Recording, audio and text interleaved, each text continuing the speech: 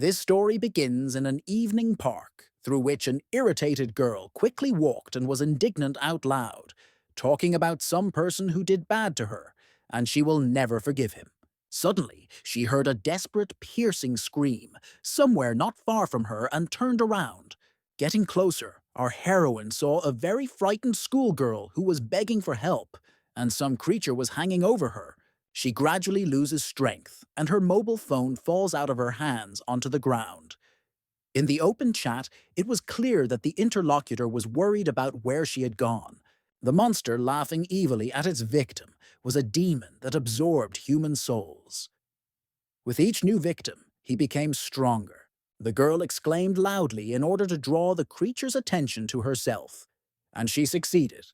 Sitting on a tree, she said disdainfully that it was just a small, evil spirit and a commoner making such noise here. Yama.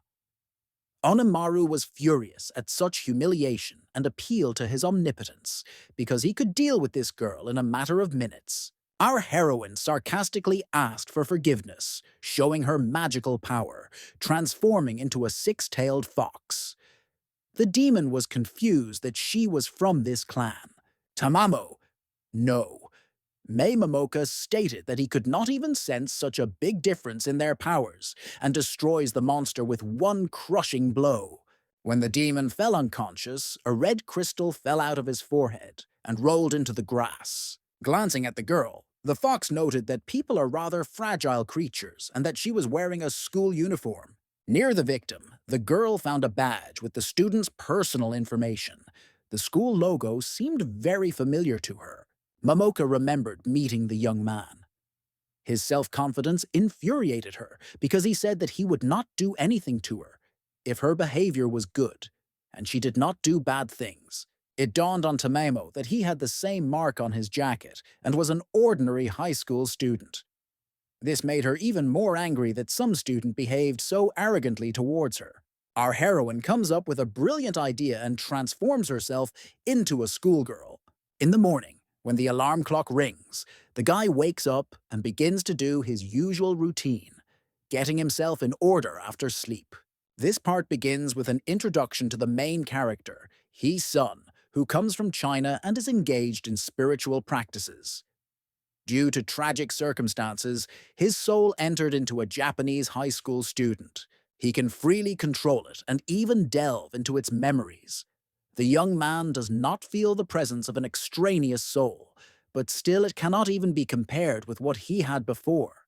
The young man's mother called him, asking if his sister would arrive in a couple of days, and without hearing the answer, she hung up. The thought flashed through his mind that it was not easy to get used to ordinary human life. The guy went to school and thought that there was a plus in the fact that his parents worked in America full-time, and he had enough time alone to restore his former strength. He decided that he would let everything take its course, and thanks to this, one day an opportunity would come his way. Around him, everyone was running to school because they were late. Our hero was late for class anyway, so he walked slowly and noticed dark gathering clouds over the school, which were demonic kai. At this time, an acquaintance was taking place in the class with a new schoolgirl who was transferred to them, Momoko Miyazawa. Entering the office, Hee-sun immediately realized whose aura was hovering over the building. The teacher introduced him to a new classmate. The girl was glad that she had found the same exorcist from the park, but he pretended not to notice her. She was at a loss because of this. The teacher, in turn, made a remark about being late. The young man wondered what this girl needed from him. If any threats are made, he can grind her into powder at any moment. His thoughts were interrupted by the chatter of his friend, who really liked his new acquaintance. He said that she couldn't take her eyes off them, and didn't it seem to him that Shino had enchanted her with his beauty, because Hee-sun with a straight face could not catch her.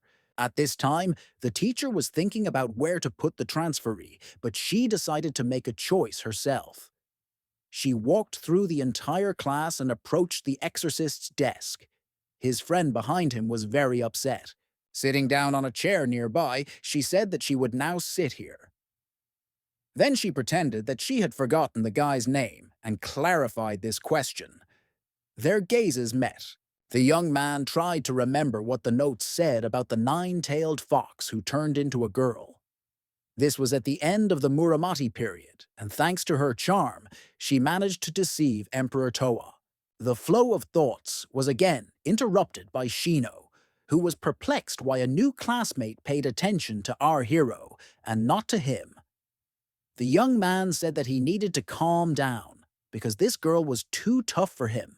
Hearing noise and conversations in the classroom, the teacher remarked to the children that the lesson was not over yet. The guy noted that a demon and an exorcist in the same class are very rare, and this is clearly not normal.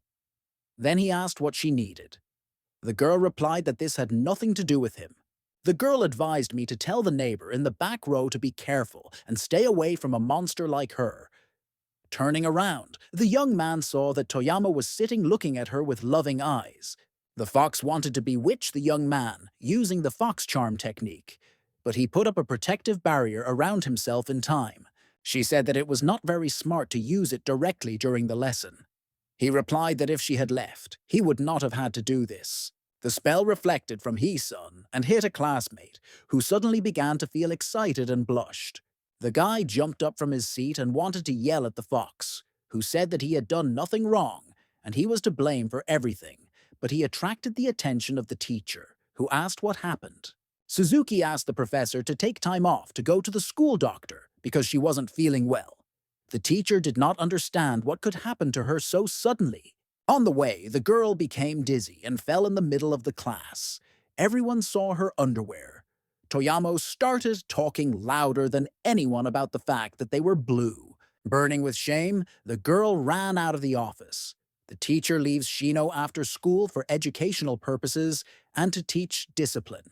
The exorcist approached Momoko, who was pretending that she had nothing to do with it, and called her to follow him outside for a serious conversation. The girl immediately asked what he wanted from her. The guy said that if the fox decided to just feel like a high school student, then he would not interfere. But he hinted at the consequences that could happen if she was planning something else. She asked if he was threatening her for an hour. He replied that she had noticed everything correctly, and school was not a place for games. The demoness said that she did not come here to play, and a fireball appeared in her hand. At this time, from the window, two school children were watching them through binoculars, practically snatching them from each other's hands and discussing how stunning the new girl was. Noticing the surveillance, the girl breaks the glass on the optical device with her gaze, which injures the eyes of one of the guys. Hee-sun said that this was too much, but the girl believed that these little people had no right to spy on her, and they needed to be punished. There is no need to worry. He will not remain blind. The guy noted that she had no place among people. Mamako was indignant that this does not concern him, and he should not behave so arrogantly towards her, just because luck smiled on him. When the exorcist put his hand in his pocket, the girl thought that now the battle would finally begin, and stood up, but he simply took out his mobile phone. The young man showed Tamamo a video in which he held her by the scruff of the neck in the form of a fox, and she cried like a small child and asked for forgiveness. The girl didn't understand how he filmed it, but the young man always recorded his training. After that, he said that he would allow Momoko to stay if she did not reveal her identity and create problems for the students, otherwise other demons would see this shameful video. The girl rushed to the guy and tried to take his mobile phone away, but he deftly dodged it and nothing happened. As she imagined that all these little creatures would see that the powerful, demonic fox was treated like a kitten and would mock her, she became furious. The fox was simply furious that she was driven into a corner, but she could not allow anyone from her friends to see this video. The guy believes that blackmail is not the best solution, but there is no other option. The girl asked what would happen if she was provoked. He replied that there was no need to touch anyone anyway. She vowed that one day she would defeat the exorcist and delete this damn video. Hee-sun invited Tamamo to tour the school. She asked if the guy was afraid that he might be killed by her, to which he calmly advised her not to cry at her next defeat. The young man walked and thought that the fox was quite strong, but he had only recovered 30% of his gift. Although she constantly makes threats, she does not pose any danger yet. The girl ran to one of the rooms where martial arts training was taking place. The guys watched the stern coach, who gave out commands and showed how to work correctly. She especially scolded one of the students who was too tense and slowed down. The instructor demonstrated a powerful blow to her student. At this time, her wards were discussing that the president was again angry because she was sent another check from the Public Order Committee. The guy noted that there was too much negative energy in this blow and said that they should not disturb the trainees. Momoka loudly asked the exorcist if he thought that the trainer's movements were so-so. She heard this and got angry. The students wondered who they were to provoke their president. Ignoring this, Tamamo continued to say that she would not waste her time on a person with such mediocre abilities.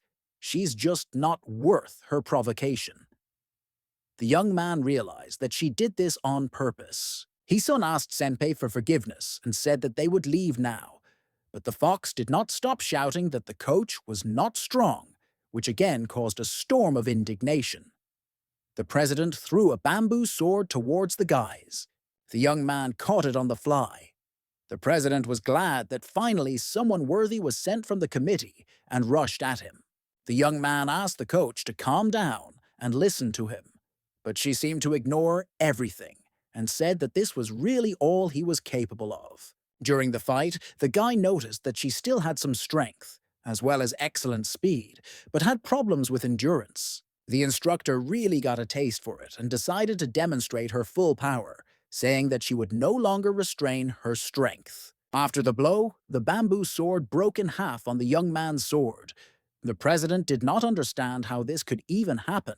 Everyone around began to be indignant that this was not according to the rules and that the sword was generally defective. But the coach barked at everyone to shut up.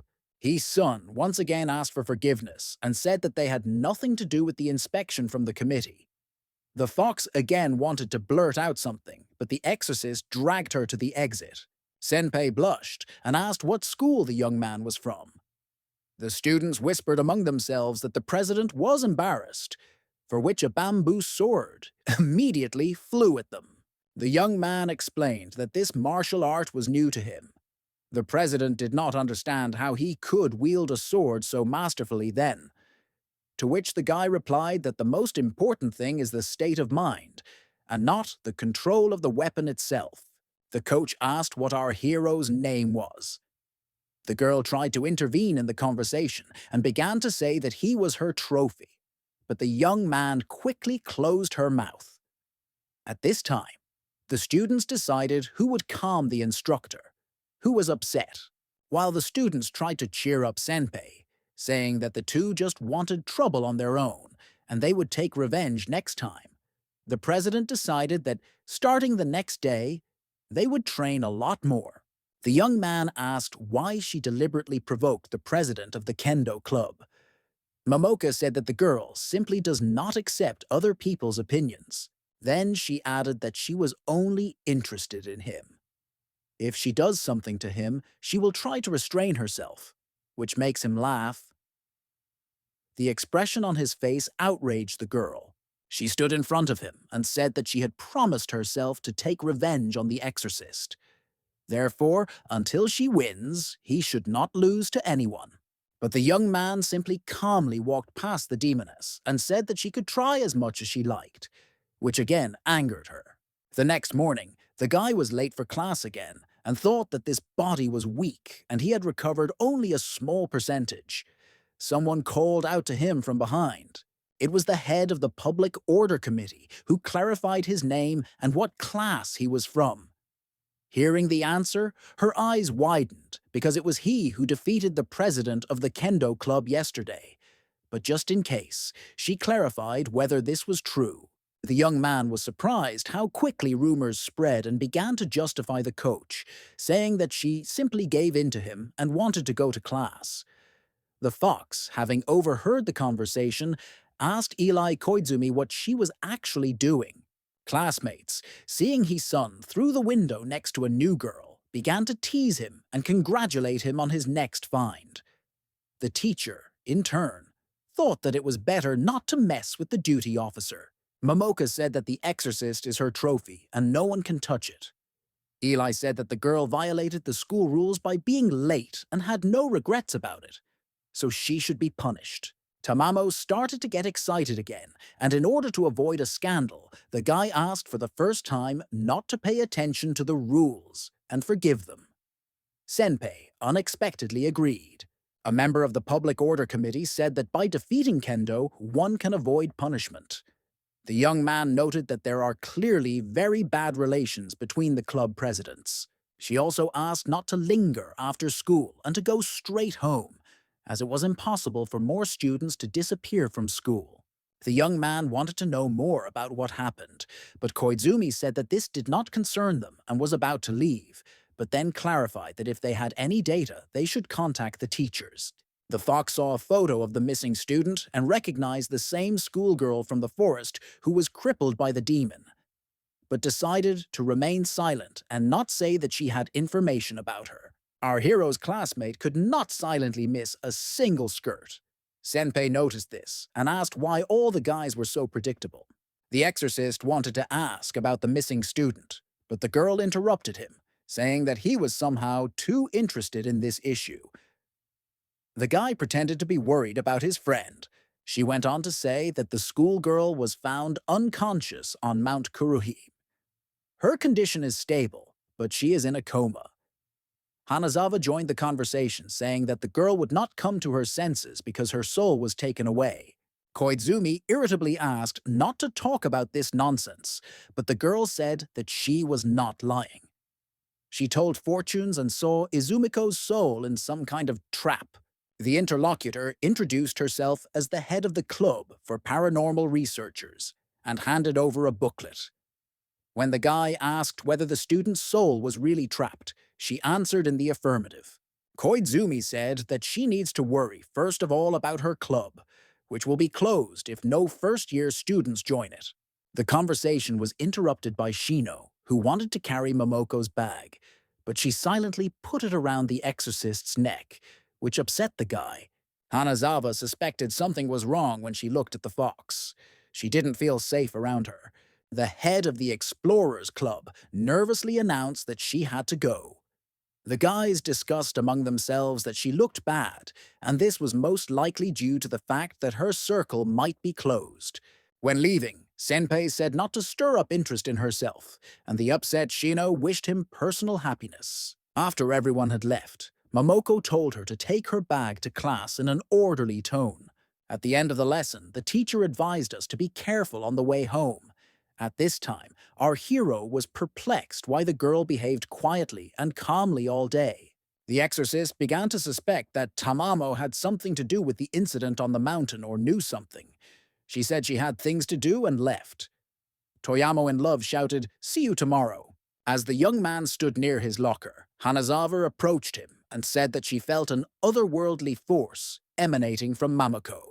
The guy tried to joke that she was just reading a lot of fables, but she stood her ground and invited him to his club. He tried to get away from her as quickly as possible, but in his head there was the thought that the fox had been exposed. The fox walked to the park, muttering under her breath that the missing schoolgirl was to blame. There was no point in walking there alone, and in general, how could a young man have suspicions about her? The girl didn't want to tell this story the way she thought that the exorcist would misunderstand everything, so she went to figure it out on her own, turning into a six-tailed fox. Tamamo was worried that she was the only thread connected with the disappearance of the schoolgirl. If the guy found out about it, he would pin the blame on her and would be considered a murderer. The Soul Eater is to blame for everything, and she may remain the last one. The girl should not allow this to happen and must resolve this issue. Knocking on wood, she began to call all otherworldly creatures living in that area. When they appeared, the girl said that she would have an order for them and asked if there would be any objections to this. They clarified what she wanted. The girl gave several days to find the lost soul of Izumiko. They began to worry about what would happen to them if nothing was found out. Kosame gave his word to find what he needed as soon as possible. In case of failure or problems with deadlines, he said that he would take all the blame on himself and asked not to punish Kodama. Mamako agreed. The demons were about to leave, saying that there would be wonderful news soon. But Tamamo stopped some of them. The fox asked Kosami what was going on with Kodomoi. He replied that they only had friendly relations and left.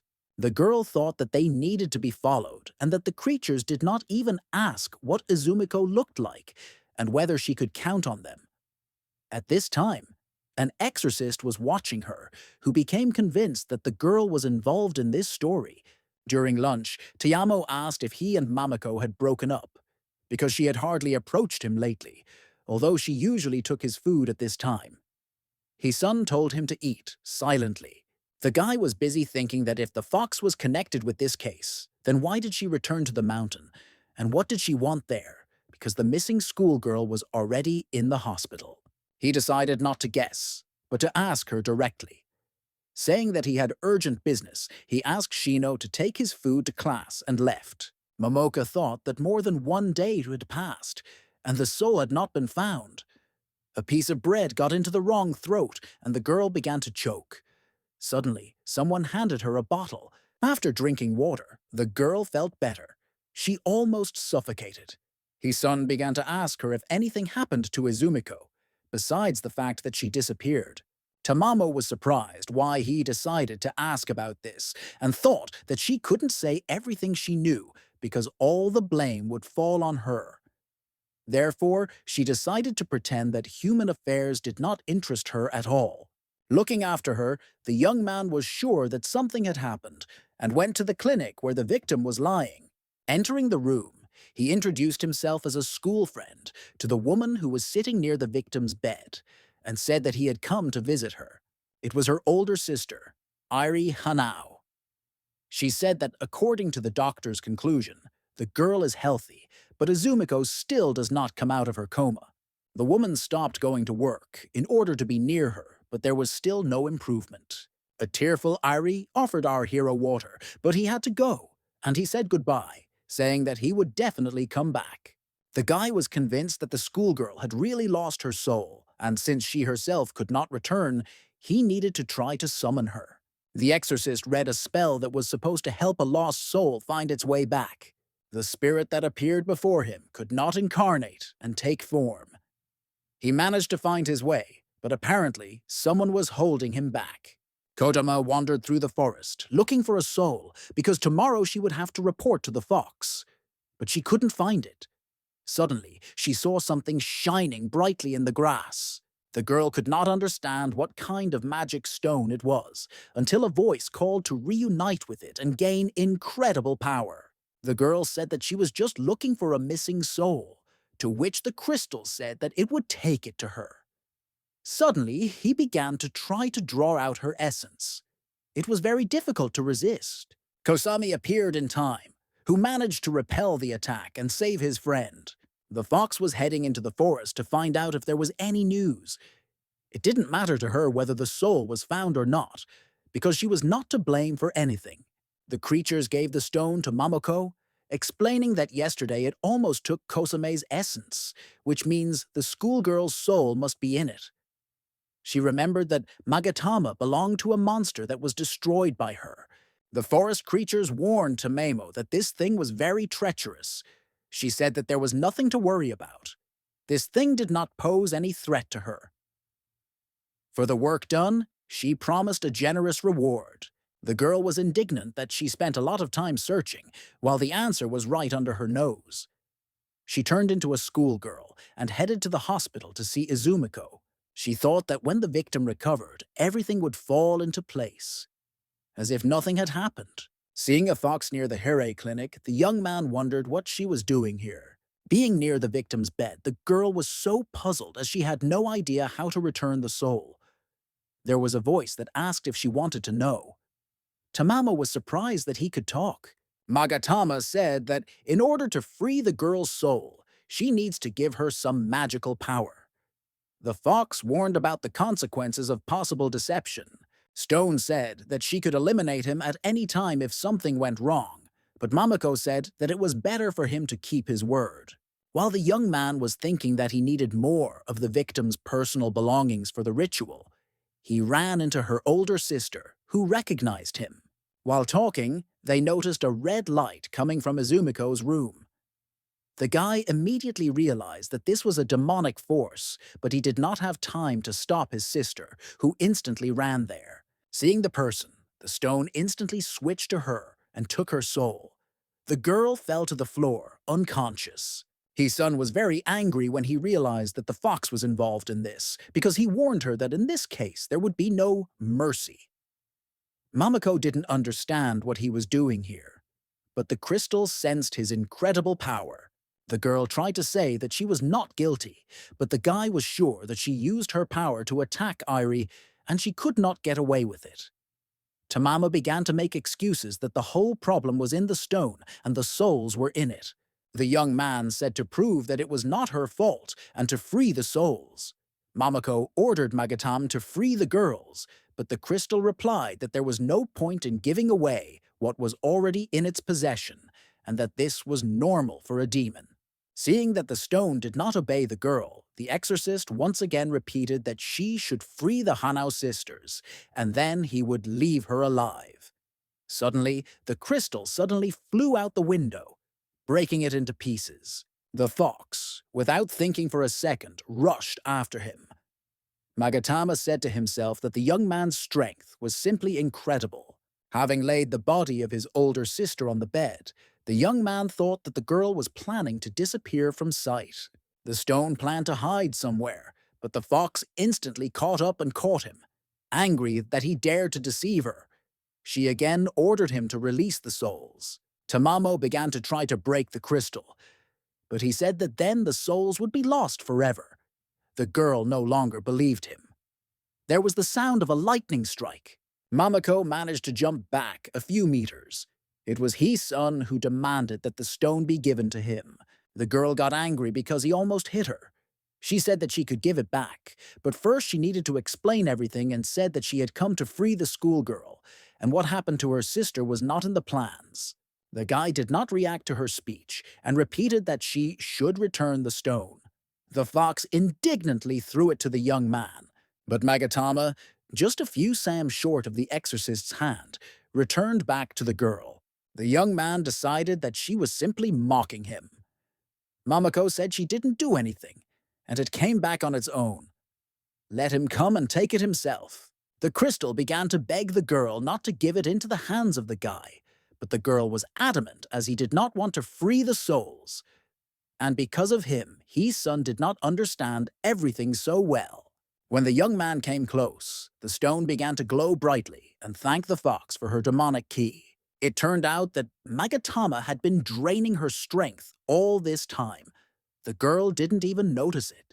The stone began to try to grab Hisun, and the guy realized that with each new soul, the crystal becomes more powerful and develops in this way. The young man's eyes lit up, and he prepared to attack Tamamo, who again tried to explain that she was not to blame for anything. But he did not believe her. Hisun said how could she not have anything to do with this if the stone was using her demonic key? Then he said that a demon is a demon, and he will not make such mistakes again. After that, he launched a series of powerful lightning strikes at the fox, but she deftly dodged them. Mamoko again heard the voice of the stone near her, who said that he needed a little more demonic power to free the souls of the sisters. She covered his mouth. The girl tried to reach out to the exorcist to explain everything, but his patience ran out and he didn't want to hear anything more. The guy said that if she still continued to deny the obvious, then he would do it his way, and loudly read a spell that imprisoned the girl in a trap of a large number of lightning bolts. Magatama again said that if he is destroyed, the souls of the sisters will no longer be returned. This time the fox decided to believe him, and took the full blow of Hisun upon herself, covering the crystal with herself. It was clear that she was in great pain. She was covered in cuts and was breathing heavily, holding something in her hands. The guy said that if he had hit with full force, Tamamo could have died. She whispered that she was able to protect her sisters and handed Magatama to the young man. After this, Mamako lost consciousness and transformed into her demonic food. The young man sat next to the fox with a bunch of medicines and realized that they could not help her. The guy was wondering what was going on in her head now. He cast a spell that should restore her strength by the next morning. Our hero could not understand why the girl absorbed the soul of her older sister if she came to free Izumiko. Holding the crystal in his hand, the young man felt that the souls were in it. The demonic key was simply terrible, and the guy hoped that everything was okay with the victims. Using a special Gua sign, the exorcist called upon the universal evil to release the stolen souls and then return to hell. The guy continued to cast spells, and brightly glowing spheres appeared around the crystal. The sisters finally appeared in the center. They were very frightened and begged Hee's son to save them quickly. Someone was chasing them. A few seconds later, the souls were chained, and an unknown force tried to drag them back into the stone. The guy understood why he couldn't summon Izumiko last time. The evil spirit was to blame for everything. The bloodthirsty demon from Magatama asked how he dared try to free his souls. He will not allow the sisters to return. If there was a guardian, he would have long ago absorbed more than 1,000 entities and become omnipotent. The guy was outraged by such self-confidence, and within a second, he frees the girls from their chains using his exorcism technique. The creature was furious and cursed him. The guy told the sisters to hide behind him. The young man was going to put an end to this evil spirit, who was indignant that he had fallen for the exorcist again. Last time, he managed to take it with him to the grave. But this was not the case. The demon did not want to accept the fact that he was once again defeated. His son became convinced that evil spirits grew stronger with the help of human souls. The sisters rejoiced that they were finally freed after destroying the demon and asked about each other's well-being. Izumiko turned to the young man and said that while in the crystal, she saw everything with her own eyes. The fox sacrificed herself by blocking the lightning in order to save them. If not for her, the girls would not have survived. The guy found out why Mamako didn't attack back. Hanao didn't understand why the demoness didn't want to tell him this because he knew how to help them. It dawned on the young man that this could be because of what he said to her that day. About the fact that she can only stay if she doesn't do any bad things and reveal her true nature. Tamamo was simply afraid that he would begin to suspect her of all the troubles and decided to figure it out on her own. His son told the girls that it hasn't been easy for them lately, and it's time for them to return to their bodies. For their own safety, they will not remember anything. A few seconds later, without having time to say anything, the souls quickly rushed away from the house towards the hospital. As soon as they touched their bodies, the sisters began to come to their senses and opened their eyes. Irie wondered how she could fall asleep so abruptly and what kind of unusual dream she had. Then she heard the voice of Izumiko, who had a headache and was very happy. Thinking that it was better to keep the stone for now, the exorcist heard a crash in the next room. Tamamo fell out of bed without regaining consciousness. She seemed so tiny and defenseless. Taking her in her arms, the fox, delirious, grabbed Hisun by the neck and did not want to let go. I had to go to bed next to her. The next morning, the exorcist woke up in the arms of Tamamo, transformed into a girl again, and was very surprised. Waking up in the same bed, the guy felt extremely awkward, and the girl, after sleep, still did not fully understand what was happening. Seeing our hero next to her, the fox immediately slapped him in the face because he did not believe her. The guy lay on the floor and thought that this was the first demon that could hit him. The girl was perplexed why he saved her, to which the guy replied that Izumiko explained everything to him. So, when the fox came to her senses, the young man hinted to her to leave. The girl screamed that she was hungry. The young man was preparing breakfast and did not understand why he was doing this at all. Is his conscience tormenting him? Running into the kitchen, the girl immediately began to eat as she was very hungry. The fox was surprised that such a stubborn creature could cook so deliciously. She then announced that from now on she would live with the exorcist. The young man did not expect such a turn. The young man said that this was impossible, and how could it even occur to a demon to live with an exorcist? The girl didn't see anything special in it, as there were a lot of empty rooms. The girl ran to explore the house to choose a bedroom for herself, and our hero rushed after her. Tamamo liked the guy's room and said that she would take it for herself. He tried to tell her that she was busy, but the demoness did not listen to him at all. Having thrown off her slippers, Momoka lay down comfortably on the bed and did not want to get off, and the young man tried to drive her away. The fox said to calm down, because she was just lying there, or the young man had something to hide. The girl felt something hard under the pillow and decided to check what it was. The young man began to become noticeably nervous. It was a sexual magazine that featured a girl in a cat costume. The exorcist began to make excuses that it was not his, because this thing belonged to the owner of the body.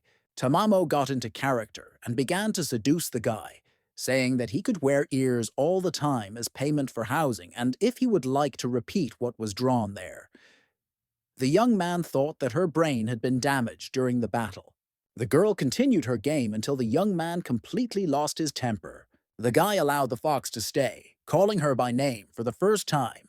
The girl thought that he liked cats, but the guy repeated once again that this magazine was not his and that everything was not that simple. It was already time to go to school.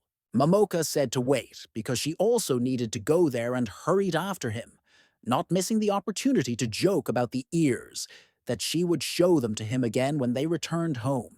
Outside the school, they saw an announcement about a friendly martial arts competition between two clubs that would be held soon. The schoolchildren heatedly discussed the upcoming battle, saying that the presidents of these circles had been competing for a very long time. The head of the San-ai School Club lost to their school at the championship in Tokyo last year. Aoki approached his son to tell him something, but the fox decided that she wanted to take revenge on her. Before the girl blurted out too much, the guy quickly interrupted her. Senpei didn't have time to say anything, and they heard some voices behind them. It was Sakurako Norito, the coach of the kendo club at Sanae High School. They greeted each other. The opponent said that she will not hold back her strength, even if Aoki's injury has not yet healed from last time. She also heard a lot about her loss to a freshman. Momoka loudly exclaimed that his son had become famous. Sakurako immediately said that she would rather fight such a handsome young man and asked if he would participate. But Aoki reported that the guy is not a member of the kendo club. Then Norito said goodbye before meeting at the fight site. Momoka thought that she was annoyed by all the women who were hanging around the exorcist. At this time, the guy wished good luck to the coach before the upcoming fight. During an extra lesson with his son, the girl overheard schoolchildren rushing to the competition and discussing how beautiful Sakurako was. She began to worry about the question of who would win. She asked what the young man thought about this. He said that she herself asked to help her with her studies, but in the end, she doesn't understand what she's thinking about. The girl replied that she was just wondering what the big deal was. The fox reassured herself that they were not fighting with real swords and that it was boring, because she had to study as if she failed even one lesson. She could be expelled from school. At this time, another student of Aoki Senpei lost in the ring, who asked for forgiveness for this, and it was her turn to fight. Sakurako praised her student, Haruno, and gave instructions to try to take as much strength as possible from her rival, and then she herself would get down to business. Tamamo couldn't stop thinking about the fight. All her thoughts were only about this, but not about studying. The exorcist asked if she had finished her assignments and asked her to give her a notebook for checking. The girl snorted that she had done it a long time ago, but everything she had written turned out to be complete nonsense. The fox wanted to leave quickly. The young man understood that studying now was useless, since she was not focused at all, so he made her promise to be more diligent next time. Running up to the hall, the guys were surprised that there was deathly silence there. The guy thought that apparently the opponent was really not bad. They arrived just at the very beginning of the battle between two bitter opponents. The judge gave the command to get ready. After the first blows, Aoki felt that her old injury was starting to bother her again after so long. Norito said that she should give up because she needs to score a lot of points in one fight to win, and this is impossible. Senpei was not going to give up. Watching all this, the guys noticed that there was clearly something wrong with the president. Gathering her strength, the girl struck back. The only thought in her head was that she couldn't leave defeated in such a way that the authority of her circle would suffer, and this could not be allowed. Sakurako noted that Aoki had become somewhat slow, and apparently her injury was still bothering her. But she said out loud that she could see how exhausted she was, and could barely hold the sword in her hands. The president of the kendo club thought it was too bad that the enemy knew what was going on. The guy realized that she had problems with her shoulder. The enemy specifically delivers a vile blow precisely at the site of Senpei's injury, because she warned that there would be no concessions, and I already began to anticipate victory in the match. After such an insidious attack, the judge awarded the opponent 1 point. Aoki didn't know what to do because the pain was unbearable. The exorcist understood that the trainer had been injured before and would not last long in battle. All previous opponents deliberately hit the weak point. The fox said that the gap in points was too big and the coach's victory was unlikely. The young man thought that with such blows she could end her career in sports forever. At this moment, dodging the bamboo sword, the coach tried to gather her strength and pick back the enemy. Sakurako insisted that it was time to give up, and there was no point in fighting any further. Tamamo saw that the president could no longer even raise her sword. She was completely afraid. His son could no longer watch this and headed towards the ring. The guy asked to stop the competition for a while because he had one suggestion. Aoki was confused, and the judge was not happy that they just interfered in the course of the tournament. The young man began to suggest replacing Hai with a reserve player from the team, since she was seriously injured. The coach said that no one could beat Norito, but she didn't want to lose. The guy asked to give all his equipment to him, indicating that he would take this fight upon himself. The judge said that although it was a simple match, the sudden change of player was not according to the rules. There are also only a few minutes left until the end, and first of all, it is necessary that the opposing team agrees with this. He checked with representatives of the San I school whether they had anything against it and received consent to the replacement. The president handed Hee's son her bamboo sword. After looking at all this, Norito said that she was not going to give in even to him. Everyone at school began to discuss that it was unrealistic to get about 30 points in just a couple of minutes, especially for a person who had never practiced this sport. While the guy was putting on his equipment, Senpei apologized that he had to put on used ones. Finally, she wished the young man good luck and said that she was counting on him.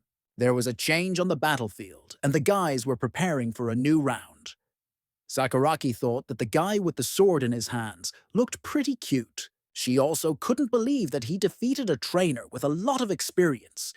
But that didn't bother her too much, so she immediately rushed into battle. After a whole series of blows, the girl was unable to hit the young man even once. He always dodged on time. Suddenly, the guy lightly touches his opponent's helmet with his bamboo sword and earns 1 point. She was in a stupor and did not understand how this was possible. The difference in points was huge, and time was short, and in order to earn the required amount, he had to try very hard, but Aoki doubted that he would succeed. Norito generally considered this impossible. The young man was preparing to attack, while Tamamo was wondering if he was going to use his abilities. Our hero flew up to Senpei as if out of nowhere, without her even having time to understand anything, and dealt her a series of blows. In just a few seconds, the young man almost evened the score, which seemed absolutely unreal. All the observers began to whisper about who this freshman was, who was so skilled in wielding a bamboo sword, because they thought that Aoki was the only master of his craft in this school. No matter how much Sakuraki wanted to resist, she understood that she would not succeed, because he was so fast that there was no way to keep track of him. All the girls who knew the guy were admired by his strength and dexterity.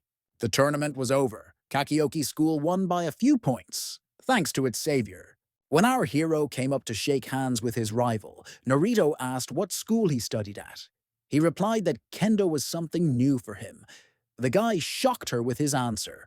On the way home, the students of the San I School discussed their loss, which no one could have foreseen. Sakuraka vowed to take revenge on Aoki at the first opportunity. A few days later, the coach was walking and thinking that she would like to offer his son to become the president of her club, or at least a member. The girl overheard a conversation between the leaders of other circles, who also dreamed of seeing him among themselves. Suddenly, someone addressed her by name. It was Koizumi. She said that there was no point in trying to invite the young man to her place, and self-confidently declared that he would not join the kendo club. The girl continued by saying that he had already joined her public order committee. To the coach's surprised question about when he could have done it, the girl answered, "Just now," and went into the office. Momoka looked at the pile of invitations from various clubs and noted that Hee-sun had become quite famous at school. Eli approached and addressed the guy by name. The fox immediately thought that the appearance of this girl did not bode well. The head of the order committee told the young man that he had accumulated a large number of absenteeisms, which threatened punishment. In response, he asked if this could be avoided. The girl said that this was only possible if he joined her group, but he would still have to try hard in this work. Aoki, who was observing this conversation, was extremely indignant because Eli simply did not leave the young man the right to choose and decided to intervene. The guys were surprised that Senpei also came to the office and asked what she was doing here. Tamamo was indignant because she was also absent from classes, but for some reason she was not reprimanded. The head of the order committee simply ignored this question and asked if Hee-sun was ready to voice his decision. The coach told me not to fall for these provocations and to use threats to achieve my goal incorrectly. Koizumi continued her pressure, saying that a negative answer would be bad for his studies. The president of the kendo club interrupted her, reminding her that the punishment could be cancelled with good work. The girls were very carried away by the fight for the young man, so the fox could not stand it and shouted that only she had power over him. Outsiders had no right to interfere. Senpei were surprised. Wasn't the girl just his simple school friend? Momoka stated that he serves and obeys only her, and in general, she has already settled in his house. The girls were shocked, but didn't completely believe it. The heads of school clubs wanted evidence of their life together, to which the demoness said that he had an adult magazine under his pillow. They felt that this option was not suitable because every teenager could have this in their bedroom. Then the fox said that she knew all the colors of his panties and which ones he was wearing at the moment. To confirm, she offered to check it, but the guy disappeared from the office. The young man got ready somewhere early in the morning and said that he had some things to do. Tamamo found this strange because he practically never goes out. In one of the cafes in the city center, the guy met Aoki and asked what she wanted to talk about. The coach began to thank the guy for his help during the kendo competition. At this time, they were being watched by a fox, who was not happy that she was not taken with her to eat such delicious dishes. Having paid at the checkout and leaving a small amount, they went somewhere together. Momoko wondered where they were going next, and why. The couple went to the cinemas to watch a horror film. The guy was bored by such a childish plot, but the coach, on the contrary, was very scared. The young man said that you shouldn't be so afraid and grab onto him. It's not real. The demoness continued to watch them. Aoki tried to get a souvenir from the slot machine, but she failed so many times in a row and couldn't stop getting excited. The young man expressed a desire to try to pull out the toy for the president. Of course, not without his abilities. Thanks to the family technique, a catchy hook, everything worked out the first time. The girl was very pleased and grateful to him. Tamamo still couldn't stop watching and thought to herself with envy that she also needed such a toy. While walking down the street, they unexpectedly ran into Koizumi, who asked if they were on a date. The guys began to deny everything, but Senpei was sure that the purpose of this meeting was to lure his son to the kendo club, and hinted that apparently they were planning to have an intimate relationship next. These two became embarrassed and asked to stop interrogating them, because what she thought about was still very early. Then the girl decided to leave them alone. The guys suddenly felt a little demonic power emanating from her. Koizumi went into an expensive lingerie store and made a purchase for a round sum. It was late at night, and Eli was sleeping peacefully at home, in her favorite bed. Suddenly, some creature climbed into her bedroom, and a huge shadow from it fell on the curtain. It was getting closer and closer to the peacefully sleeping girl, laughing disgustingly. But as soon as she woke up, the creature disappeared. This was not the first time this had happened, and it was very frightening. The closet doors suddenly opened, and someone invisible again began to throw her things all over the room. After the lesson in the pool, Senpei couldn't get out of his head the question of whether evil spirits really exist. Having opened her locker in the dressing room, the girl saw that some of her things were missing. Her classmates noticed that something was wrong with Koizumi and asked if she was okay. She replied that there was nothing to worry about. She just had other things to do here. The girls walked away, chatting about how they would be dissecting frogs in their next class. Eli stood at a loss that they had been stolen again. Having dialed someone on the phone, she asked to bring her other things as soon as possible, including underwear. While everything was delivered to her, she hoped that no one would notice anything. While changing clothes in the toilet, the girl was mentally indignant that some demon was stealing her panties. Putting herself in order, she told herself that she had to figure everything out on her own, as if you told anyone, they wouldn't believe it. Seeing a poster in the corridor with an invitation to join the club, the head of the committee was at first angry because she warned that this should not be done, and it seemed that Hanazawa was the offender.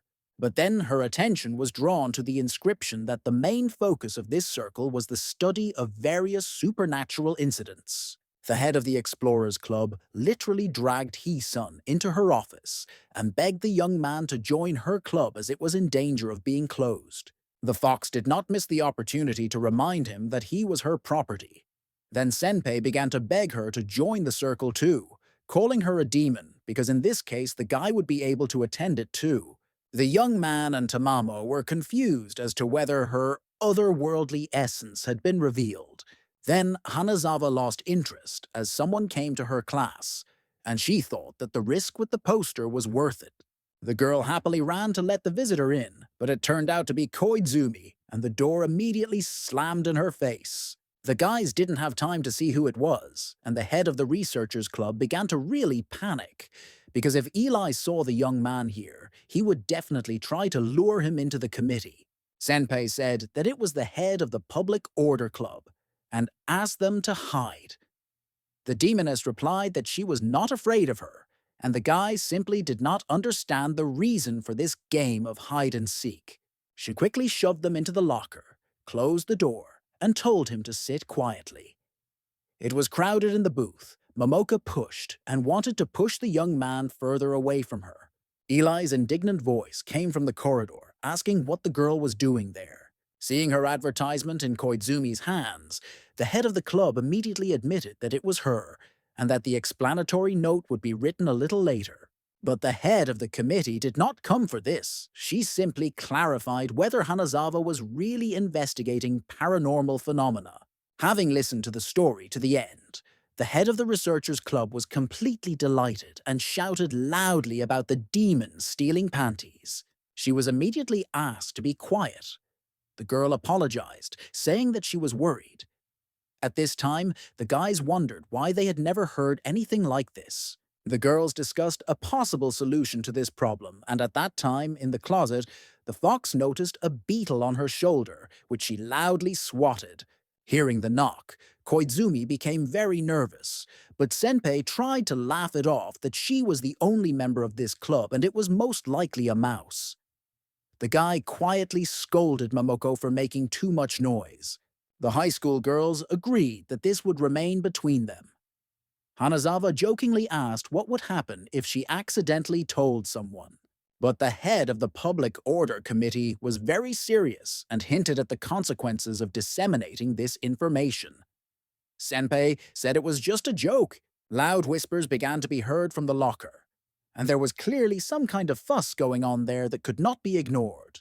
The girl suddenly opened the door and saw the guys pushing each other there. Hanazawa grabbed her head and exclaimed that this was the end. Seeing the mansion in which Eli lived, the head of the Explorers Club was delighted. It became clear to Momoko why the girl was so self-confident, and the guy felt the presence of the entity. But the signal was too weak. Upon entering, the butler greeted them and said that everything was ready to receive guests, including dinner. The girl replied that the servants' work was finished for today, and they should go to their rooms. She added that she and her friends would have a serious matter, and no one should interfere with them. The housekeeper took his leave and left. At the table, while eating seafood, Senpei asked if they were confident that they could cope with this task. Hanazawa said that she would definitely figure him out, because this was a good chance to save her club.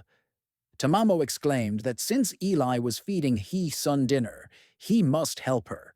One of the maids entered the living room. Koizumi was indignant because she asked not to disturb, but she whispered something in her ear, and her eyes widened. The guys did not understand what could happen. Entering the mistress's room, they saw that almost all things were scattered. The maid said quietly that she just wanted to clean up, but she was shocked. There was a stomping sound down the corridor. A butler came running with a machine gun, ready to deal with the thief on the spot. The head of the Explorers Club thought he looked cool, and the young man noted that the Senpei family is not simple at all. But the girl told them to go back to their rooms, and that she would deal with it herself. They wanted to object, but in response they once again heard that their help was not needed. She also added that no one should know about what happened, and everything should remain between them. Hanazawa took the relic out of her bag and wondered why there was no reaction. Apparently, the demon was no longer here. Momoka said that he just took everything he needed, and what was the point of staying any longer after that? The young man thought to himself how she didn't understand that this was just a piece of mineral and nothing more. The young man said that the main interest for the otherworldly force is Koizumi, but he cannot yet answer why. The spirit was still somewhere near the house. The guys thought that the unclean aura was too weak, plus the creature was hiding it anyway and would be difficult to find. But the head of the research club had an idea. She suggested setting up a trap, using senpei panties as bait, since he liked them so much. The young man supported the idea because it could really help. Koizumi was categorically against it, especially since she had run out of underwear. However, Hanazawa hinted that she should take off what she was wearing. The girl screamed that she would never do this. After some time, the doors opened and the girl brought bait for the demon. The panties were quite cute, pink and with a bunny on them. The guy thought that they did not fit with her character. Tamamo said almost the same thing out loud. Eli embarrassedly asked not to criticize her. The head of the Explorers Club drew a trap spell in the bedroom and left her underwear in the center of it. Senpei felt extremely humiliated and could not believe that she had to go through this. Hanazawa reassured her, saying that there was no other way out, unless of course she wanted him to continue to interfere with her life in peace. At this time, He-sun activated the trap with his gift. Noticing this, the fox noted that he still decided to save her.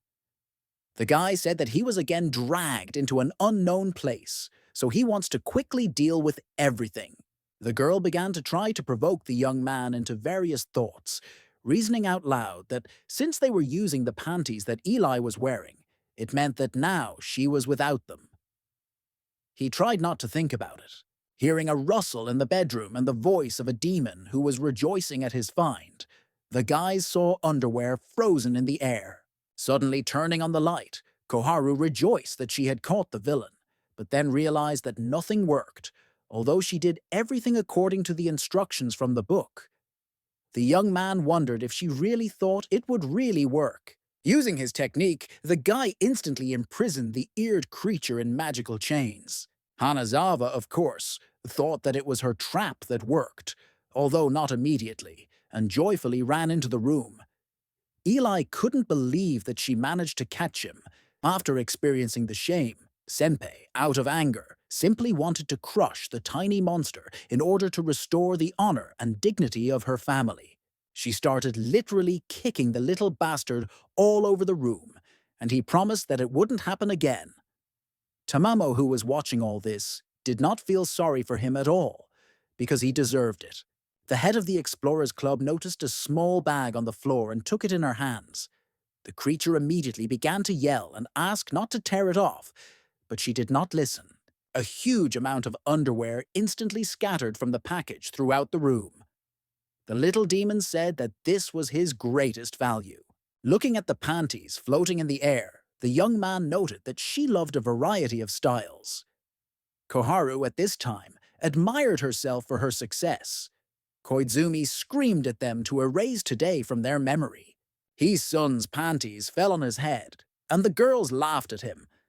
The little demon was very upset that he had lost all his precious treasure.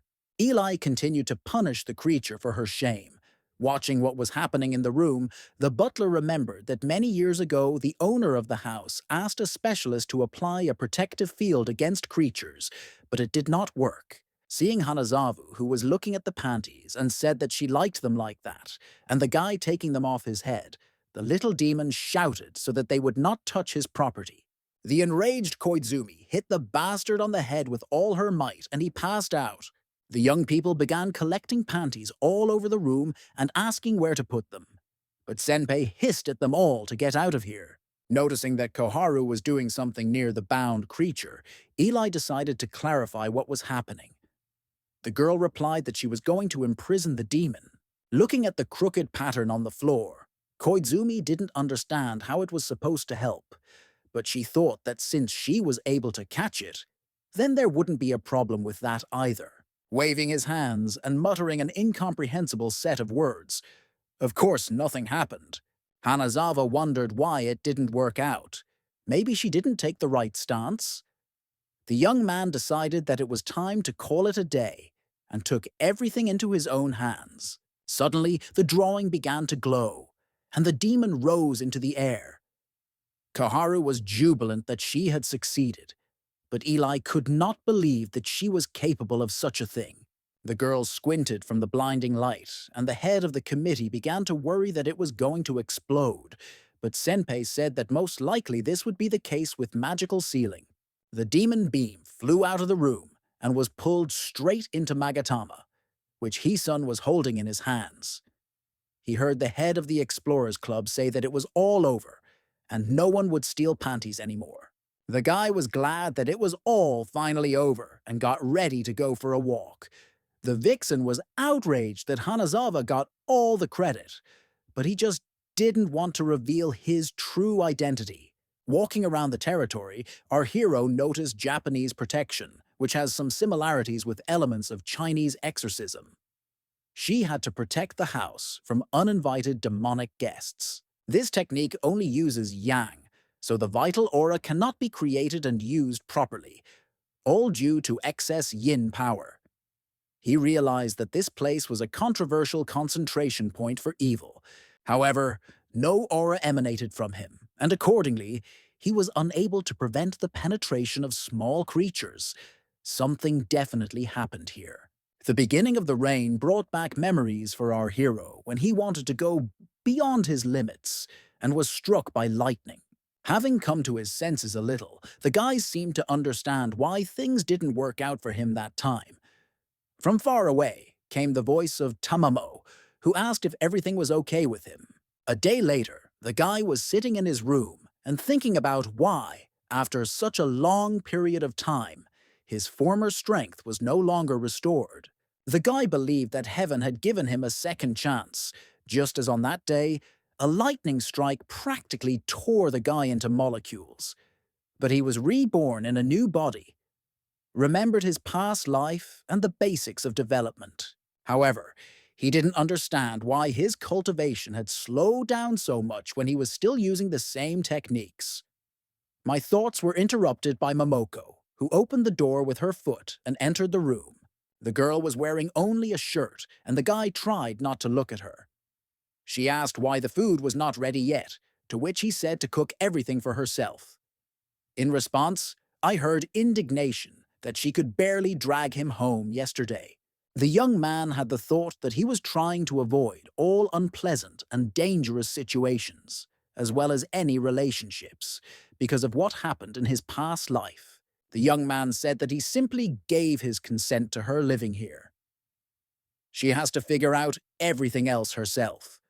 The girl freaked out, saying that she was waiting for her food and slammed the door. His son did not indulge the girl and pay attention to all these hysterics, so he calmly continued his meditation. While drinking soda, the girl noted that sometimes it's not bad to live the life of an ordinary schoolgirl. She then noticed a bright light coming from the exorcist's room. Entering the room and seeing him in the lotus position, the girl could not understand what he was doing. Squatting down next to him, she held out a peach, asking if he would like to have a snack, as he was clearly tired from his workout. The fox breathed lightly into his ear, and the guy's heart began to beat faster. He blushed and felt some excitement, but decided that if he didn't pay attention, she would leave. The girl continued to sit next to him and closely watch the guy's meditation. After a few seconds, the glow around him simply disappeared because Tamamo's presence clearly distracted him. Opening his eyes, he saw that the girl was sitting in front of him in only panties. The young man felt an excitement that he could not control because this body belonged to a teenager. Momoka asked if she would become stronger if she did the same as him and asked to teach her. If she succeeds in becoming the nine-tailed fox, she will thank him. The young man had only thoughts about her changing her position. The girl continued to say that she had met various exorcism techniques, but this was the first time she had seen him, and asked where he had learned it. The young man replied that it was none of her business, and that in general she should wear pants. Having guessed where he was looking, the demoness began to be indignant and beat him. Waking up in the morning, the girl expected to see her breakfast, but the young man had not gotten up yet, and she thought that something had happened. Going into his bedroom to wake him up, she saw some movements under the covers. Sharply opening it, the fox saw that he was masturbating and immediately began calling him names. On the way to school, the young man was thinking about where he could get special herbs that helped him recover in his past life. At this time, Tamamo demanded an apology so that the girl would shut up. He had to ask for forgiveness. They were caught up by Koharu, who said that Eli would be absent from school today. But most likely because she had a cold, and not because of problems with the evil spirit, because she had overcome it. His son again noticed an evil, otherworldly aura in the sky, which was thickening more and more, which means new troubles are approaching. At this time, a car with an invited professional exorcist drove up to Koizumi's house. Seeing the little girl, the maids whispered that this was probably some kind of joke and that the master had been deceived.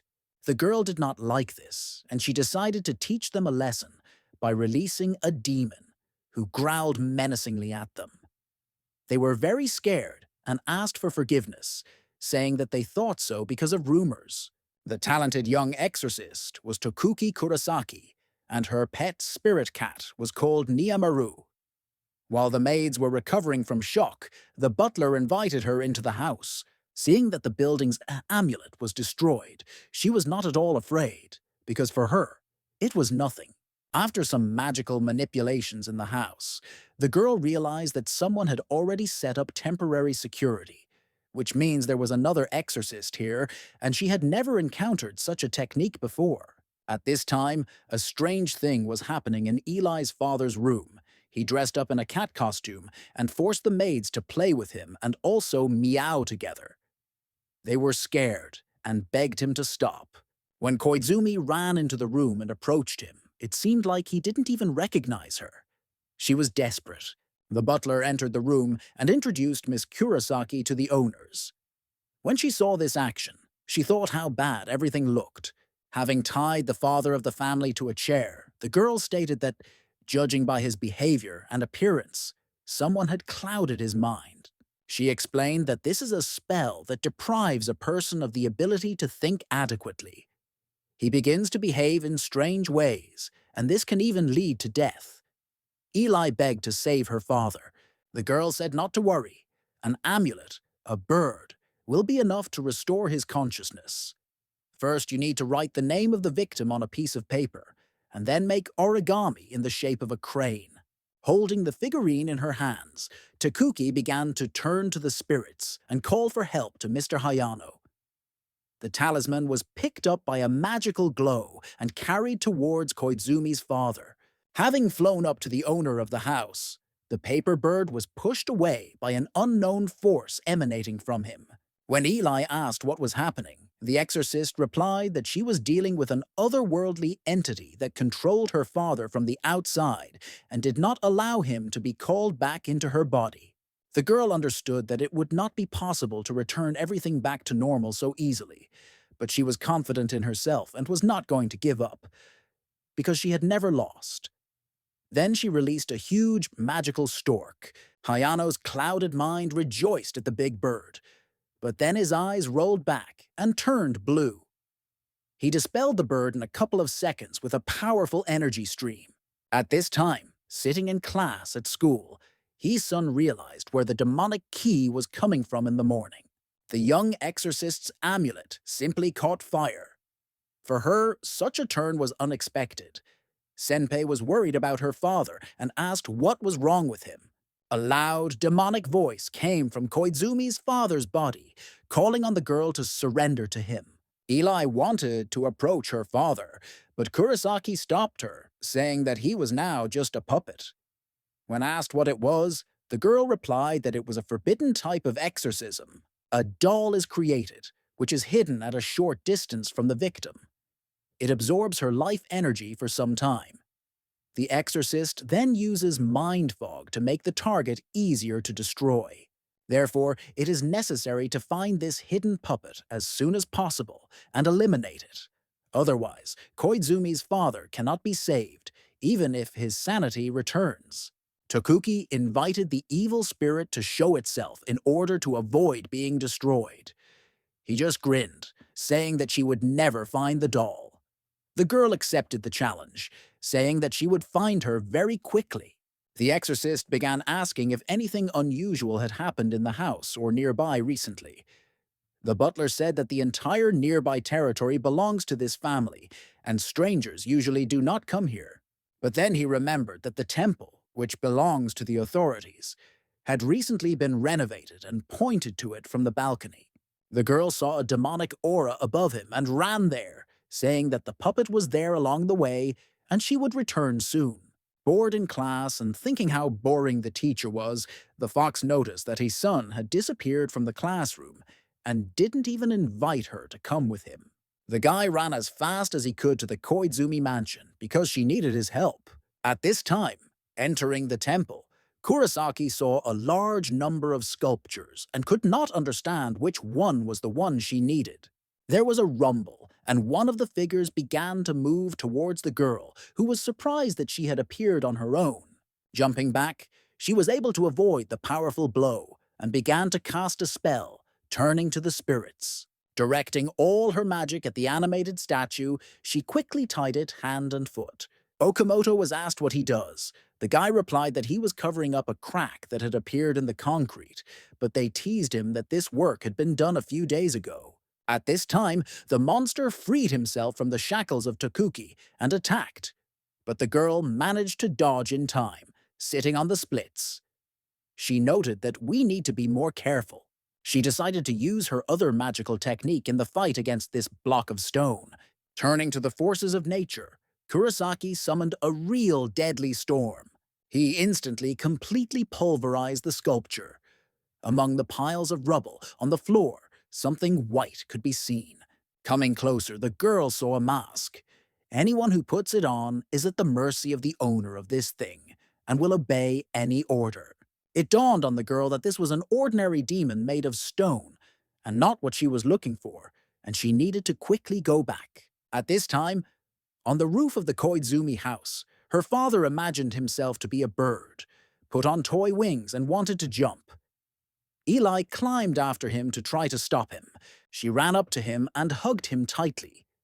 Suddenly, Hayano turned and called her affectionately by name, looking into her eyes. But this turned out to be just a trick of the demon, who suddenly grabbed her by the neck and began to choke her. The evil spirit brought her to the edge of the roof and wanted to throw her down. The butler tried to persuade him not to do this, reminding him that she was his only child. But he pushes her down anyway, shouting that he doesn't need an heiress. Eli did not expect such a betrayal. His son was just running up to the house, and seeing that the girl had almost touched the ground, he managed to pick her up in his arms and said that she was not so light. On the roof, the guards managed to restrain Hayano, who shouted that he should not touch his tail and wings. Observing Hayano's behavior, the guy realized that he was being controlled by something otherworldly, and he urgently needed to deal with it. Of course, he didn't expect new problems to arise so quickly. After the stress he experienced, Eli needed peace. The butler couldn't stop thanking the guy for saving her, but he didn't think he'd done anything special. The exorcist was interested in a flower bed near the mansion. He needed someone to take care of it. But that guy seemed to have disappeared. The housekeeper ordered to find him. After the order to dig up this place, the workers found a huge box that had come from nowhere. When it was opened, the young man saw the bright red glow of demonic ki. Next, huge, poisonous hornets flew out from there. The butler did not understand who could have buried them there. People began to run away wherever they could. When everyone had left, the young man demanded the demon to show himself. A warrior in red armor and a mask appeared in front of him. It was a ghostly samurai who told the young man not to interfere in matters that did not concern him. The guy was indignant because he almost killed Eli, and still dares to say that this does not concern him. The demon replied that then there was no need to blame him for his death. An otherworldly force swung a samurai sword at him, saying that he was not normal because he was ready to say goodbye to his life because of some girl. The warrior did not expect that the young man would be so powerful and block his powers in no time. He had never met such exorcists before, and he asked who he was, but the young man replied that it was none of his business. The samurai said that he began to like him and offered to cooperate, because together we could enslave the entire world of exorcism. His son replied that he was not interested in such offers. Using his magic, the young man tightly grabbed the samurai, who could not understand what this power was and why he could not get out. The last thing he said was, "You will regret it." Having defeated the demon, the guy saw the mask that remained after him. This means it was a puppet technique, and this entity was commanded by someone from the outside. The young man realized that it was she who led Koizumi's father. He was outraged that someone could fall so low. The butler and servants returned in protective suits for fighting hornets, who were concerned whether everything was okay with the young man. The young man said that everything was fine with him. He simply burned them to the ground and pointed to the piles of ashes around them. People asked how he guessed that the problem was in this particular flower bed, but he avoided answering, saying that he simply always liked small animals and it was better to clarify this question with the person in charge of the flower bed. The workers found Okamoto, who immediately started asking what kind of big box it was. The guy was afraid to speak at first, but the butler ordered him to tell how everything really happened.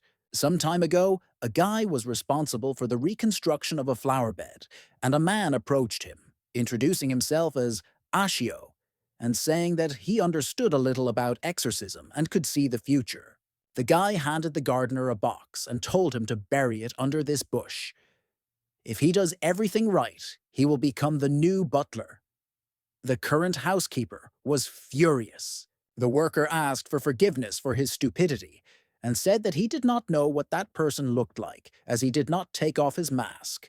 His son realized that it was this Ashio who controlled the doll from the outside. Waking up, Eli saw her father near the bed, who finally came to his senses and apologized to her. The doors opened and Tokuki ran into the room, who was extremely surprised that the owner of the house had come to his senses. The butler introduced her as the savior who lifted the curse and restored Hayano's sanity. The owner of the house was profuse in gratitude to the exorcist.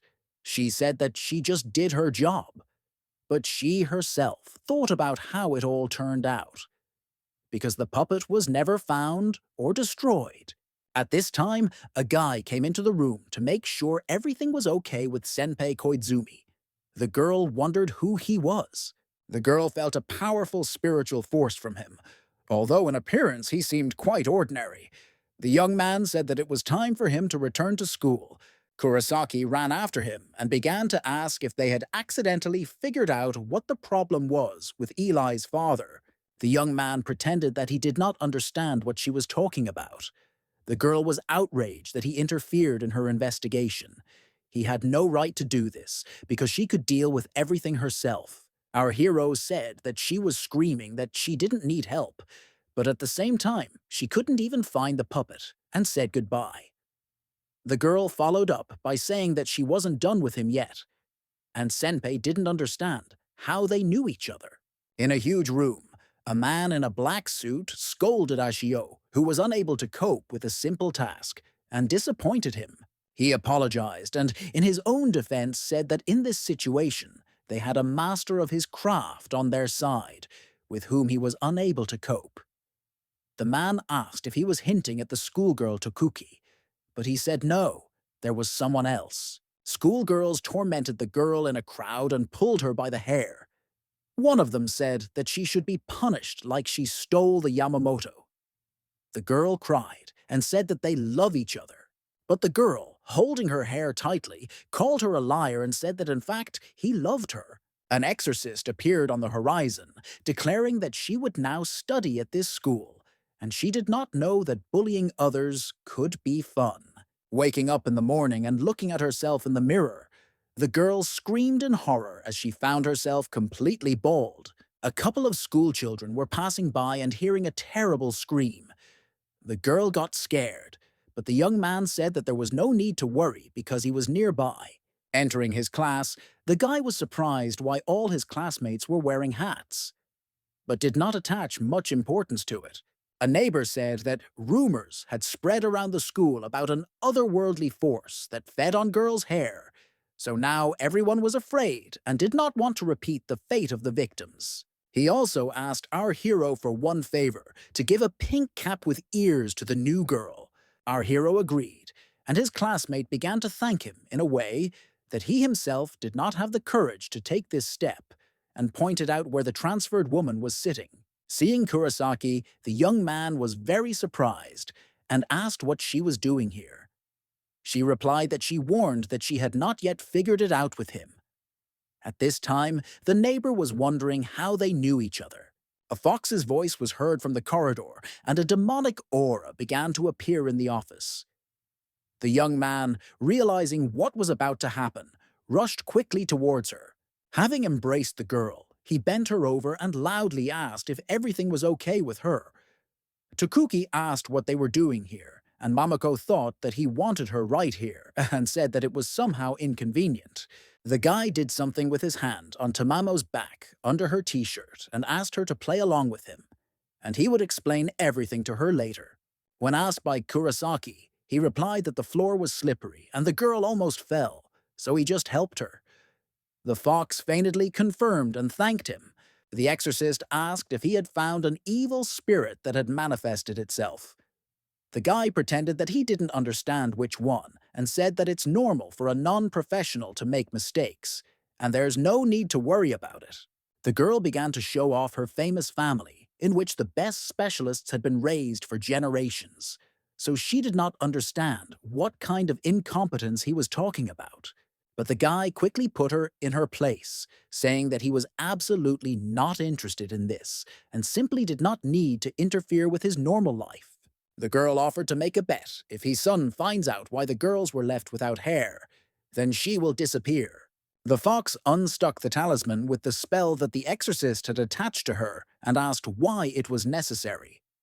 The guy explained that with his help, Kurosaki did not understand that she was a demon, because if she found out the truth, problems could arise. Mamako said that she is not afraid of such weak specialists, but the guy objected that her whole family was behind her, who would not mind catching the six-tailed demon. The girl asked her that now she would have to carry this piece of paper with symbols all the time. The young man said that he had an idea and asked her to take off her bra. She immediately threw herself on his neck, saying that since he needed it, he should take it off himself. The young man exclaimed that she had understood everything wrong. He said he only needed a bra and nothing else. The crazy girl took it off and threw it at the young man.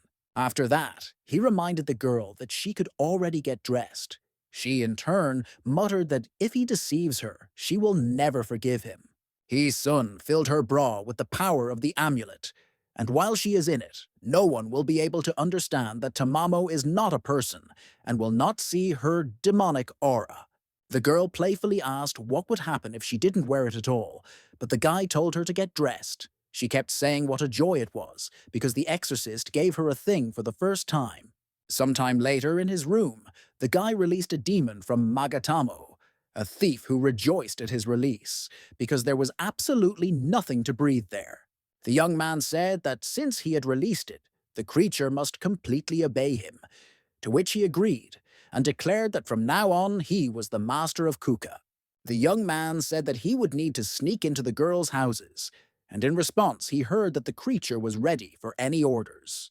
The little demon asked hopefully if the Lord really wanted him to steal women's panties for him, and began asking questions about color and preferences, but the young man menacingly said that he would never do this again. The task was to find a spirit devouring a girl's hair and attach an amulet to it for surveillance. The thief began to refuse because he could not defeat him, but he had to agree, just as his son said that he would drive him back to Magatama. A small creature ran up to Takuki, and she asked how things were going and if he had punished all the naughty girls. The demon replied that he would finish today, because all that remained was to deal with the mistress. In the dead of night, the schoolgirl was sleeping peacefully in her bed, but then there was a click and the window opened.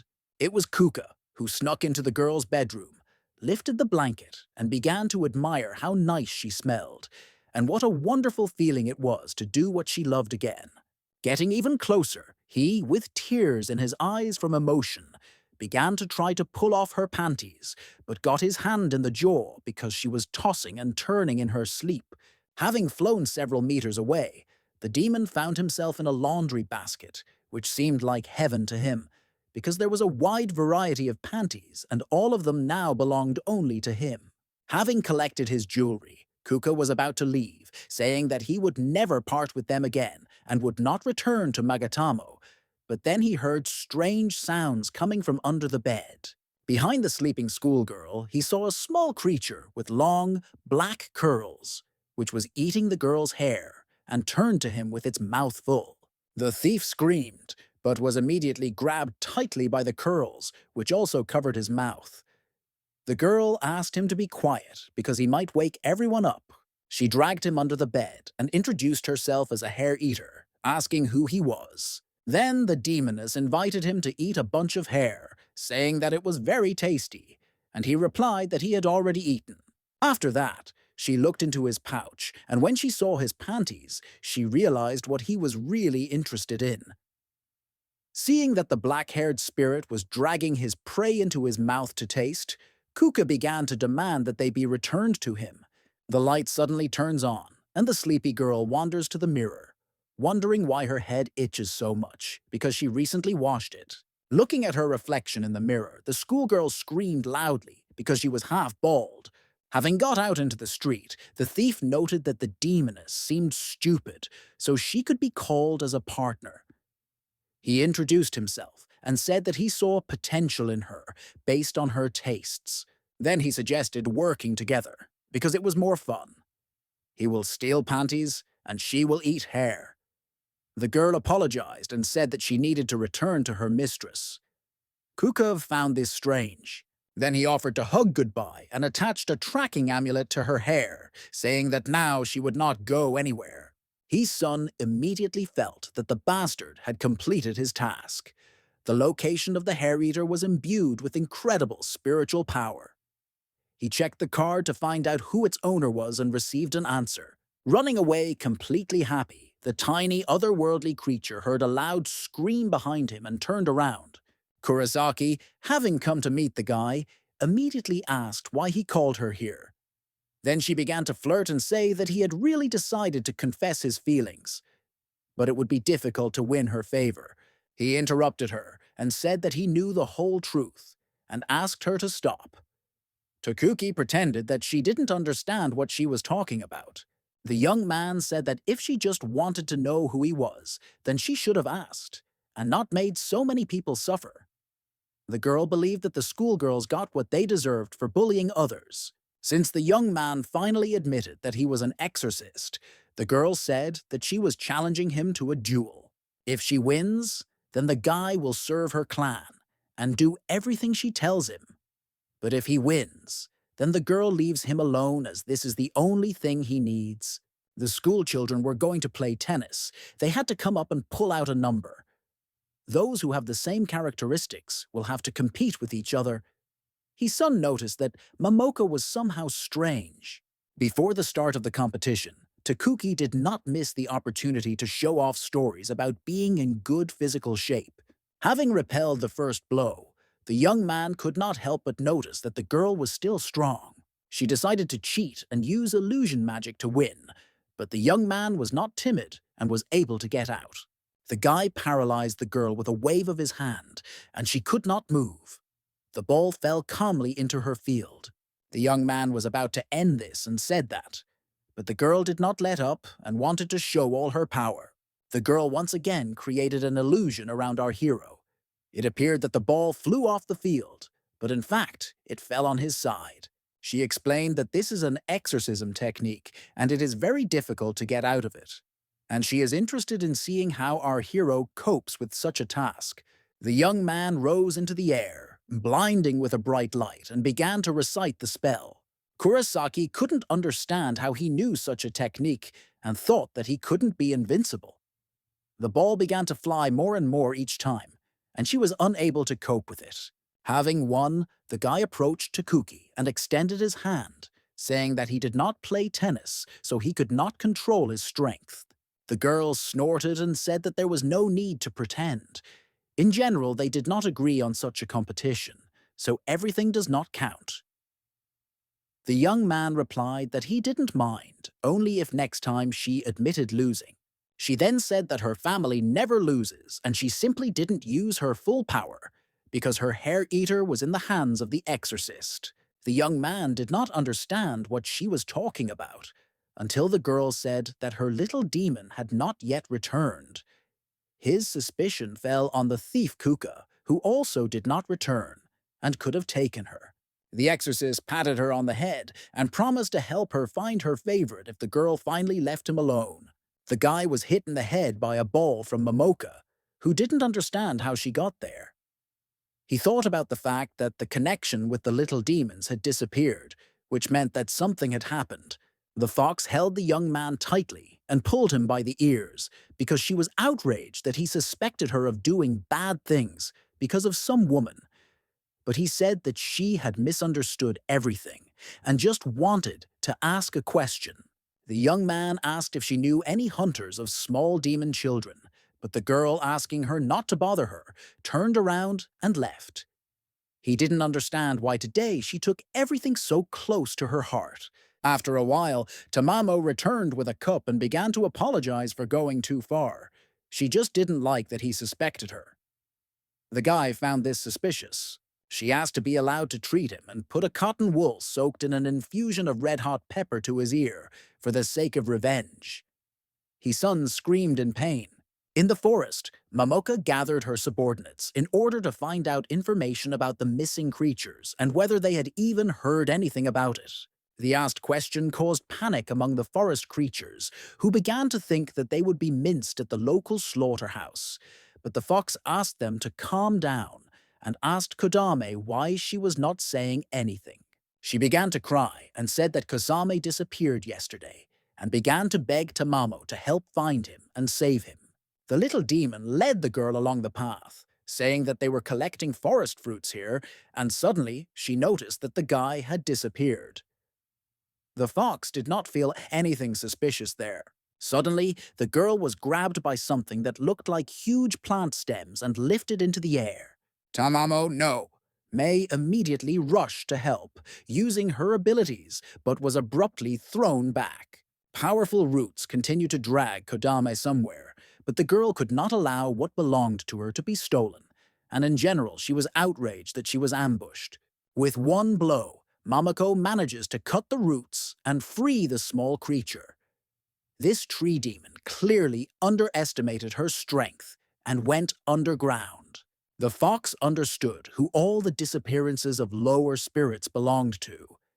He needs to be ground into powder because he tried to steal something from her. Holding a piece of root in his hands, the guy could not feel anything as there was very little necessary energy in him. The girl did not miss the opportunity to tease him about how, after a couple of hours, he still had no clues.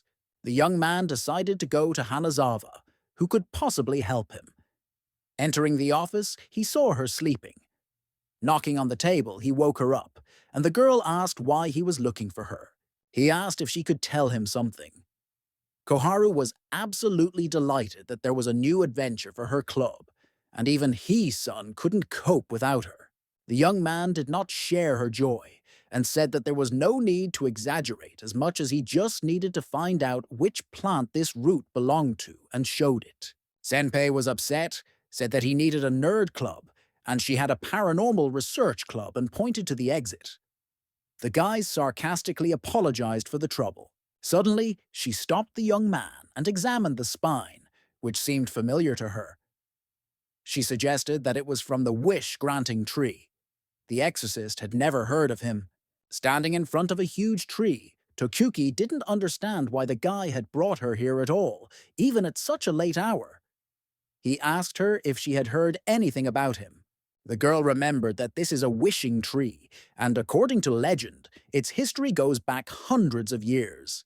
It can predict the future using the energy of the earth and sky.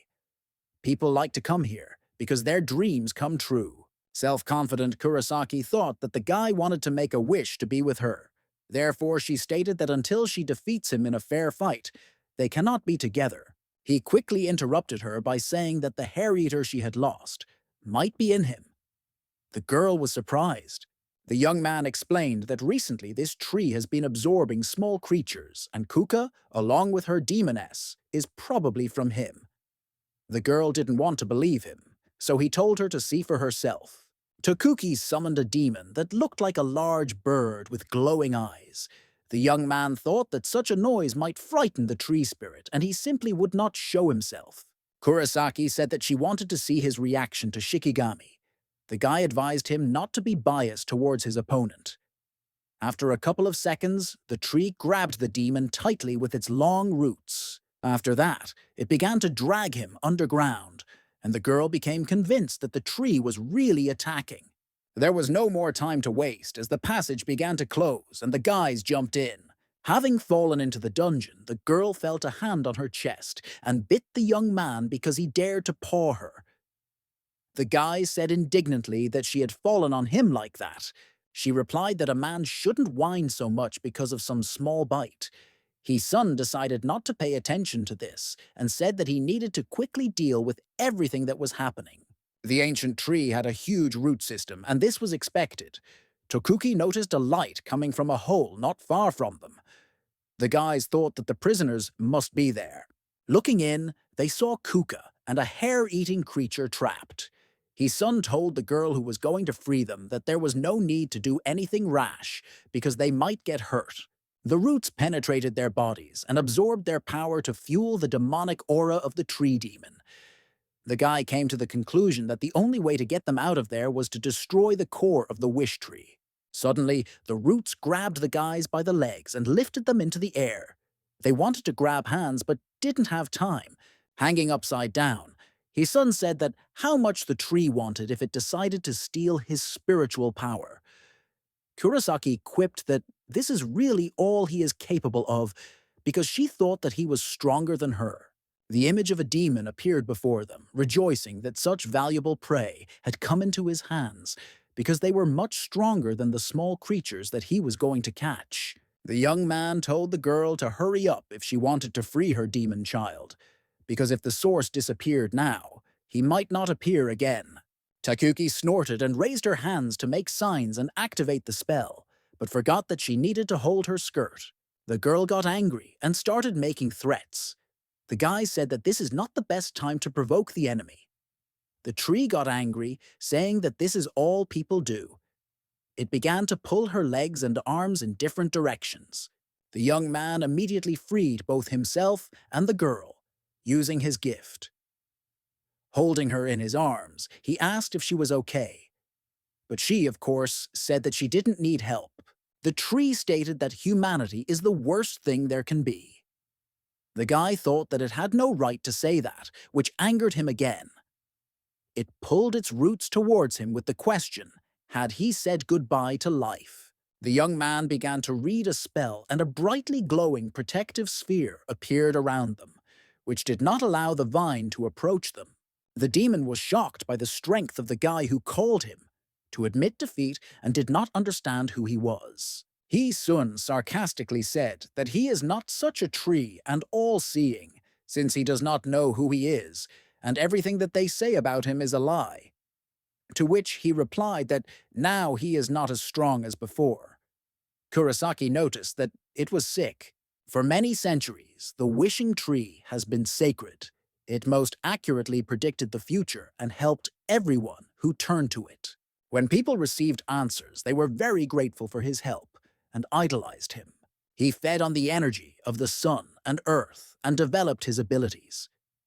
He even grew to the point where he could see and know absolutely everything.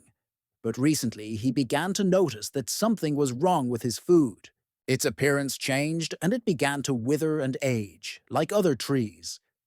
Everyone stopped believing in his specialness, so he had to resort to other methods of maintaining spiritual ki. The young man guessed that it absorbed the power of small demons in order to preserve its own. The tree did not see anything wrong with this, because in this world, the strongest wins. The demon was angry and blamed people for everything. The young man said that in just a week, he could find a solution to the problem and improve his condition. The spirit reacted to this with disbelief, but still let the guys go. Takuki wondered why his son even talked to the tree monster and didn't just silently destroy it. The guy explained that it did a lot of good for people and that it would be wrong. After the accident at the factory, the local soil became unsuitable, and he needs good conditions to maintain strength and vital functions. The girl asked what was the way out of this situation. The young man replied that it was necessary to replace the local soil and reduce its pollution. She didn't understand how the two of them would cope with this, but he said that she could ask someone for help. The head of the Koizumi family said that they are very grateful to Takuki, but this request is not so simple.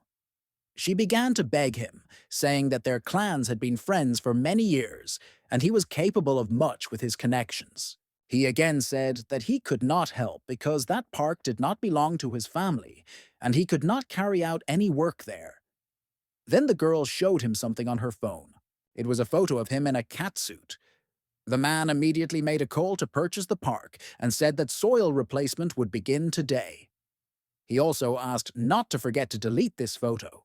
Exactly a week later, all the work was completed, and the guys came to check whether this had saved the situation. The guy called for a tree source. It clearly became kinder and looked alive. The guy asked how he was feeling, and the tree said that our hero was not from these places. The guy loudly joked that he was a purebred Japanese, but the tree demon continued, saying that he belonged to an ancient Eastern nation. Kurosaki, at this time, was perplexed that he was not local. His son quietly asked the tree to remain silent about what it knew. In response, he heard agreement, because the young man saved him. Takuki asked what they were talking about for so long, and demanded the return of her demoness. The young man said not to distract or interfere in the man's conversation. The girl thought how strange he was, since he communicates with trees. The tree spirit mysteriously said that the young man was the same as him, because the same aura emanated from them. His son didn't understand who he was talking about. The wishing tree said that a long time ago there was a person from his native land here. They met completely by chance, and he taught him some techniques, after which he became all-seeing and all-knowing. The guy said that he was only able to partially restore his strength and asked him to make a prediction. The tree, of course, agreed and threw off the talisman. It said that the sign on the amulet was connected to what was in the guy's head. The tree could not help him anymore and said goodbye. His son has not yet found the reason why he came here. Kurosaki asked the young man what kind of question he asked. He joked that he would get rich this year. Then she remembered the little demons who were still in captivity. The guys heard some kind of fuss behind them. These were their little demons released. Kuka tried to take away the panties that the hair-eater wanted to eat. Lying on the bed and holding the talisman in his hands, the guy tried to understand what kind of symbol was drawn on it. Mamako abruptly snatches it from his hands and asks what he's looking at there. After examining it, she said that she had seen a bunch of them, and there was nothing special here. The young man nervously grabbed her by the shoulders and asked where she had seen this and when. The girl called him a naughty girl because he grabbed her hand. But the young man said that he just wanted to find out more information about this sign. The girl said that she saw the symbol a long time ago and did not remember where exactly, then asked why he was so concerned about it. The guy noted that this news did not help him at all. Our hero said that since she saw him, it means he exists somewhere else. Having learned the history of its origin, he will understand why his rebirth did not go according to plan, and he ended up in Japan. A little later, Tamamo called him to her room. He didn't understand what she needed from him again, and whether she really couldn't leave him alone. Entering the bedroom, he saw her in a chic outfit. When asked why this was all, the girl said that the school fair was actually starting tomorrow. Had he really forgotten? When this event is held at school, all the clubs try to show their best side and put in a lot of effort to attract people's attention. Everyone really looks forward to it every year. Shino said that he will show every girl who is the best at cleaning. The guy said that there is no need to show off so much, because they just have to keep order. Students ran past them, talking about some gorgeous girl. The young man heard many voices that addressed Mamako. He immediately told Toyamo that since he loves cleaning so much, he leaves his part to him. In the center of the crowd, the exorcist saw Tamamo, who was showing off and posing, and everyone was taking pictures of her, admiring her beauty. The young man noted that she looked narcissistic. The guys asked her to bend lower and lower. His son could not stand it, grabbed the girl by the hand and took her away from there, saying how disgusting they were. Our hero was stopped by some fair-haired schoolboy and said that he was not suitable for Tamamo. The young man needs to let her go. A girl should be with such a handsome man and an outstanding personality like him. The girl pressed herself close to the young man and said that, of course, he could be with her and they could have a relationship. Then she pulled him along with her. That student couldn't believe his ears. The fox walked and teased the guy for his jealousy, but he denied everything. Then she pointed out that he was still holding her hand, and he didn't even understand when he managed to grab her. The Six Tails forced the guy to go to the culinary club. At first he didn't want to, saying that he couldn't stand bad food, but it turned out to be quite tasty, and he even had to ask for more. Then they began to participate in various competitions that came their way. These were fishing, in which his son clearly won, playing drums, also the game, hit the target with the ball, and much more. Then she noticed a cosplay club and dragged the guy there. He tried to resist and called the club members for help, but the fox could not be stopped. She said that if the boy continued to resist, she would be upset. It turned out that she had forced him into a catsuit and handcuffed him. The young man turned to the author of the manga, saying that he knows what a decent man this is, and if he was forced to do this, then let someone tell him, and he will take revenge. The guy was about to go home, but Mamako said that she didn't have enough fun, especially since they hadn't been in the same place yet, and pointed at him. It was a panic room. The girl began to ask whether there really were real monsters there. It should be very interesting there. To which the guy replied that these were just students in disguise, and that in fact she herself was a demon. He repeated once again that everything there was not real, there was nothing to see there, and he didn't want to go there. Inside, seeing a bunch of creepy, frightening decorations, the girl became scared, and she grabbed the young man by the hand. A student dressed as a monster reached out to the girl, and she, shouting that she needed to be saved, grabbed the guy's hand with her teeth. The fox began to ask for forgiveness and say that she did not mean to, but then froze when she saw a sign with the name of the museum. The painting depicted a yokaev tree with various demons. Among them, the girl saw her ancestor, the fox Tamamo. No, May. She became furious because the drawing was disgusting and wanted to tear the picture for such disrespect for her clan. The guy tried to calm her down, saying that he belonged to the museum. The young man said that cameras did not exist then, and artists drew from memory or using imagination. Voices were heard behind them. It was Hanazawa and Kurosaki, who were arguing about the greatness of the demons from the past.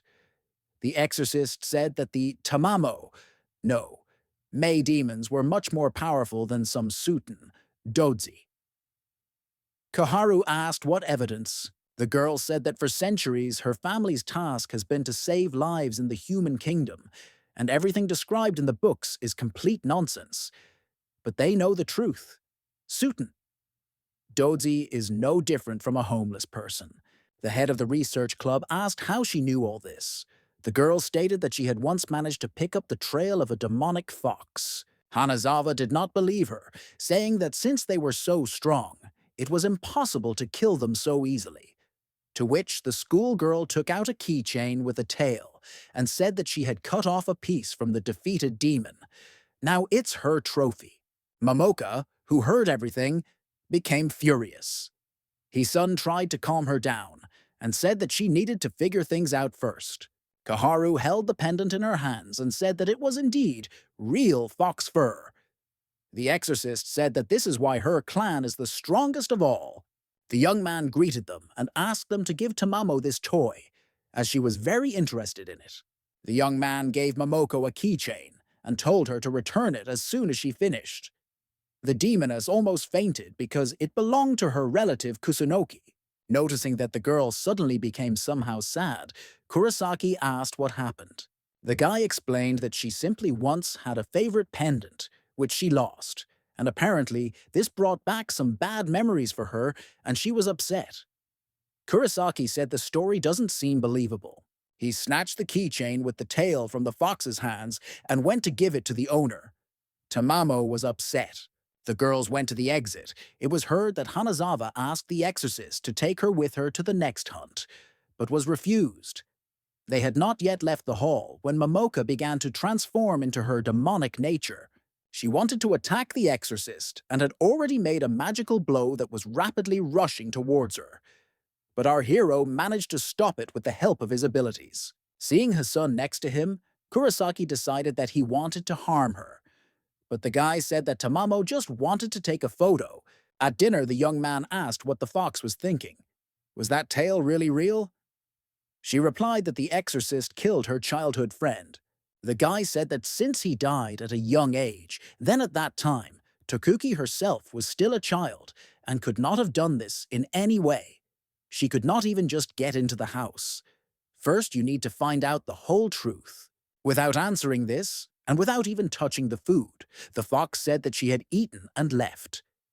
The young man had never seen her in such a state. Momoka had a dream in which she was happy and playing together with her best friend as a child. Suddenly, lightning struck from the sky and hit Kusunoki, who was immediately covered with stones. Having taken them apart, he was found lying unconscious in the likeness of a fox cub. Waking up in the middle of the night in a cold sweat, the demoness promised herself to find out everything and avenge her older brother. In the morning, calling the girl for breakfast, the young man heard silence in response. He thought it was strange, and he went into her room. She was not in bed, and in a visible place lay a bra, which should hide her true nature. Walking down the street, Takuki noticed an otherworldly aura on the roof of a house and immediately went there. Magic bars began to appear around her, and she felt that a demonic fox was trying to trap her. The technique of huge angel wings helped the girl repel an unexpected attack. Tamamo appeared out of nowhere. The exorcist said that she could not even think that she was a demon. Then she continued that since she was here, it means she came to take revenge for her friend, who was apparently very important to her. Transforming into six tails, the girl screamed that she had killed her older brother Kusunoki. Kurosaki said that it means her family likes to give plant names to children and began to deliberately provoke the fox, saying that a person who defeats a member of the Tamamo, no, Mei clan becomes respected, and once again showed the keychain. The fox became completely furious and directed all its strength at the impudent girl. Having uttered the spell, Tokuki sent a powerful energy beam in response, and their forces collided. Holding the defense, the exorcist thought that the demonic fox was actually something with something. Momoka said that her family never harmed humanity. Why did she kill her older brother then? In response, I heard that there are no good demons. There are only those who do not have enough strength to do evil deeds. The girls began to try to finish each other off. Only one could survive. Tamamo screamed that she would kill her, but Kurosaki could not afford to lose. But then it was as if someone had fixed them in the air and shouted that enough was enough. They couldn't move at all and didn't understand what was happening. It was difficult to calm down the angry girls who hurled threats at each other, but Hisun tried. One wanted revenge, and the other just wanted to destroy the demon. He thought about how a man really couldn't do anything when two women were hostile to each other. The guy turned to Tokuki and asked if she really was the one who destroyed the demonic fox Kusunoki, to which she answered in the affirmative and added that killing demons is not the main goal in the life of an exorcist. Holding Momoko, who was eager to fight, the young man showed a book in which all the winners over the Tamamo. No Mei clan were recorded, but the name Kurosaki was not among them. The girl was clearly nervous, but still tried to stand her ground, saying that this was a book for children, and that you shouldn't believe everything that was written there. The young man said that he understands how strong she is, but she does not know what he is capable of. The girl became even more nervous and thought that he really knew the truth, and she underestimated him so much. This reference book detailed the tragic death of the demonic fox Kusunoki. He read that the fox, Tamamo no Mei, was killed by an unknown exorcist in the Musashi forest in the 20th year. Takuki immediately confirmed that she did it there, and her name is not indicated simply because she did not tell anyone. After her words, our hero declared that the truth had been revealed. He showed blank pages and said that he made up everything he said on the fly, and had no idea how Mamoko's brother was actually killed. But the fox should be aware of how this happened. Tamamo only remembered that he really died in the 20th year, but in the Kurioka forest. The exorcist was in despair at being so disgraced. The guys finally asked her to stop lying and tell her where she got the piece of tail from. The girl replied that she just found it by chance. Suddenly, Kurosaki receives urgent news from her family. The black crane talisman, which means something has happened at home, and she urgently needs to escape. She threw her keychain into the fox's hands and got ready to leave. The guy called her and asked again where she found him. After everything that happened, the girl said that he was also an exorcist, but he was helping the demon. Plus, he also mocked her, so let him show how strong he is and figure it out himself. The young man promised the tearful fox to find the real culprit in the death of her brother. Hisun tried to cheer her up and find some new entertainment on the second day of the fair, but the girl didn't want anything, and she said that she wanted to be alone. After that, he comes across a mahjong tournament. The voice of the girl playing the part seemed suspiciously familiar to him. She was also Chinese. As he got closer, he saw his younger sister and could not understand how she ended up here. She sat and urged her opponents, who thought for a long time. It was very strange that she appeared in Japan. The guy wanted to leave quickly so that she wouldn't recognize him, but then it dawned on him that he looked completely different. At this time, the sister defeated her rival in no time, collecting a large wriggling snake for a large number of points, because she was a good player.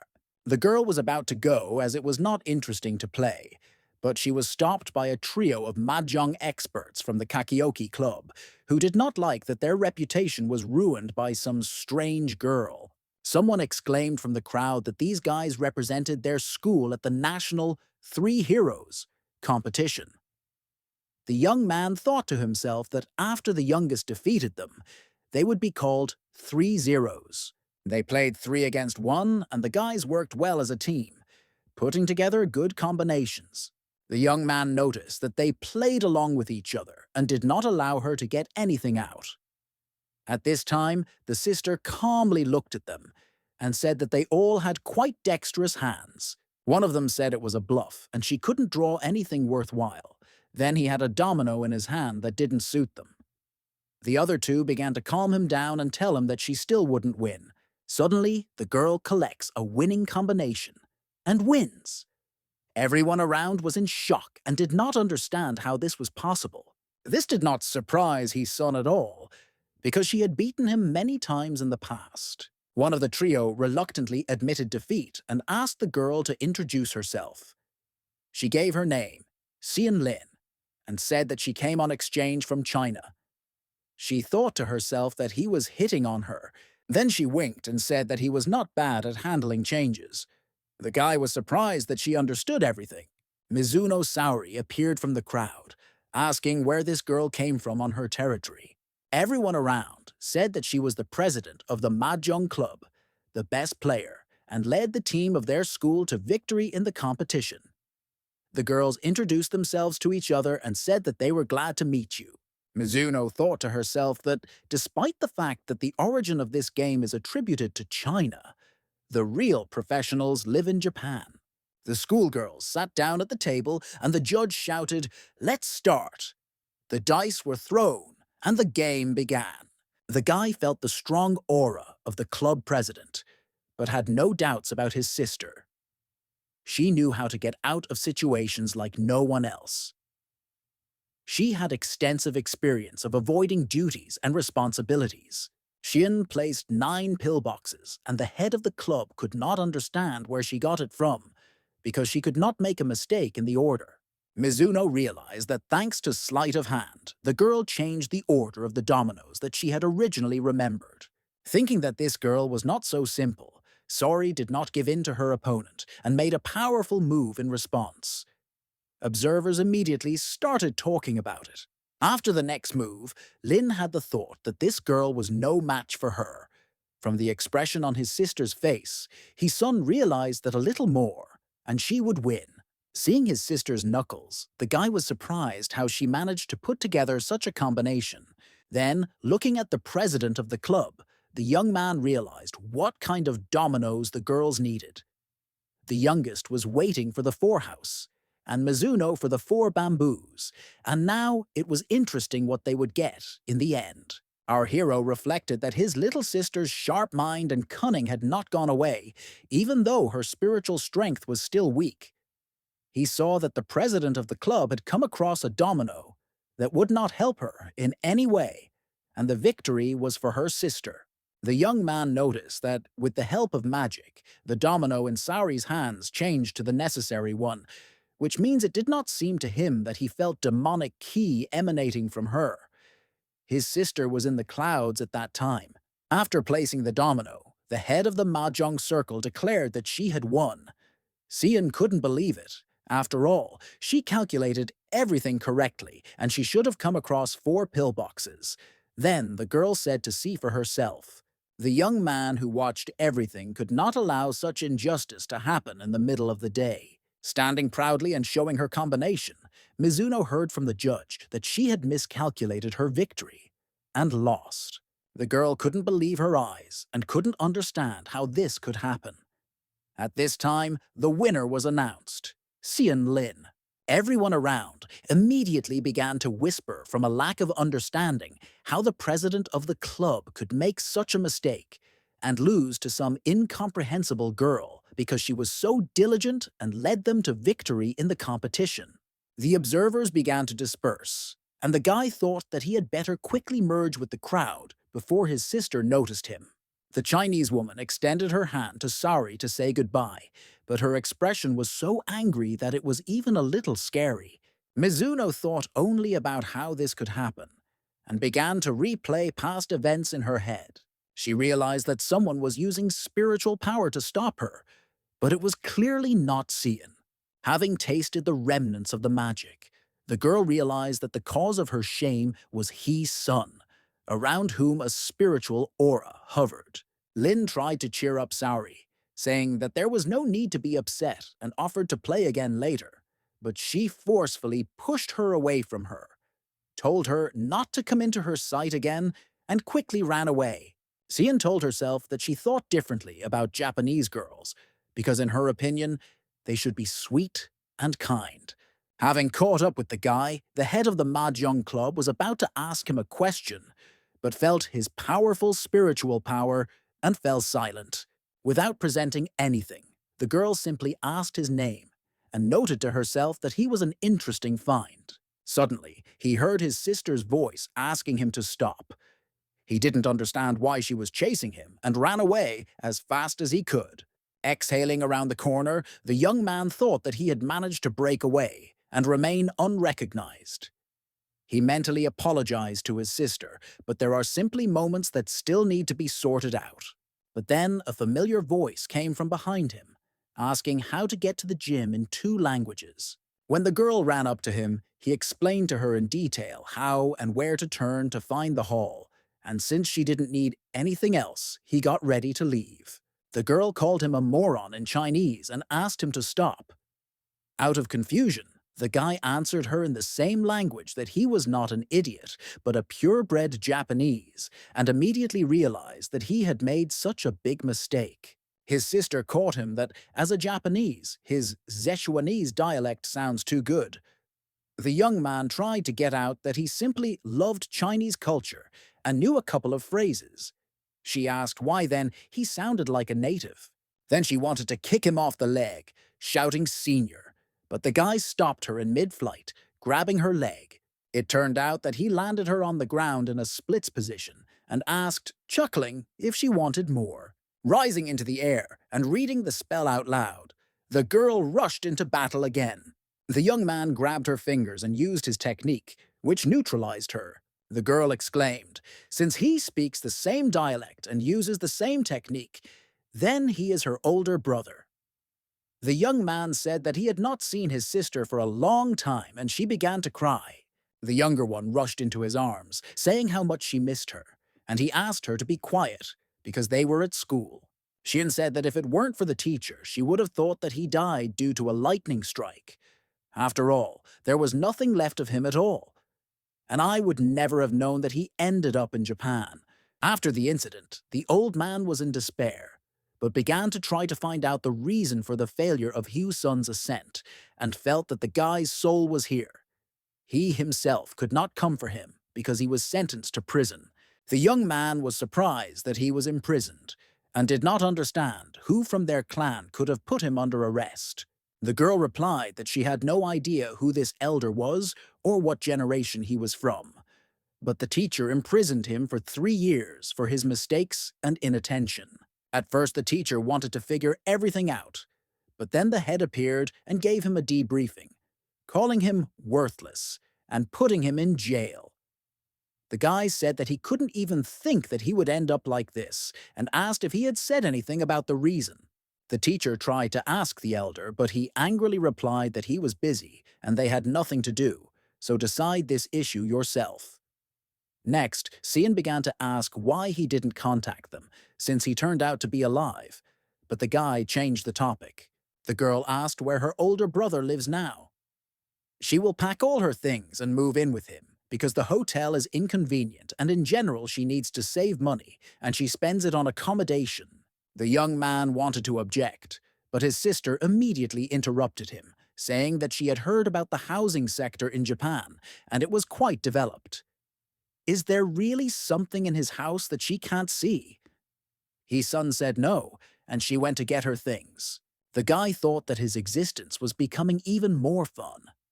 Now in his house, there will be not only a demon, a fox, whose life is already a big problem, but now also a younger sister. Where did his peaceful life go? Remembering Mamako, the young man ran to look for her, because he didn't know where she had gone.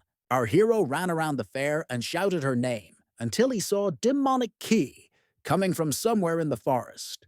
Having gone to that place, the young man found Tamamo near the grave in which she buried part of her dead brother, and sitting on her knees, asked him for forgiveness. The fox said that Kurosaki did not kill him, but she will definitely find out who did it and will take revenge for him.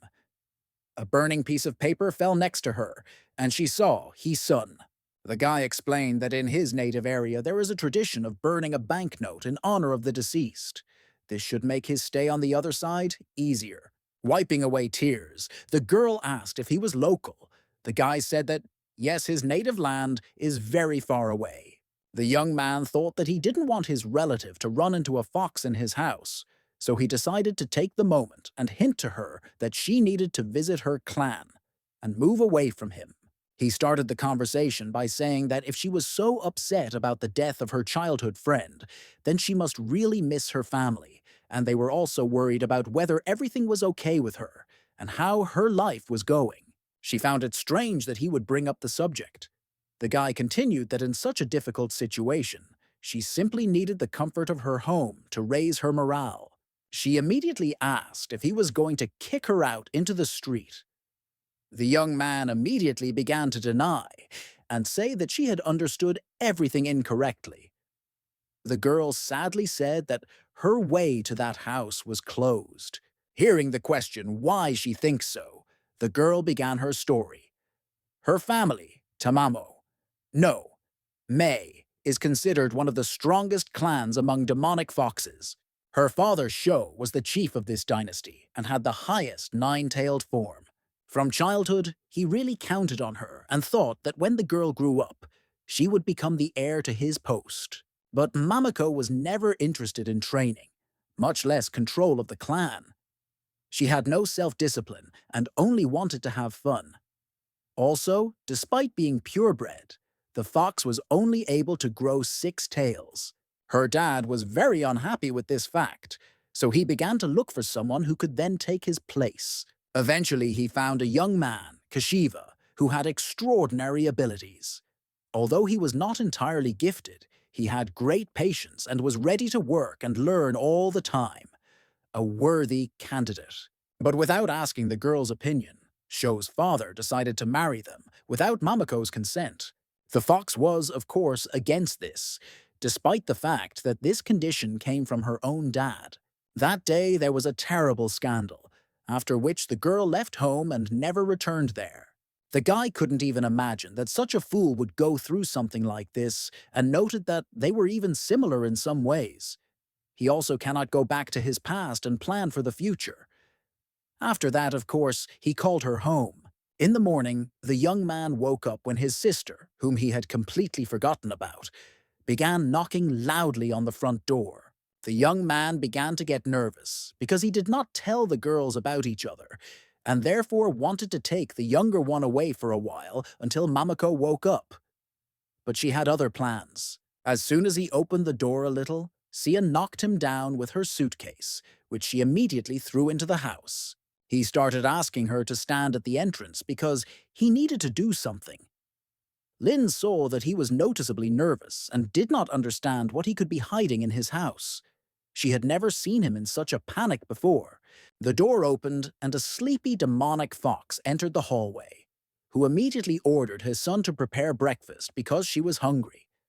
Lin immediately sensed her aura. She started screaming that there was a demon in his house, and the young man, in turn, tried to calm her down to explain everything. Mamako thought that he had someone else, and she also dared to come to their house. The sister demanded that she show her true insides. The girl decided that since everyone knew who she was, There was no point in hiding anymore. Having transformed into a six-tailed demon, the girl angrily hissed that He-Sun was her property. Two angry girls began to fight among themselves, because one thought that he had found a replacement for her, and the other that her brother was seduced by a demon and needed to be saved. The young man tried to calm them down, but they didn't seem to hear him. Having fallen under the hot hand, the young man fell to the floor and thought that it was very difficult to stop angry girls. They continued the showdown. The sister shouted that if she removed her spell from her brother, she would be pardoned. The fox asked a bunch of questions about their personal relationships, like how they met, when they kissed, and so on. Having collected his thoughts, our hero immobilized them both using the seal technique, finally told them to shut up and sat them down at the table so that they could listen to him. Sitting down next to him, he said that they should have already expressed everything to each other, and now it was his turn. Having laid out everything inside and out, he made the girls, who listened attentively, promise not to quarrel anymore. They agreed. As soon as he returned the power of movement to them, they shouted that they did not intend to live with each other. One did not want to live in the same house with another woman. The second did not want to live with a demon. The guy was once again convinced that calming two angry women is not an easy task and is almost impossible. Sometime later, Tamamo condescendingly stated that his sister could only stay if she obeyed her. The young man said that they could discuss everything and come to a common decision. At that time, my sister thought that his practically omnipotent brother was being manipulated as she wanted by some demoness, and this was a complete, terrible shame. The young man called everyone to breakfast and said that there was only one scrambled egg and asked who wanted it. The sister said that she wanted it, and He-Sun replied that of course she could take it for herself. But then the voice of the fox was heard, who said that she also wanted an egg. He said that before she didn't like to eat them. She replied that she needed it today. Without thinking twice, the guy cut it in half and handed it to the girls, wishing them bon appetit. Momoko threw down her fork and declared that she would not eat the same food with the younger one, who was extremely indignant.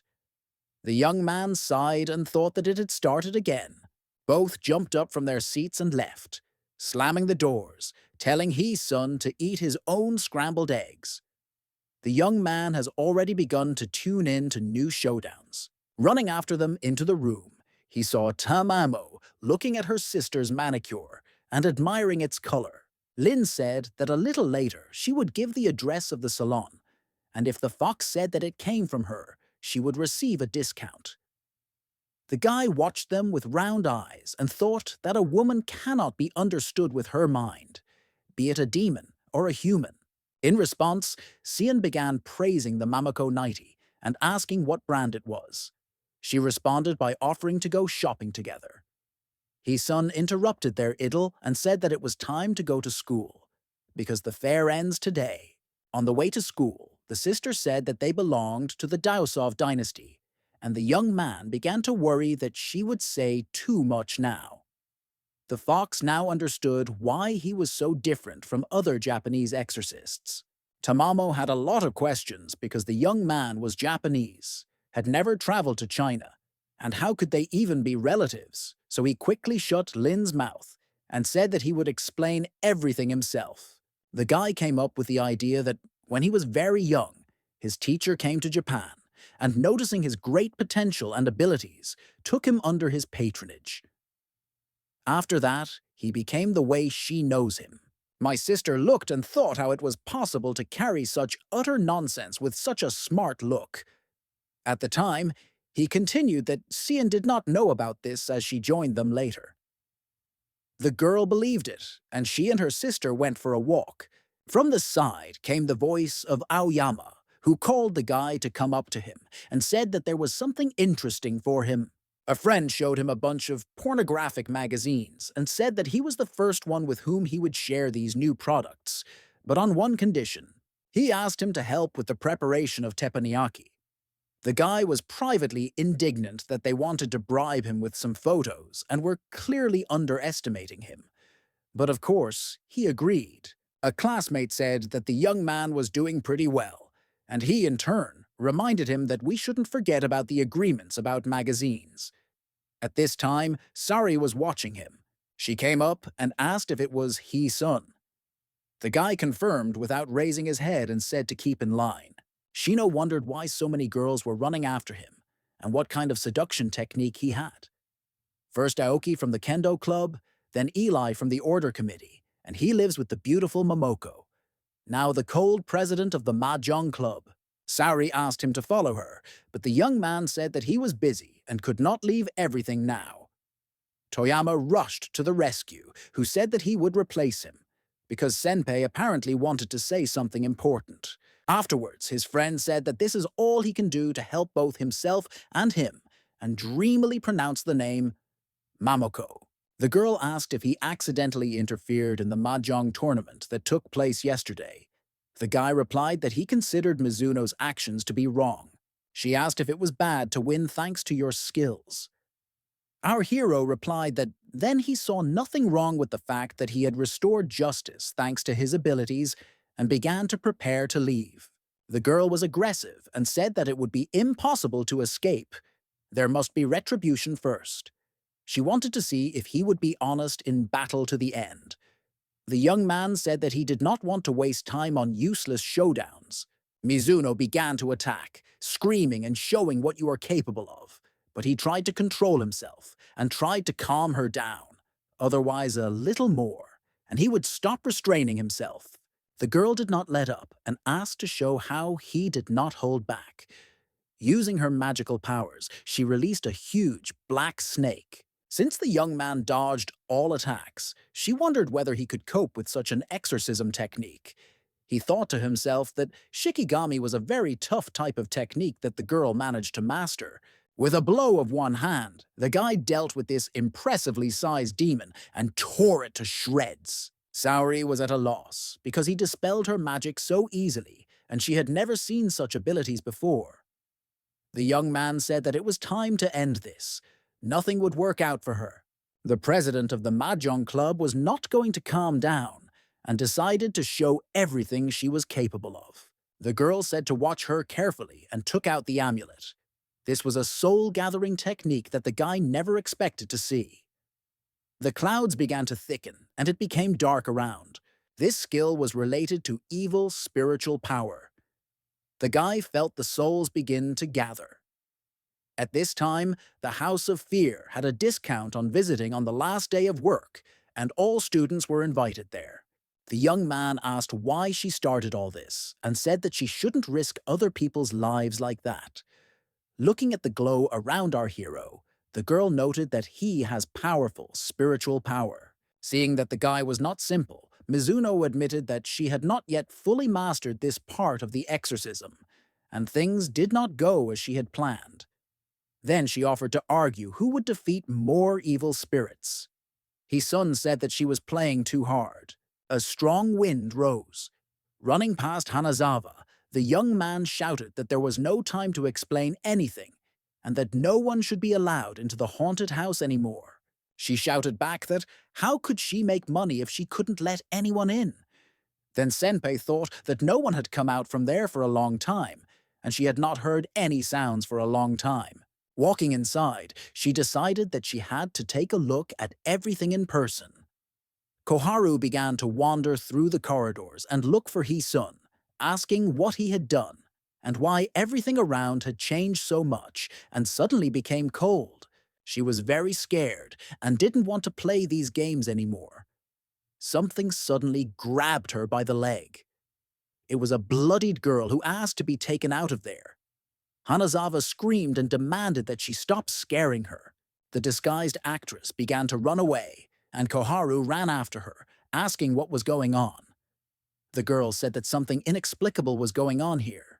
Real ghosts and evil demons appeared around. The head of the Explorers Club pointed behind her and asked if that was what she meant. Out of nowhere, a huge, scary demon appeared and roared loudly. From complete horror and fright, the girls lost consciousness. The spirit rejoiced over his victory, but then he was pierced by an electric arrow and turned into a pile of ash. It was Hisun. He ran over to Koharu and checked her pulse. It was lucky that the girl was simply unconscious. Sari exclaimed that she was so fragile and defenseless. Our hero said that we must not forget that all the blame is on her for this. The girl replied that it was just some small otherworldly force that needed to be destroyed. At that moment, with one blow, she dispelled the spirit that wanted to attack her. The guy thought to himself that this girl doesn't know how to handle her powers. With such success, she can harm the innocent. It was better to follow her, but I heard a scream and decided to first deal with the problems on the floor. In some room, a demon in the guise of a schoolboy, Kato, attacked a girl and pestered her, saying that he had not tried a woman's body for a long time. The evil spirit was struck by a bolt of lightning, and a voice was heard that said that it would not restrain itself next time if it did not stop now. Having returned to its primary form, the otherworldly force saw our hero enter the room. He really didn't like that he decided to interfere with his actions. The guy asked if he was a libertine. The demon replied that since he knew about him, then why not just get out of here? The young man destroyed the demon by simply silently touching his forehead. When he finished on the floor, he told himself that he had to hurry. Our hero felt a heavy demonic aura around him. It seems that the girl summoned a large number of weak otherworldly forces. At this time, Mizuno encountered a powerful demon and could not understand how he ended up here, because she was supposed to summon only small creatures. The monster kept saying how it had been a long time since he had tasted the flesh of an innocent maiden. It was Hanya, who did not think that she would see the bearer of Yin's spiritual power here. Sari held her hand, which was injured after the fight. The demoness, in the form of a girl with horns, was already anticipating how she would try the concentrated power that itself floated into her hands. She said that since Mizuno decided to come to her, she would gladly accept the treat. Calling herself an older sister who was about to have lunch, Hanya began to attack the exorcist. But the girl was not going to give up and used one of her techniques, simultaneously asking what her last word would be. The otherworldly force was thrown back, and she said that she was even in a little pain. And the girl was so angry.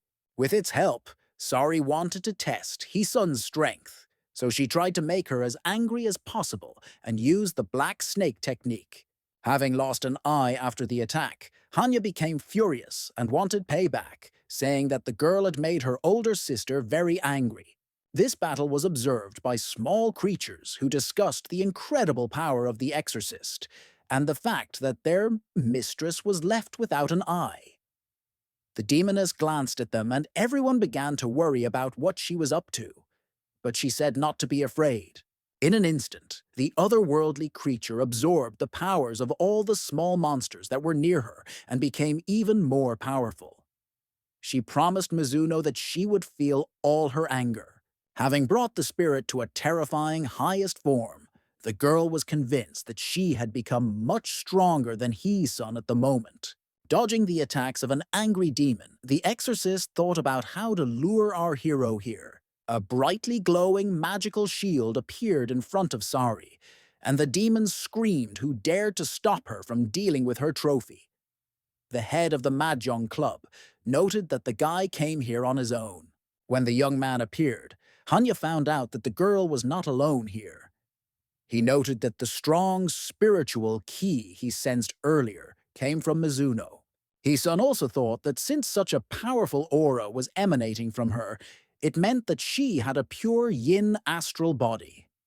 He said out loud that at this rate, her evil ki would destroy everyone in this building.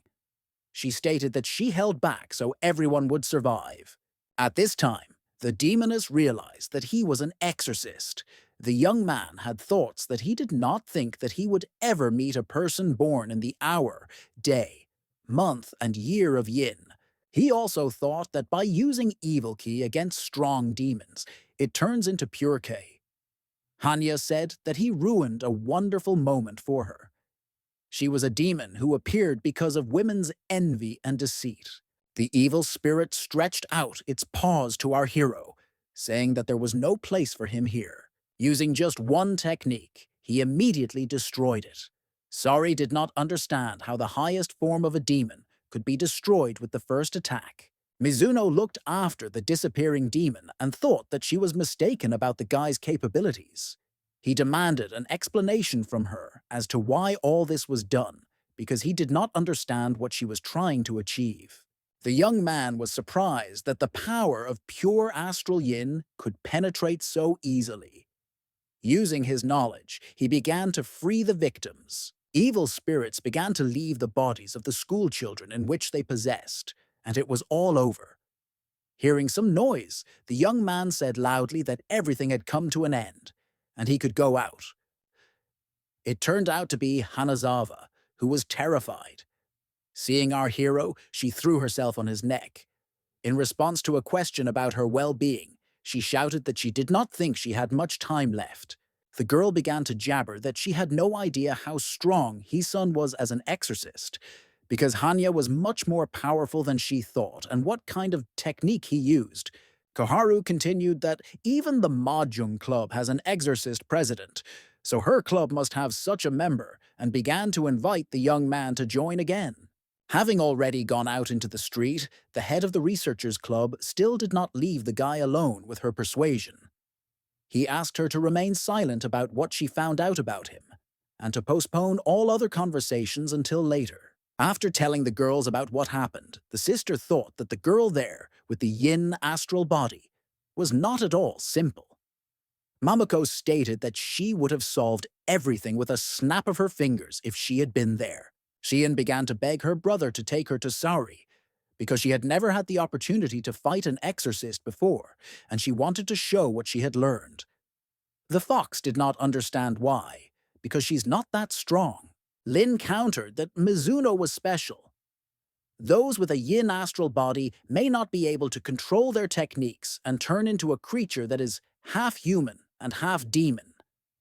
After their death, they become omnipotent. The younger one thought that then it was not surprising that the head of the Mahjong Club seemed so cold and reserved to her. Tamamo exclaimed that although she is powerful, she doesn't seem so from the outside. The sister noted that it was unlikely that this girl could develop and learn everything on her own. In any case, there are incredibly bad people behind it. The young man said wearily that it was time to return home. Shion was surprised how he could not be interested. At this time, the fox was thinking what an annoying girl she was. The guy replied that she should take better care of her own development. In response, he heard that one should not treat everything so superficially, because life is not an easy thing at all. The young man said that she is constantly distracted by unnecessary thoughts, and that is why her technique develops so slowly. The girl objected that she must first try everything in order to come to the best and uniform option. Lin also recalled that the teacher said that during his studies, technique was very easy for him, but it was necessary to work on spiritual powers. Momoko at this time shouted that she wanted scrambled eggs, but they did not listen to her. The young man was reminded of a childhood memory of how he showed his teacher yet another technique that he had managed to master. The mentor said that the most important thing is not technique, but one's own spiritual state. After all, he can help with technology, but he must develop his abilities by facing various difficulties in the future. Smelling the wonderful aroma coming from the dining room, the fox came up and tried the food, noting that it was very tasty. She didn't understand when the exorcist managed to become such a pro at cooking. Seeing this, the sister was indignant that they had not yet had time to sit down at the table, and she was already carrying food. Realizing that Lin had prepared it all, Momoka declared that from now on she would do all the cooking. The younger one categorically disagreed. The fox reminded them that, according to the agreement, they must obey her. Lin feignedly confirmed that she agreed and would cook. There was a thought in her head as to why she should receive, because of her brother's unequal agreement with this demoness. On the way to a son, in order to call him to eat, the girl lamented that this fox was now crawling out on their heads, and was there really no other way out? Having knocked on his room, there was no answer. Then the sister decided to go to him and saw her brother meditating. She noted that he is still as diligent as in childhood and never forgets about training for his spiritual development. Memories came flooding back to the girl. How in childhood, her brother was sitting meditating, and she said that it was so boring and offered to play a game of mahjong. The guy replied that cultivation is the right path, while mahjong is just a game that wastes time and energy. He's not interested in this. But she asked for only 5 games, and the loser must eat hot pepper. After a series of losses, the guy simply felt bad, and he could no longer tolerate this sharpness, and the girl wanted more and more. Opening his eyes, the young man saw his sister, who froze next to him. He asked her why she froze. She responded by saying that last time he never explained why he didn't look for them. But she immediately added that if he doesn't want to, then he doesn't have to talk, and just let him come down for breakfast. The young man silently closed his eyes and continued his meditation. During the lesson, Koizumi fell asleep and had a dream about how she falls from the roof of a high-rise building, and our hero saves her by picking her up. The teacher loudly asked if she had enough sleep. Eli felt ashamed and asked for forgiveness, but the teacher said that it was okay and that she should say hi to her father when the opportunity arises. She continued to think that last time everything ended well only because of his son, so she should definitely find a way to thank him. Approaching his house and knocking on the front door, the head of the committee loudly asked if our hero was at home. Suddenly, the doors were opened by Momoka.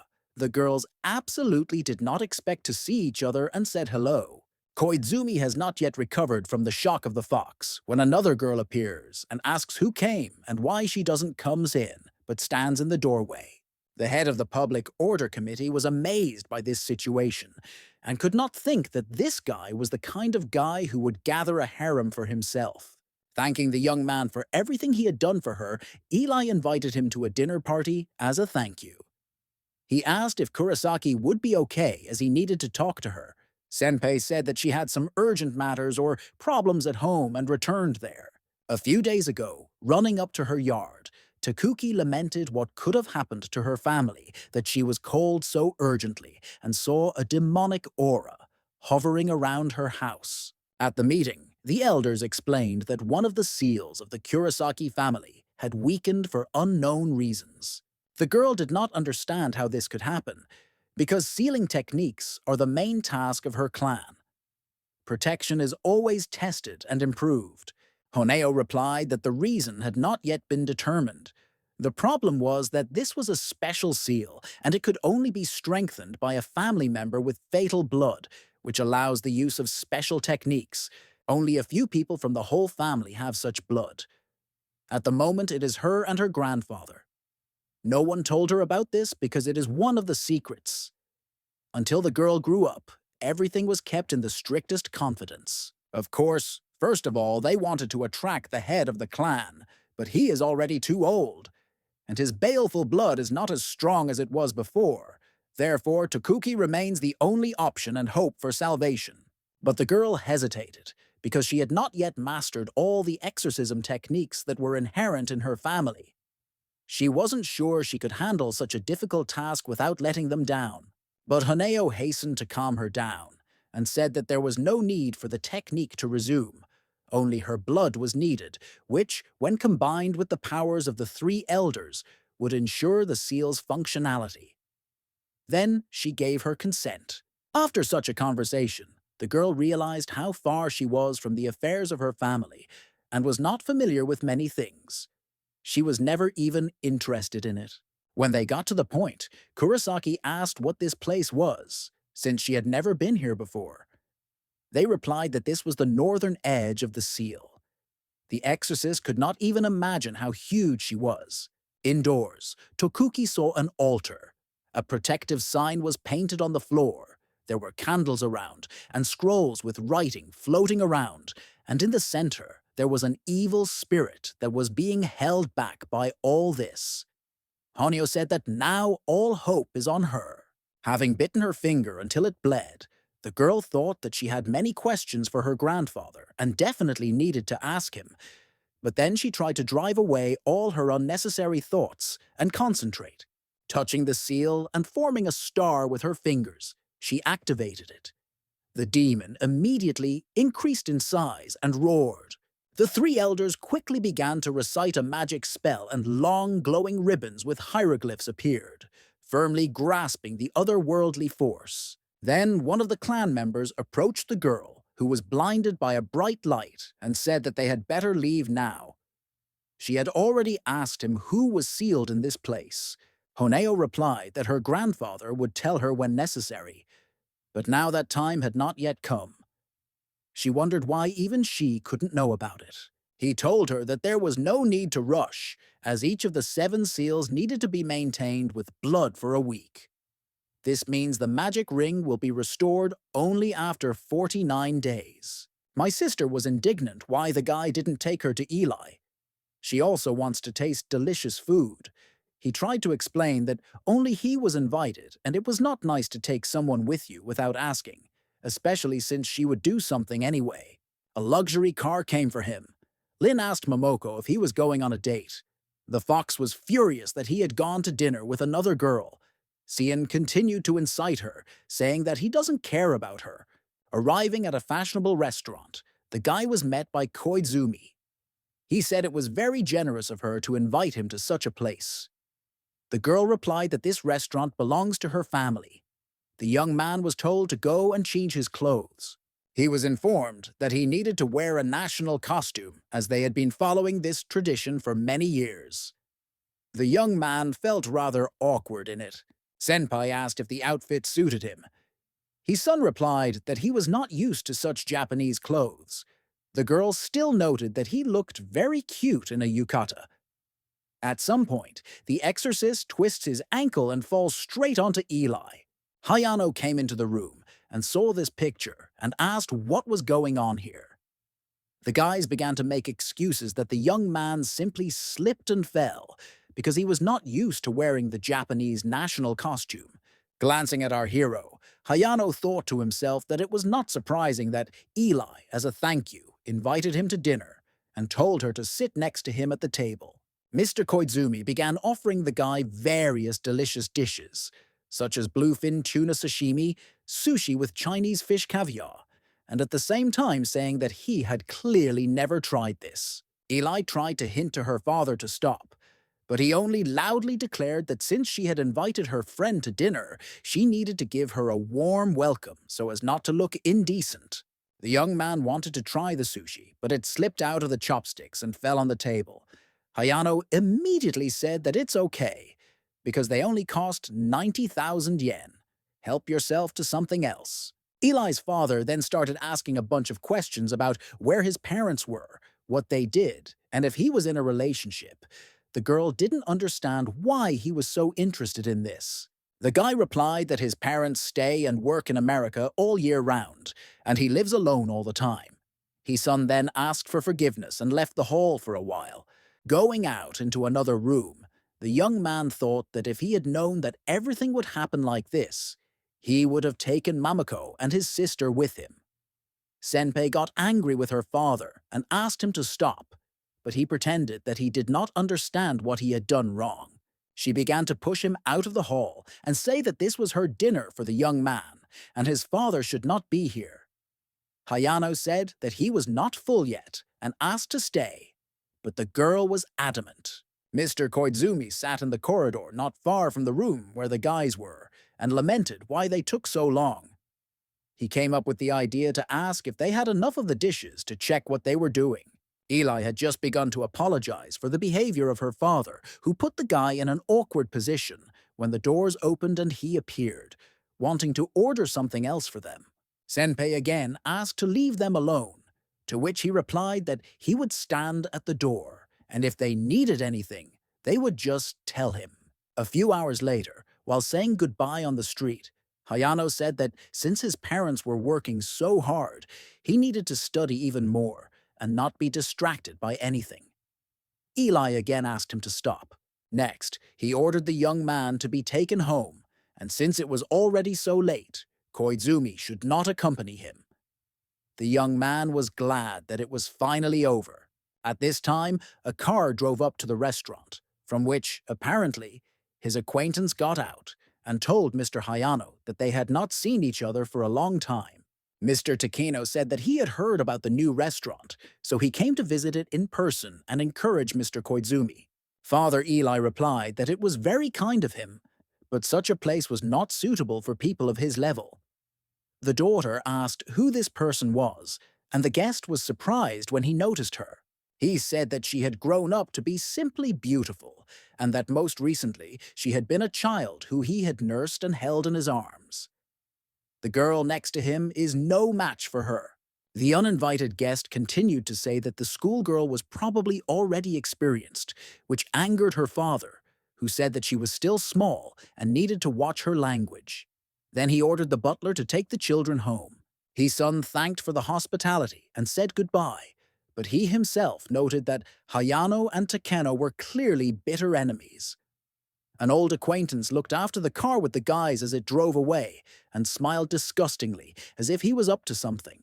Mr. Koizumi once again repeated that his small establishment is unworthy of the attention of such a highly respected guest as he is, and they simply cannot serve him properly. The uninvited guest said that apparently this family restaurant is of such a high class that he had never even dreamed of it, which means there is no place for him here. On the way to the car, he said that Hayano should share its development. Father Eli did not appreciate this kind of joke and apologized, said that, unfortunately, he would not be able to see him off and said goodbye. Already in the car, Takeno, licking his girlfriend, angrily said that the Koizumi family would still be his property, sooner or later. On the way home, the young man asked the butler who this man was, because he and Mr. Hayano clearly did not like each other. He replied that this was his business rival. He went on to say that this man is a real monster. In trading circles, he has no equal, except for Eli's father, who still manages to provide him with worthy competition and counteract him.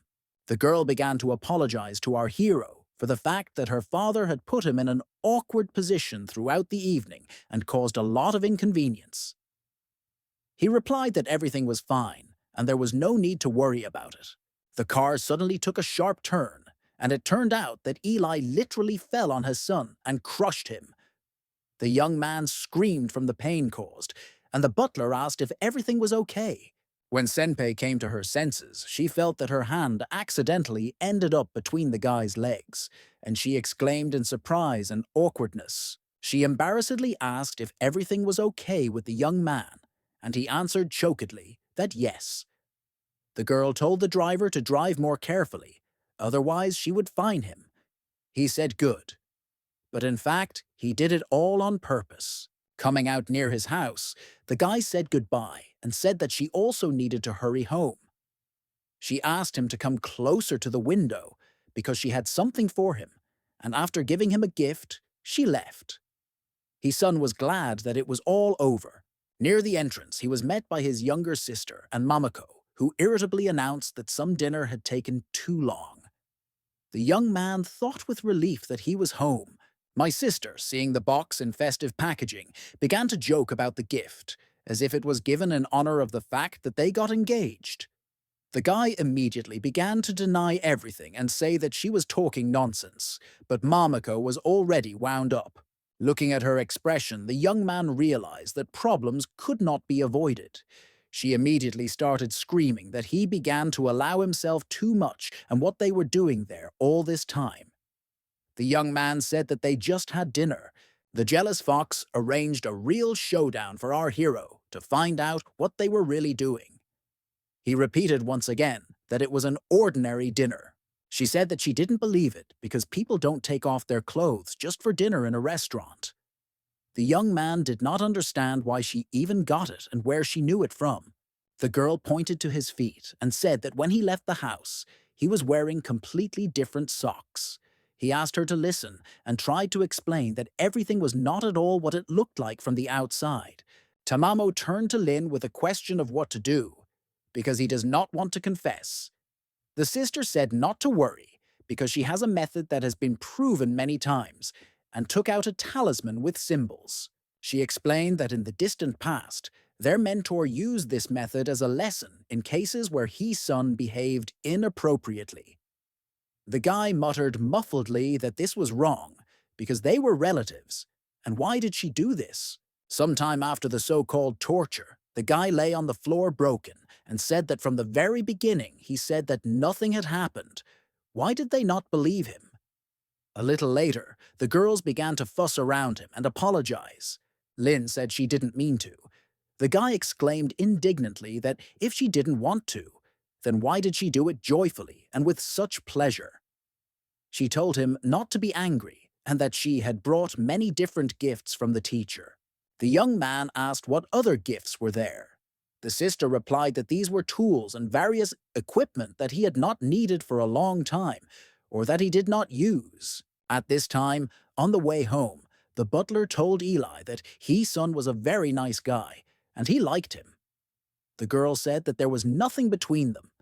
He replied that in any case he would support her choice, regardless of her father's opinion. Suddenly the driver stopped and said that something strange was happening. When asked what happened, he replied that they had already passed this shrine. How could it appear again? The butler said that everything was fine and there was no need to worry about it. There are a lot of such temples around the city, and most likely they are all just similar to each other. It is necessary to continue the journey further. But the driver noted that everything around was absolutely the same. Koizumi felt uneasy and thought that it would be very good if his son were next to her now. Suddenly, the car began to move at speed from side to side. Eli was very scared and screamed, trying to grab onto everything she could. They did not understand what was happening, plus huge stones began to fall from above, hitting the car and blocking the road.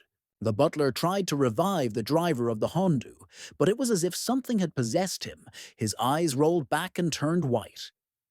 He had to turn the steering wheel to the side, telling Eli to hold on tight, and they crashed into the fence. From above the cliff, a man in a long cloak was watching what was happening. His face was not visible, but it was clearly his doing. Then he went down to the scene of the accident and stood next to the people who were lying unconscious. The butler told Hayano that Eli had disappeared somewhere. He wondered why she was not under the protection of someone from the Kurosaki family, but the man replied that this person had been killed. His body was found near the road while the search was underway for his daughter. The phone rang in the house. Picking up the phone, Mr. Koizumi heard the voice of Takano, who asked if he was still in his house. Hayano immediately asked the question whether it was he who kidnapped his child or not. The sworn enemy pretended that he did not understand what he was talking about, and asked what happened. Her father did not believe it and said that there was no need to lie. Just let him say what he needs from him. Takano replied that it was very rude of him, because he had known Eli from a young age, and therefore was really worried about her too. He further continued that if his help is needed, he will use absolutely all the connections he has for the search. Mr. Koizumi silently hung up. Pouring a glass of wine onto his maid's head, Meishi thought that he would like to see the expression on his competitor's face now. He then praised the cloaked man who was kneeling not far from him. He replied that everything worked out only thanks to Mr. Takano's brilliant plan. Eli's father was completely sure that this was all the work of Meishi. The butler said that their families had been harboring grudges against each other for many years, and a compromise had to be found in order to save his daughter. Hayano said that this man always wanted him to stop competing with him, but he never thought that it would occur to him to commit such a crime. As long as the conditions are not set, everything should be fine with the daughter. Mr. Koizumi said out loud that he does not like various kinds of problems, but this does not mean that he's not capable of anything and cannot fight back. Eli's father asked the butler to call a special forces unit to him. He, in turn, said that Takano probably has an exorcist on his side. So first you need to contact the Kurosaki clan and not make hasty decisions. Standing in front of the military, Hayano thought that Meishi would regret his decision to touch his family. He gave the order to find where his daughter Eli is as soon as possible. Their chief ordered his subordinates to check their equipment and wait for the next instructions on the roof. Separately, he instructed one of them to convey information to the Black Raven so that he could urgently establish the location of the girl. They answered precisely and ran to carry out the order. The butler followed them to help. Left alone, Mr. Koizumi reflected on the butler's words about having an exorcist on Takeno's side. The man thought that they were also people and could not be protected from bullets. At this time, the Special Forces reported that each member of their family had a beacon on their phone. They have already found the area within which Eli is located. All that remains is to establish the exact coordinates using a satellite. Based on the information received, her phone was located in an abandoned factory. Even if Eli lost him during the abduction, then he should not have been in such a dangerous place. This means the phone is still with her, and the kidnappers are hiding her there.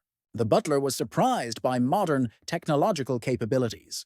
The military added that they also determined from the factory map its exact location in the second storage facility. After reporting the information received to Hayano, the rapid response team received orders from him to head there and rescue Eli. He mentally addressed his daughter and said that soon everything would be over. As he watched the special forces begin to dive into the helicopter, he once again mentally addressed his child that she would soon be rescued. At this time, the bound senpai was sitting on a chair in the center of the magic circle. A man entered the room and asked a man in a black cloak what he was doing here. He replied that he was glad to see Mr. Yamashito. The young man said how he could doubt his abilities because Mr. Takeno personally entrusted the girl to him.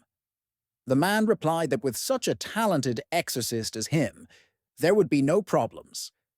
I just wanted a little of his attention. Yamashito said that if the young lady was really interested in matters of this kind, then she could become his assistant. She took it as a joke and noted to herself that the initial stage had been completed. At 5:30 in the morning, the rapid response squad made its way through the forest to the factory in small dashes in order to remain unnoticed. They managed to sneak close enough. At 4:35 at the Koizumi residence, the butler reassured Hayano that those guys were professionals, and he shouldn't worry so much. Everything will go well, and they will save his daughter. He really counted on it.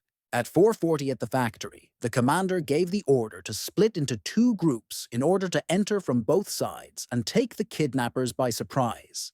There was a sudden, powerful explosion, and the special response team was thrown several meters back from the doors.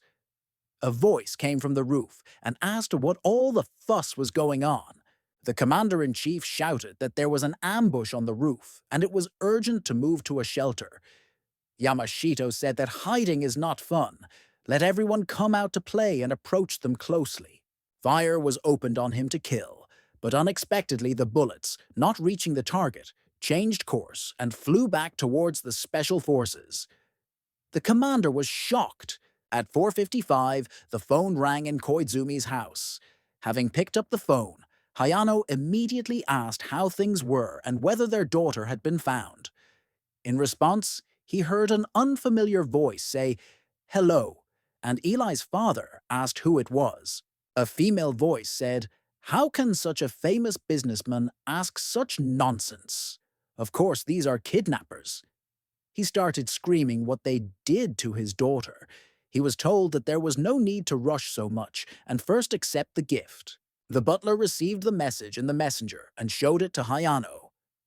The gruesome photo was of a special forces unit whose bodies were impaled on pikes. Mr. Koizumi shouted what they needed from him and began to threaten violence if they hurt his daughter.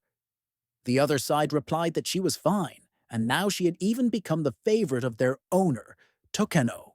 The interlocutor continued to mock and ask, "What is more important to you, money or your beloved daughter?"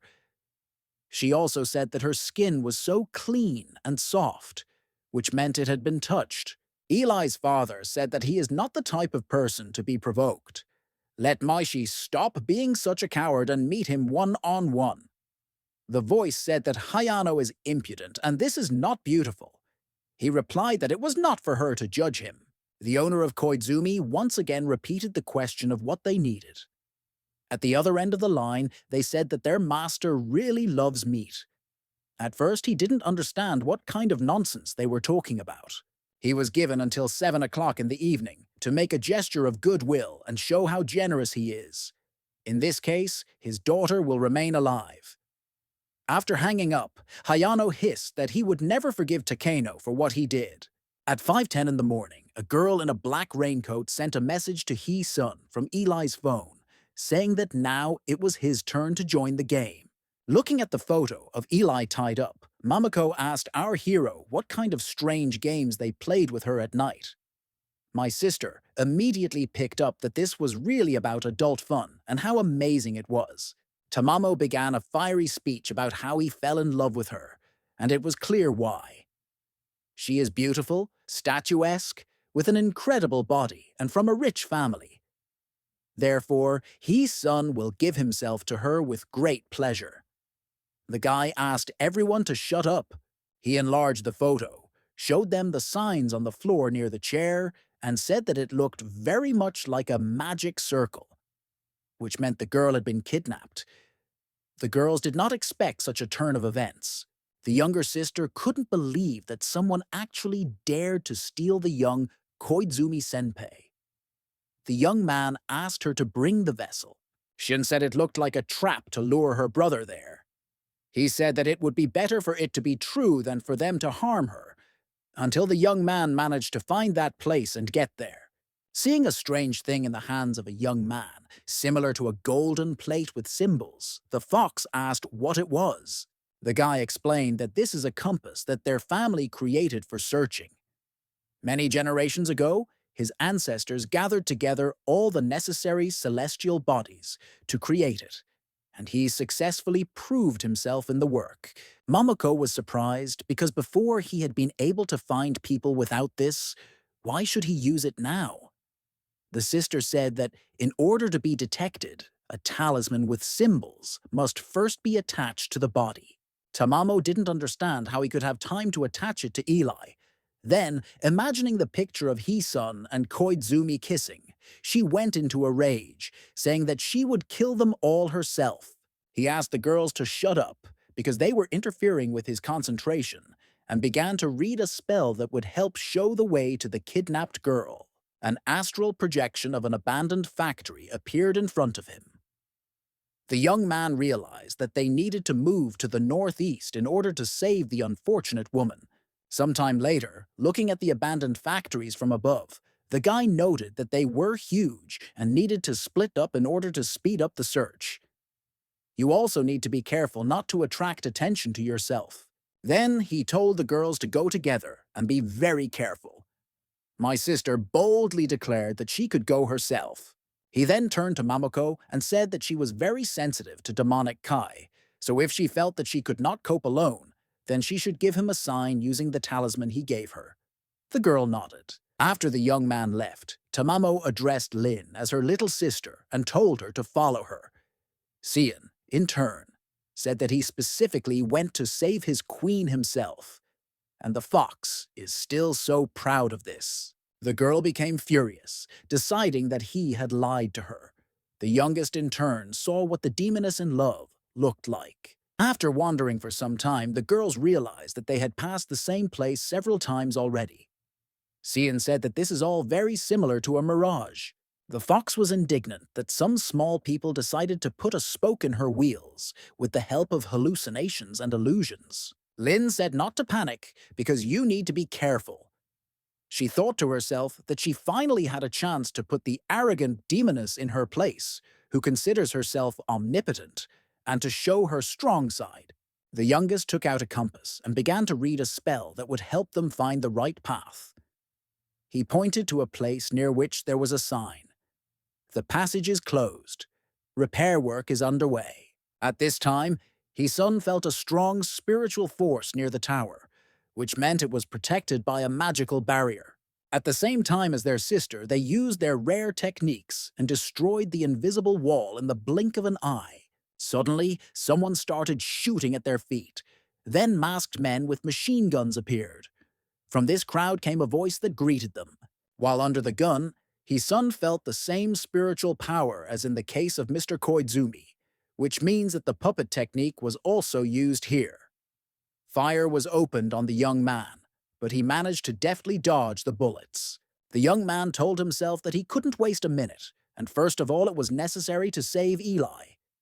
Using the technique, the prison of souls, he tied the attackers with magical chains and asked them to stay here for some time. The guy thought that most likely Momoko and his sister were also surrounded, but since it was just the two of them, they should cope without any problems. He needs to move on, and with one blow, he takes out the door, which was under lock and key. At this time, Xianlin quickly dealt with the demons around her and said that she was absolutely not interested in fighting small creatures. She didn't even have time to warm up properly because they were too weak for her. Yamashito called her an arrogant fool and said that she would yet experience the power of an invincible exorcist. In response, he heard a caustic question. Who is he calling an exorcist here? Is this a joke or something? Which made me even angrier. Mamoko jumped into the conversation and said that even this profession has its own criteria. If he thinks that it is enough to grow long hair, wear a fashionable outfit, and summon several lower demons, then he is deeply mistaken. Then she felt his sweater and asked why the fabric was so stiff, what it was even made of. Then she called Cian to also touch and look, because it was probably some kind of material of the lowest grade. The two of them already started discussing his clothes and saying that he was a real outsider, because he couldn't even afford a normal suit. There are threads sticking out of it, and all the seams are on display. The guy flew into a rage and threw them away from him. He lost his temper, saying that he would now show a real exorcist, and threw out the blood of the demon from the test tube, which immediately possessed him. A bright glow appeared around him, and he gained all his powers and abilities. Xian threw a demon-banishing seal at him, but there was no reaction. She nervously asked if it really only worked on ordinary spirits, but not on a possessed person. The young man said that now they would experience the power of the Yin bloodline, and inflicted many magical blows that threw the girls a long distance. After that, the sister gave up, saying that she had no more options and began to call her brother for help. Momoka gathered her thoughts and declared that she was the head of the Tamamo. No, Mei clan, and could not afford to disgrace herself in front of Hisun. Transforming into a demonic six-tailed fox, she rushed at Yamashito and dealt a powerful blow. He screamed in pain, and blood flowed from his scratched chest. The girl delivered another kick to the face, and the young man fell to the ground. With the last of his strength, he grabbed her leg and threw her away from him. Lin, who was watching this action, said that this was not a fight, but some kind of drunken brawl in a bar, but nevertheless decided to remain just a spectator. Momoko stated that, as they said, the young man is not proficient in exorcism techniques. At that time, he thought that if he didn't do something now, he would definitely be destroyed. The guy suddenly disappeared, and the girls could not understand how it happened. He teleported into the building and walked calmly along the corridor. But then he heard some sounds behind him and loudly asked who else was there. Suddenly, a man in a black cloak pierces him with his hand. Yamashito did not expect such betrayal from Ashio. He, in turn, said that there was no need to blame him, just that according to the approved plan, everyone should evaporate. Meanwhile, He-sun, after removing another door, said that there were too many of them installed in the building. Then he heard the voice of Eli, who was calling his name. Looking around, the guy saw a tied-up Koizumi, a guard standing next to her, and that all the monitors had been shot through. After assessing the situation in his hand, an energy ball began to appear. Sharply throwing it at the girl, she flew back and began to lament pitifully how he could do this. The guy ignored this and asked where she was taking Senpei. There was laughter in the room, and a voice asked how he guessed. The young man replied that intuition worked. Gradually, another girl appeared from the image of Eli, with a short haircut and a skull on her head as decoration. She stated that men's intuition also sometimes does not fail. The bodyguard wanted to stab his son on the sly, but he deftly caught him by the hand and forced him to his knees, repeating his question, "Where did they put Koizumi?" The demoness told him to find it himself, if, of course, he could do it. Suddenly, the guard's clothes began to tear, and he began to turn into a giant mountain of muscles. The girl rejoiced that despite his experience in mastering techniques, he would never be able to cope with such a strong man at close range. Having asked for forgiveness, the young man simply took the Hulk by the hand and sent many electrical discharges through him. Then he said that close combat is his strong point. The girl's jaw literally dropped at what she saw. She began to run away, saying that his powerful techniques could destroy them the first time. Running to the wall, she pressed the stove and a secret door opened. The guy saw that there was another passage here. Following the girl, he entered a spacious room and saw Eli, who was unconscious in the arms of this demoness. She started provoking him and asking him if he wanted to strike again. Now let's see how much he values Koizumi. His son ordered her to be released, and then he could possibly let her live. The demon deliberately began to pinch Eli so that she would come to her senses.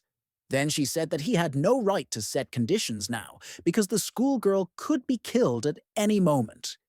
He said he would let her go if she let go of Senpei. Approaching the exit and quietly attaching the talisman to the doorway, the young man said that the exit was here, and she could go. The demoness asked him to stand in the center of the circle she had drawn. He agreed without any problems and calmly walked there. As soon as his foot stepped on the symbols, a magical lattice immediately appeared around him, and the otherworldly force began to rejoice that he had so easily fallen for this trick. But after a moment, all this disappeared, and the evil spirit was again shocked by this guy. After all, absolutely nothing worked against him. When the demoness approached the door, the young man whispered a spell that set the talisman into action, and she was struck by electric discharges. Koizumi was thrown back by a stream of air, and the guy managed to catch her again. The monster wanted to take Eli away and attacked again, but received a powerful kick to the stomach, because of which she flew a long distance and broke through the wall. Shaking herself off, she told herself that she had been fooled again. The demoness ran away, saying that she needed to quickly tell everything to her mistress. His son didn't pursue her because he first needed to make sure that Koizumi was okay. Feeling her bare back with his hand, the young man saw torn clothes. Then I thought that although the golden lightning technique cannot harm people, the same cannot be said about clothes. Mamako's indignant voice was heard behind him, asking what he was doing here. At this time, the sister smiled sarcastically and said that her brother was actually one of those guys. The fox was simply speechless from such a picture.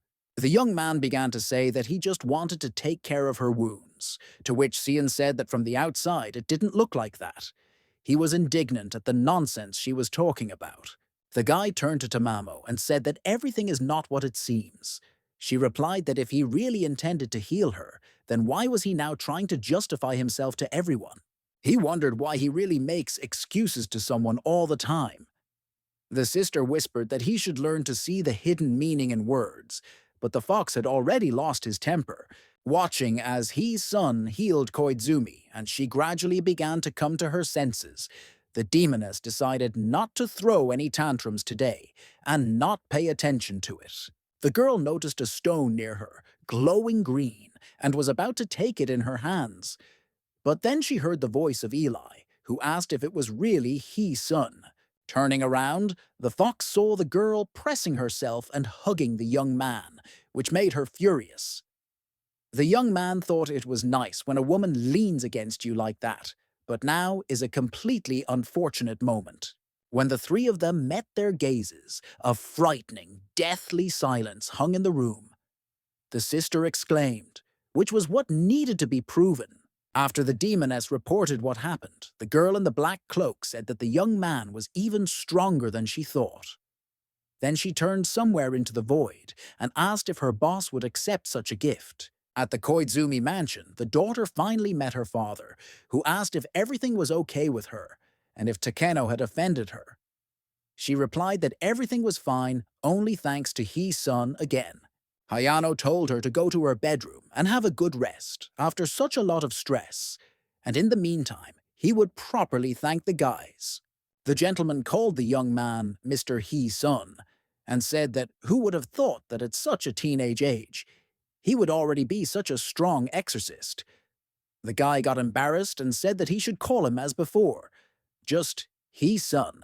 Koizumi's father then became angry, calling Takeno his last words and saying that he never thought that he would take such a terrible step. If it weren't for the young man, something irreparable would have happened. The exorcist asked what the quarrel was between them. Over the past few years, Meishi has risen greatly in the trading field, and there is practically no company that can compete with it. He now has his eye on Hayano's business, especially after the latest deal. The young man said that judging by what he saw with his own eyes, there were a lot of exorcists involved in this case, and whether he was sure that Tokuno was behind everything. He said it was all his style. What happened earlier with Hayano was also his doing. Now, in addition to the special forces, 2 students of the Kurosaki family, who defended Eli from the side, were killed. The fox exclaimed that they must be strong. Koizumi's father said that this time he was lucky to save his daughter, but knowing the character of his opponent, he would not stop. Therefore, he has already made a request for additional protection. But this may not be enough, and he has a proposal to his son. He said that he wanted the young man to cling to Eli and protect her. Everyone was surprised, especially Momoko, who said that the guy was dreaming of being attached to Senpei forever. Hayano continued to say that if he ensured her safety, he would not cross him again. The young man wanted to object, but the man interrupted him and said that there could be no problems. Sien stated that the older brother wanted to say that he would not only protect his daughter, but also help in destroying Meishi. The young man was at a loss, but Hayano immediately became happy and said that he had underestimated him. He again tried to argue that he was misunderstood, but of course no one listened to anything. Mamako quietly stated that the young man was heartless. The sister jumped up and asked when they were starting to act. Mr. Koizumi said that there was no need to rush so much. Tamamo shed tears because even Sien betrayed her too. The fox sadly said goodbye and said that it was time for her to go. Judging by her expression, she was very upset. At this time, in one of the offices located in the skyscraper, Takeno scolded his subordinates in an angry voice, saying that they were not capable of anything and could not even cope with such a simple task. He was beside himself with rage and shouted about how they could call themselves professionals in their field if they couldn't even cope with an ordinary schoolgirl. The guy said that this happened due to a coincidence. If he, Okirokita, gets down to business, then everything will be resolved with the Koizumi clan. Meishi grabbed him by the throat and lifted him into the air. Tossing the young man aside, Takeno said that everyone was telling him not to worry. Yashimoto said so too, and how it ended. At the moment, only Hayano is not worried about anything. Ashiya said to stop being angry. She stated that Yamashito cannot be blamed for all sins. During this operation, an unexpected twist was that a young man named Hisun appeared. The girl in the black raincoat said that this is the guy who was in the restaurant with Eli on the day of her abduction. According to her sources, he has incredible strength and techniques. Even Takuki lost to him humiliatingly. Ahia added that he would be a big obstacle. The man got angry again and began to lament that first there was Kurosaki, then a new exorcist appeared. Is it really impossible to get to Koizumi? Takino then began coughing loudly and violently, after which he shouted for everyone to get out of his office. Ochirokita was indignant why this girl did not first recognize her place before appearing before his eyes and interjecting herself into serious conversations. His subordinates began to calm him down and say that she was not even a match for him.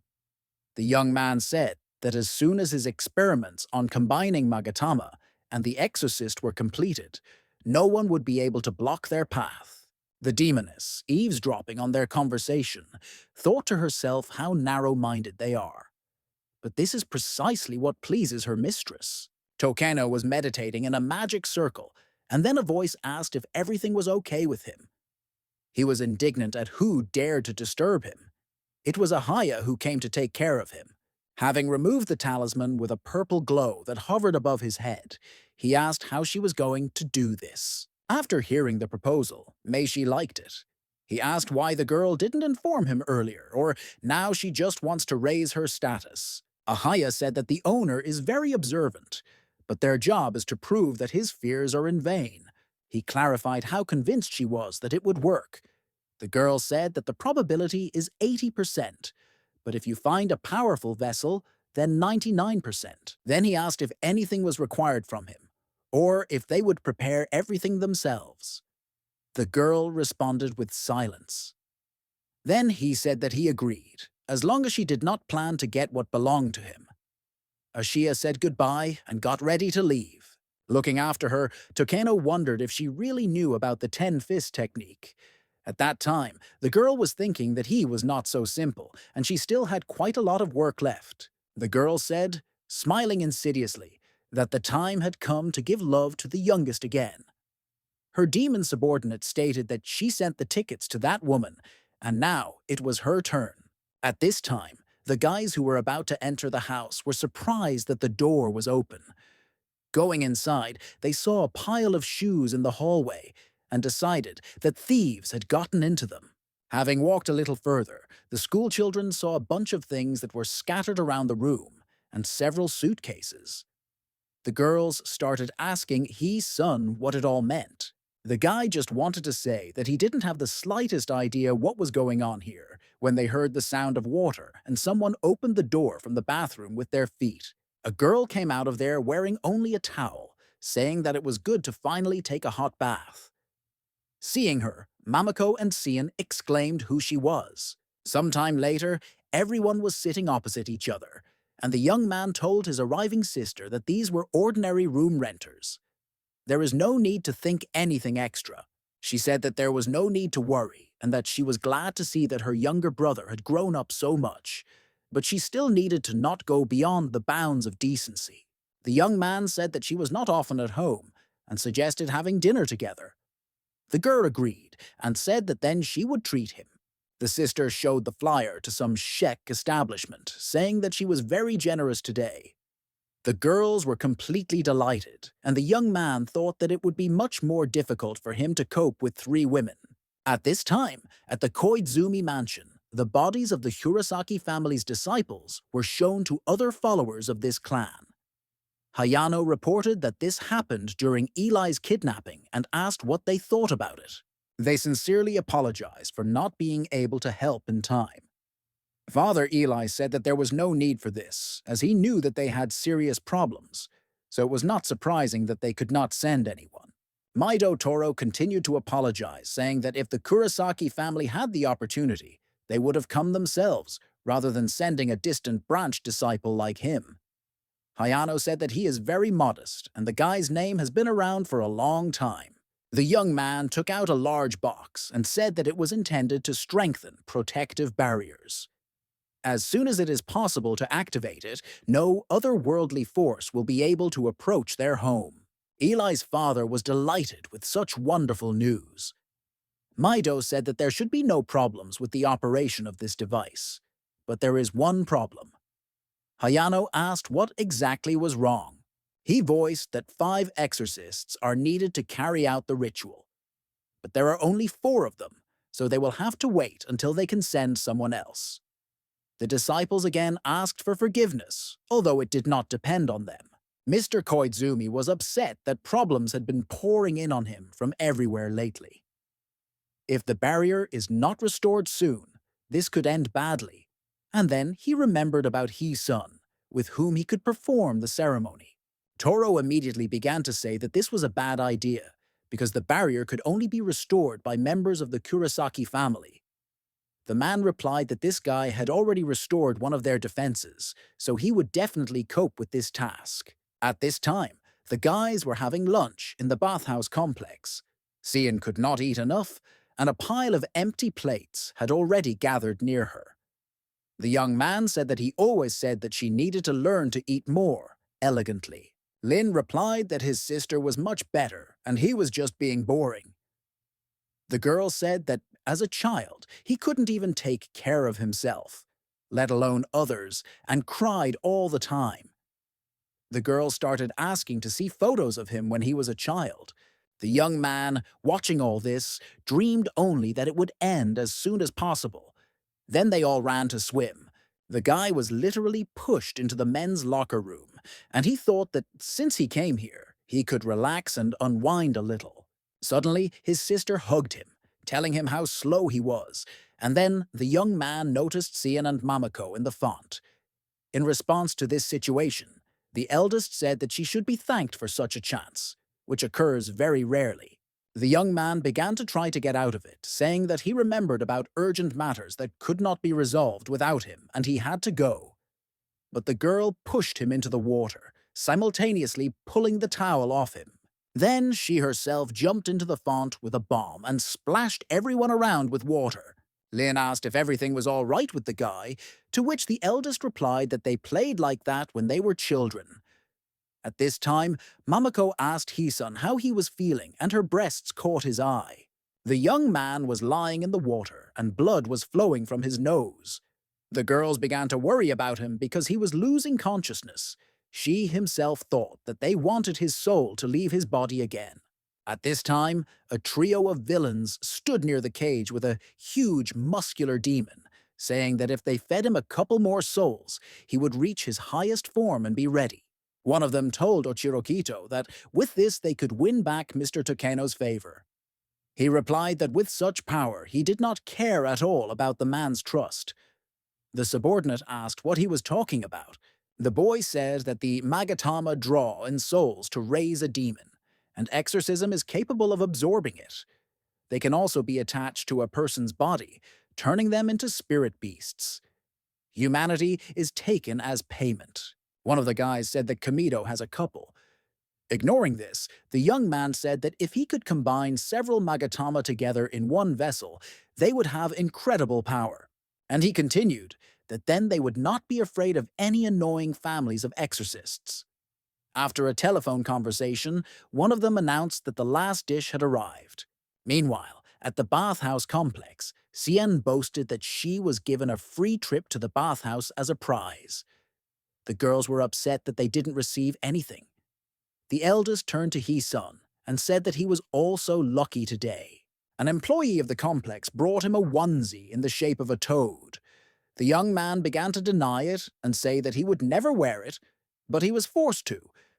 Lin said that she would go to the reception and pick up her gift. Walking down the corridor, the younger sister ran into Mizuno and asked in surprise what she was doing here. Cian said that the world is a small place and began to sarcastically ask if this was the girl who lost her game in Mahjong. Sari pretended that she didn't understand what she was talking about. Lin continued to sarcastically say if she wanted to remind who was shamefully defeated during the last match, having previously lied about her victory. Mizuno said she was just lucky to have outside help. The sister said that this was some kind of weak excuse, but she was not capable of more. Sari didn't understand what she was saying. Then she said that it seems that her older brother decided not to tell the truth in order not to hurt the delicate mental structure of his sister. Now Lin didn't understand what she was talking about. The head of the Mahjong club did not stop saying that she probably would have done the same in Hisun's place to protect her younger sister, who is much weaker, and did not reveal the truth to her. Cian silently put her hand on her head. She pulled her towards her and hugged her, saying that she shouldn't be jealous of the fact that she simultaneously combines childlike spontaneity and maturity. Plus, she has such an outstanding brother. The Chinese woman really annoyed Mizuno. Finally, she said that luck is one of the most important abilities, and in general, it's time for her to go pick up her prize. When Cian left, The girl exhaled and said that luck is indeed a necessary component, and today it is on her side. The girl approached the stage, near which all the lucky ones had gathered. She was very interested in what procedures she would receive. The presenter welcomed everyone and said that they were lucky to be chosen from thousands. He said to raise our glasses and celebrate this moment together. As soon as Lynn raised the glass to her lips, she felt that something was wrong with the champagne. Once everyone had taken a few sips, he loudly announced the countdown, and everyone fell to the floor, unconscious. Then he announced that the last meal was ready. One of the guards reported to Aso that everyone had disconnected. Cian lay there and cautiously spied on them, not understanding where everyone was being taken and whether it was by any chance black trafficking in people. As soon as they started dragging her by the hand somewhere, she thought that they were unlucky to run into her today, and that she would now deal with everyone and save the innocent. The girl sharply pushed the bodyguards together and immediately rushed towards the stage where Azo was. Dodging the girl's blows, he could not understand who she was, and she, in turn, noted that he was quite good in battle. Jumping back a few meters, the girl received an unexpectedly powerful blow to the back and fell to the floor. A monster that looked like a huge wolf pressed her to the ground with its paws and laughed disgustingly. At this time, relaxing in the font, the girls told He-sun that if he didn't like the costume he was given, they could replace it with a pink rabbit or a fox. He will look very cute in this. The young man thought they were crazy. The young man decided that it was necessary to find a reason to leave there and had already begun to get out of the vat, but noticed the demonic Kai that was hovering over the complex. In the room where Cian Lin's fight took place, a masked girl appeared, protected her, and cut off the monster's clawed paw. Aso asked who came here. A familiar voice told the Chinese woman not to take on too much if she is not strong enough. Aso said there is no need to interfere. To which I received the answer that the girl was not interfering, but was simply sorting out her own affairs. He hissed that then the girl would also die. Cian shouted cautiously, and Mizuno saw a monster approaching her from behind. She deftly dodged the blows that were thrown one after another. Saori stated that Lin really had so little strength that she couldn't even handle an enemy of such a low level, and he managed to injure her. She, in turn, snorted that Mizuno wasn't very good either, since she had to warn her about being hit from behind, and in general, she does not fight, but only jumps here and there. The girls simultaneously strike the monster. Aso ordered Kamido to finish them off. He replied that he simultaneously controls 3 werewolves, and the girls are too fast and he doesn't have time, so let him come up with something. The young men wondered who these girls were. Aso then decided to resort to his magical abilities and strike a crushing blow, but came across a strong protective spell that could not be broken. Saori said that it is necessary to run. On the way, Cian asked why she decided to hide, because it was so unlike her. She replied that it was just a plan. Mizuno asked if the Chinese woman knew who she was. Lin replied that it was impossible to confuse a girl with such a disgusting character with someone else, but she is still grateful for the life saved and will definitely repay the debt. The head of the Mahjong Club said that she had absolutely no intention of helping her. It was just the way things turned out. Hearing an eerie scream, the girls saw a monster that was devouring a person's soul through Magatama. Ochirokito stood next to the cage, saying that everything would finally be ready soon. Xian indignantly said that these bad people kidnapped so many people just to feed this monster, and they are obliged to save everyone. Mizuno, at this time, thought that she shouldn't go there without a plan, but Lin was already blown away by the wind. She jumped out to them and began throwing threats and ordering them to let them go. At this time, Saori had already begun to release a magical black snake and say that enough chattering.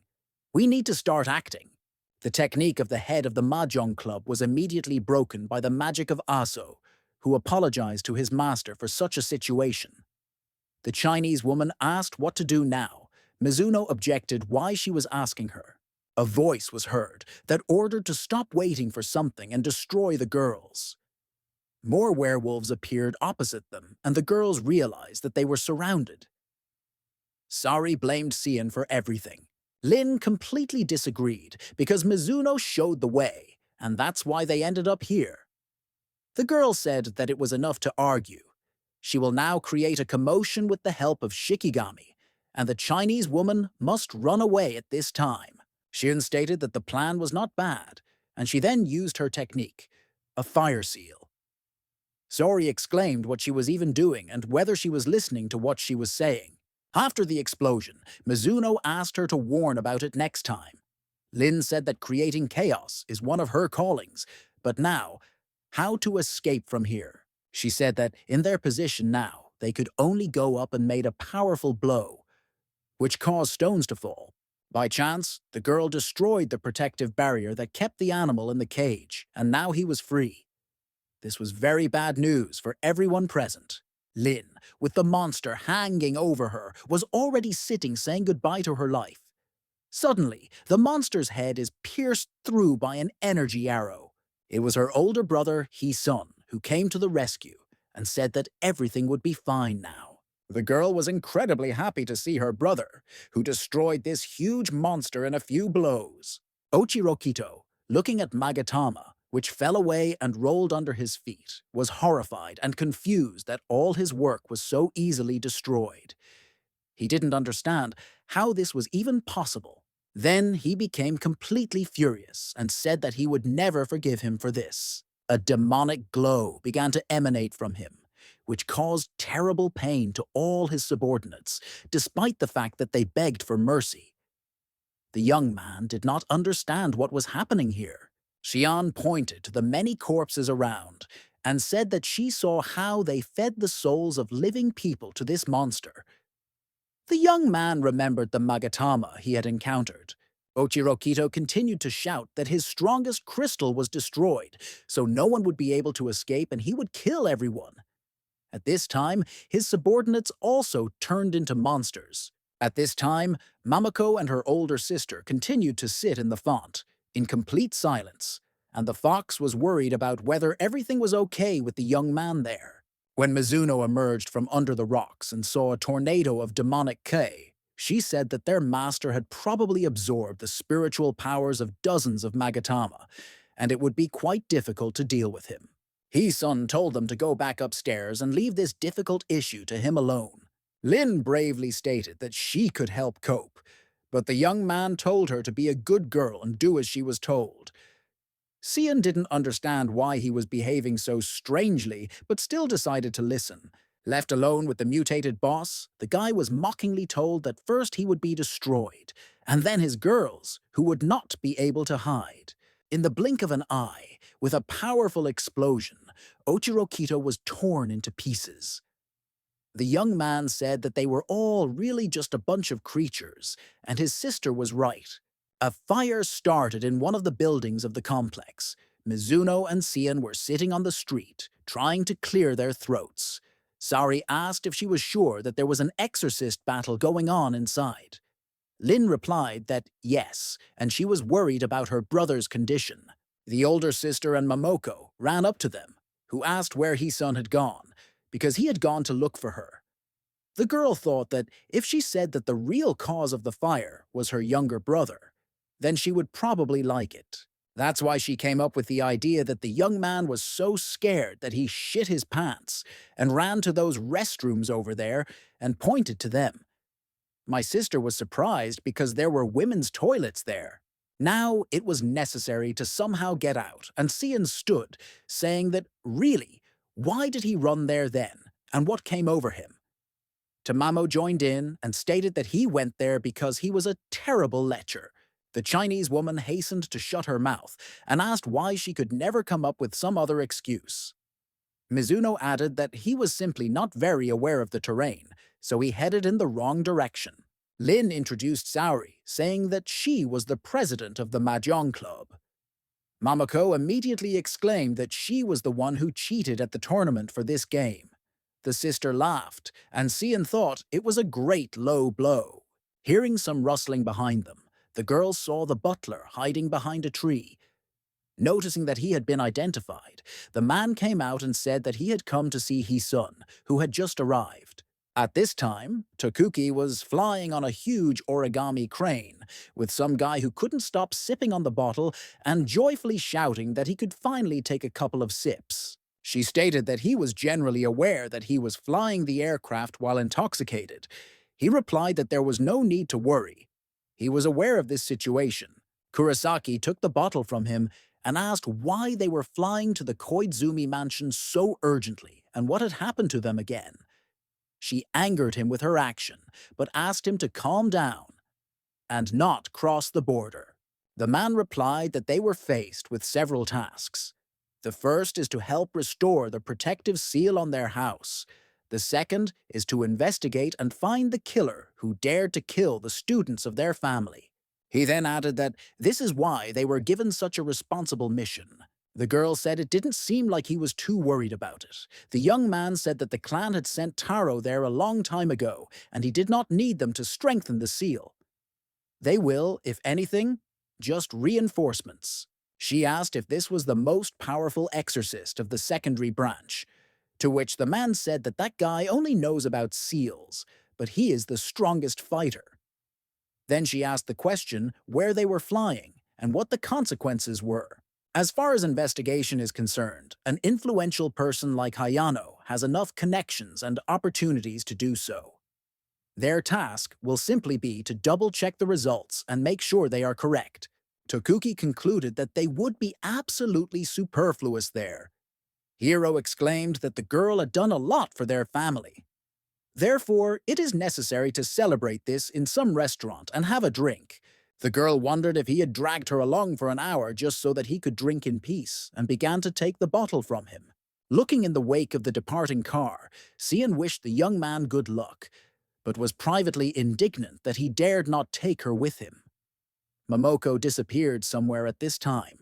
In the car, the guy asked what was so urgent, because they came for him so suddenly at night. The butler said that apparently the young man was not aware that the Kurosaki family was also having problems. He explained that at first the master wanted them to strengthen the protective seal, so that at least in one place his family would feel safe. But at the moment, Kurosaki is all busy and has no one to call for reinforcements. Then Mr. Hayano was informed that his son was resting in one of the Meishi bath complexes, so he gave the order to find him there and deliver him. Momoko's voice was heard from the side, who scared everyone and asked how this was connected. The butler asked how she ended up here. The girl replied that she had been here all the time, that she was so invisible. The young man asked why she followed him. He had urgent business in which she could interfere. She sarcastically asked why it mattered if she worked as a bodyguard by chance. He asked her not to talk nonsense and said that it had nothing to do with Eli Koizumi. The fox said that she no longer believed him because she understood perfectly well what he really was like. The guy decided on his own to ask which one. Tamamo said that first he was asked to find panties, then to help her father, then he was invited to dinner and given a gift. After that, he touched her wherever he wanted and, let's say, saved her. And now he was also going to become her personal guard. And at the end, she added that he is a real libertine. The young man thought that the logic of demonesses was even worse than that of women of the human race. Near the house, he was met by Mr. Koizumi, who introduced him to Taro, a member of the Kurosaki family. Stuttering, Maedo introduced himself as a secondary line student and that he was in charge of the seal this time. His son can simply call him Taro. The guy didn't understand why he was so nervous in his presence and said that it was nice to meet you. The young man began to bow and thank him for his help, but his son said that it was all nothing. There was no need to worry so much. Taro explained that this protection is very important, and in order for it to work, a powerful spiritual force is needed that is compatible with their family's spell.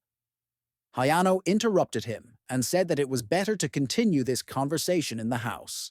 The guy again began to bow, ask for forgiveness, and reproach himself for having started telling everything without thinking. Momoka noted that he really loves doing this and laughed, turning his attention to Tamamo. Maido sensed her demonic ki. The butler intervened and said that it was necessary to show the young man a protective barrier. On the way to him, Taro asked who this girl was. Hisun said that this is his partner and her name is Momoko. Then he asked if something had happened. A student of the Kurosaki family said that it was nothing like that.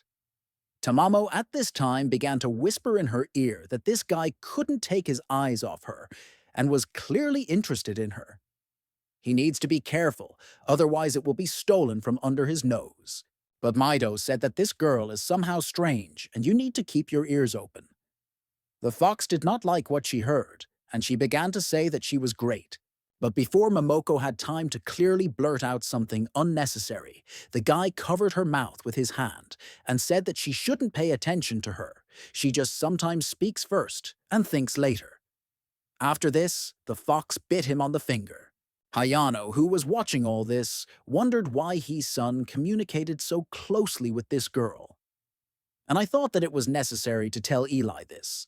Taro said that if the young man is confident in her, then there should be no questions. The young man thought that he had good Kai detection skills, because he had almost revealed the essence of Mamako, which meant that Kurosaki's students were not hopeless. Maedo said that he had something for the girl and took out a helmet. Then he explained that as soon as the protection comes into effect, a powerful force will pour out of it, which can harm others, and I would not want her to get hurt. The young man continued that this helmet not only has a beautiful appearance, but also has protective functions. When she wears it, she will look even better. Plus, she will not be vulnerable to all types of threats that may arise. By putting this thing on her, Hisun said that it would truly hide her demonic power, and the seal would not be able to harm her. Then looking at her, he smiled and said that it looked unusual, for which he received a slap in the face. Looking at the seal form, the guy said that it needed to absorb a lot of spiritual power. Taro said that their goal was simply to transfer energy to the central circle, and that they made smaller barriers around the perimeter of the larger one. Examining the magic circle, the young man noted that it was not at all easy to create it so accurately. There are many different nuances. If you do something wrong, then nothing will work, because everything in it is very closely intertwined. Then the young man was handed a book and told which points, in which chapters he needed to learn, because without this, nothing would work. Once he's finished, they can get to work. As soon as he opened the reference book, he saw the symbol that the wishing tree had given him. He immediately thought that his appearance in Japan was connected with the Kurosaki family, and after completing this task, he needed to visit them. Noticing that the young man abruptly closed the book, Maido asked if he had already learned everything.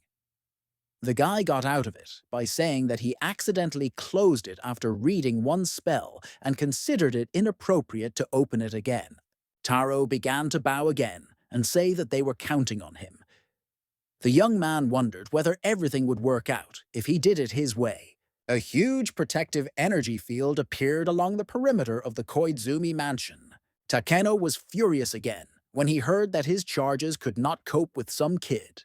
The base was destroyed, and in that place, Magatama was strengthened at the expense of souls in order to extend his life. He then asked how work was progressing on the soul-stealing circle that could cure his illness. Ashia said that she has collected the remaining Magatama, but now needs to find a suitable vessel for activation. Meishi said to start preparing for it immediately. The girl mentioned the vessel, to which the man said that he would deliver it to her. The girl inside was happy that he had finally fallen into the trap. Then he ordered to turn to the clan and tell the Bloody Madness to deliver him the sword of 10 fists. Sometime later, the work of the exorcists was completed, and it was possible to return home with peace of mind.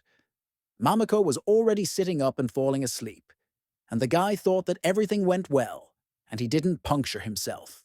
Hayano said that they could stay overnight since it was already late and the protection had only just been installed, but it still needed to be checked in case there were any holes. Suddenly, he will be calmer with the two of them. The young man apologized in advance for the inconvenience, but he said that Eli would be only too glad, and she had already prepared the rooms. Hearing this name, Momoko instantly woke up. She immediately started asking why he decided to stay overnight and whether it was because of Senpei by chance. The young man was confused and did not know what to answer her.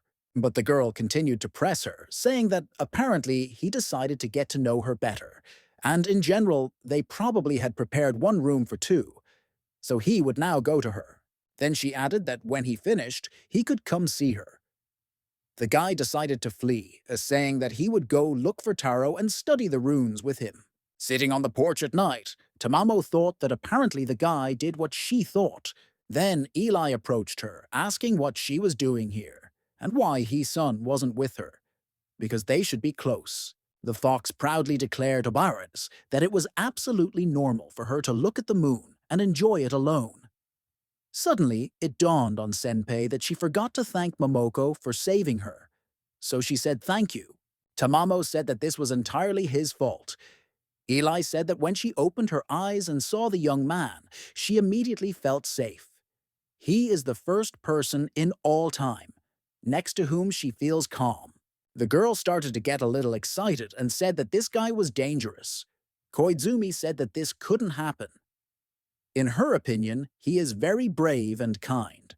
The vixen said that he can't even admit that he keeps pornographic magazines under his pillow. What kind of courage are we talking about? But even in this, Senpei saw a sweet side. Then the demoness said that when he changed into a woman's costume, that was really cute. Eli was surprised that the guy was capable of such a thing.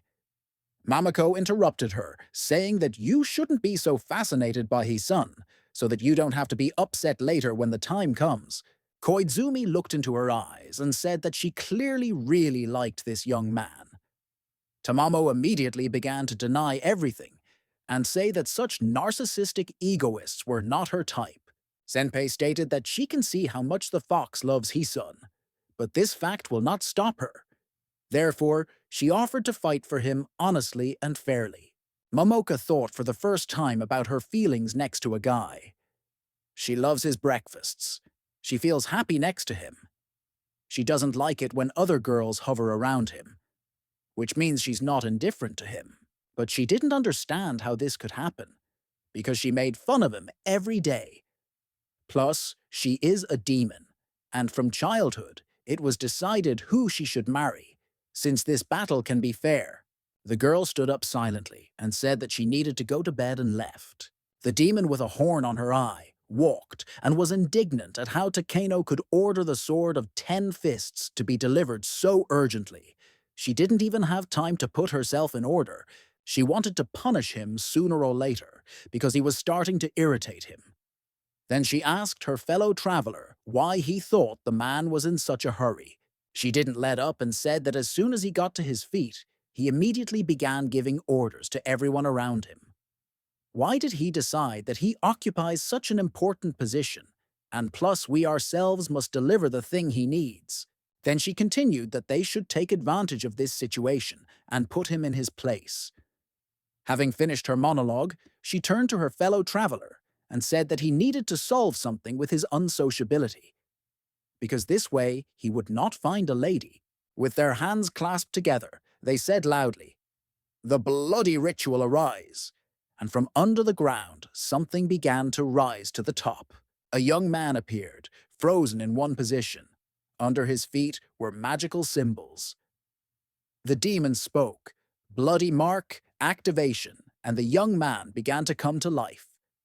The demoness called him Sufen and said it was time for a walk. Breaking the crystal in his hand, Takeno asked how the preparations were going. Ashio said that the foundation has been laid and almost everything is ready. But there is one thing.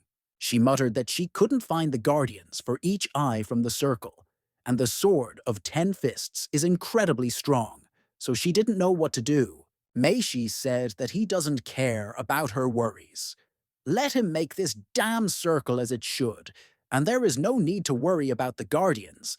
If something goes wrong, then she won't even be able to pay for a bunch of lives. At this time, a bodyguard came in and said that the plane was landing in a few minutes. The man said that the suitable guardians were almost in place, and she would have to briefly describe her entire plan to them.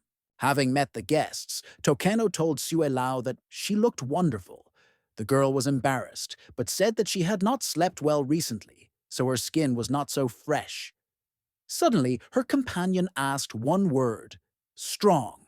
Lao explained that Su Fen asked how strong his opponent was, that he even had to remove the protective seal from the 10-fist sword. Meishi noted that only she could decipher what this guy said. The man said that this was an ordinary schoolboy. He's needed for a completely different matter, and in general, Meishi needs help in one more case. The girl thought it was strange. If the young man was such a weakling, then why was it necessary to call them? Having gathered together at the table, he ordered Ahaya to tell his plan of action. In a couple of days, there will be a competition with Koizumi, which will be attended by about 3,000 people. This number is enough to make a soul extraction circle. There will be a guardian in the building who will absorb the soul extract. This way, all the conditions for activating the circle will be fulfilled, and they will destroy the Koizumi clan. One of the eyes is a skyscraper, but another difficulty is that another pair of suitable points are located in a remote area. Other locations were the bathhouse complex and Kakioka High School. The trio of demons have already been prepared, and as soon as the extraction of souls occurs, the circle will finally come into action. Xue Lao congratulated the man for finding a way to get rid of his illness. However, it is very cold-blooded to destroy so many innocent souls for the sake of one life. Meishi replied that he had no other choice. He was trapped. Su Fen asked, "A trap?" Ahir explained that her master's illness was previously contained by the Magatamami, but their production base was destroyed. But she is able to create a circle of stealing the souls of 3 demons in order to save the situation. Xu asked who this girl was and how she knew this kind of technique. The girl said that it was a long story and there was no time for it. One of the eyes is the Koizumi Bath Club, which is watched over by Kurosaki and He-sun. If the girl has to fight with them, she will not be able to guarantee the operation of the circle. Takino stated that these people could really cause a lot of problems and interfere, so he called them for help.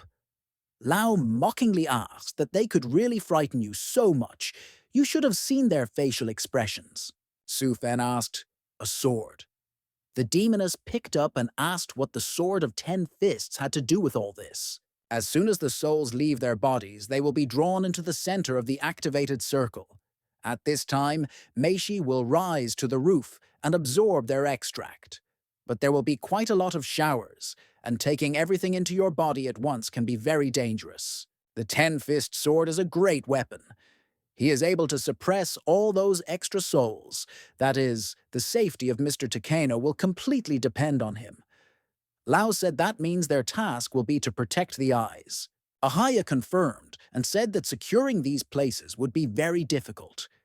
If one of the eyes is destroyed, the circle will be impossible to restore. Siyui asked why then it is impossible to immediately get rid of possible interference. Then she said that she would not waste a minute and go right now, and even then she would still have time to sleep. The girl asked if she was confident in her abilities, because He-sun is a rather difficult guy. The girl thought to herself that with these two it would be more difficult than she thought. Let them go and provoke the guy if they want. That's even better. After all, this can completely distract his attention. The demoness asked if the sword was already in place. Then why not just take it away? Ahaya said that this couple is not at all simple, and you need to spend a lot of effort on a showdown. In the end, the show is also fun to watch, and there is no rush for them. At this time, the eldest was getting ready to leave. Lin didn't want to let her go and said she would miss her. She replied that she would be back soon. His son exclaimed questioningly, "Again?" The sister asked what was wrong and if there were any problems. The young man immediately said that, of course not, this is her home, and she can return whenever she wants. The eldest drew attention to the sad Momoko, who was silent all the time and thought that she had caught her brother with Koizumi yesterday. She whispered in the fox's ear that she was on her side, and there was no need to worry so much, because her brother would definitely be with her. She just needed to try for this. Tamamo felt very pleased, but she didn't understand how her sister knew what happened. The girl said goodbye to the guys again, got into the car and drove away. They stood and looked after her for some time. The young man thought that his sister had finally left, and if he had known that she would ask him such a huge number of questions, he would have sent Mamako home alone. Noticing that the guys were getting ready somewhere, Xian said that she wanted to go with them. But He-sun grabbed the fox's hand and ran quickly, saying that they had something to worry about. The youngest was angry that she was left alone again. The young man brought her to some hut, and the girl asked why he did this, and so unexpectedly. To which the guy replied that she wanted to learn his techniques, and now was the time. The girl was surprised why he decided to teach her this. The young man explained that recently he began to often encounter a large number of exorcists. In the future, by chance, she may become their target due to her essence. Tamamo said that he treats her so contemptuously because she is a demoness, and in that case he should go to Eli Koizumi. His son didn't understand what she was talking about at all. He sat down next to her, gave a click and told her not to talk nonsense, but to listen to him carefully. Her Tamamo. No. Mei clan is similar to the Chinese nine-tailed fox clan. They both began their rebirth from their original animal form. Chinese foxes constantly train their spiritual power and become immortal, while the Japanese rely only on blood heritage and do not develop. Therefore, their spiritual kai turned into demonic ki. The girl asked if demonic and spiritual power weren't the same thing. He replied that her family had good demonic power, but they would not be able to withstand any vessel, because yin and yang restrain each other. He then continued that if the girl could transform her demon power into spiritual power through his training, then not only would she take the least damage from the vessels, but she would also be able to seal them forever. Yin and yang have always opposed, but opposites attract. So if you do everything as it should, you can achieve harmony. Looking at the fox's expression, the young man noticed that she understood absolutely nothing. She said that even if she didn't fully understand everything, it was not for her protection that he was going to start training. The young man said that she could think as she saw fit. After this, the girl jumped up and joyfully declared that she would do everything properly and obey him. He did not understand what sudden change in mood had occurred. On the way home, the fox said that double practice was hard for her. The young man nervously asked what she meant.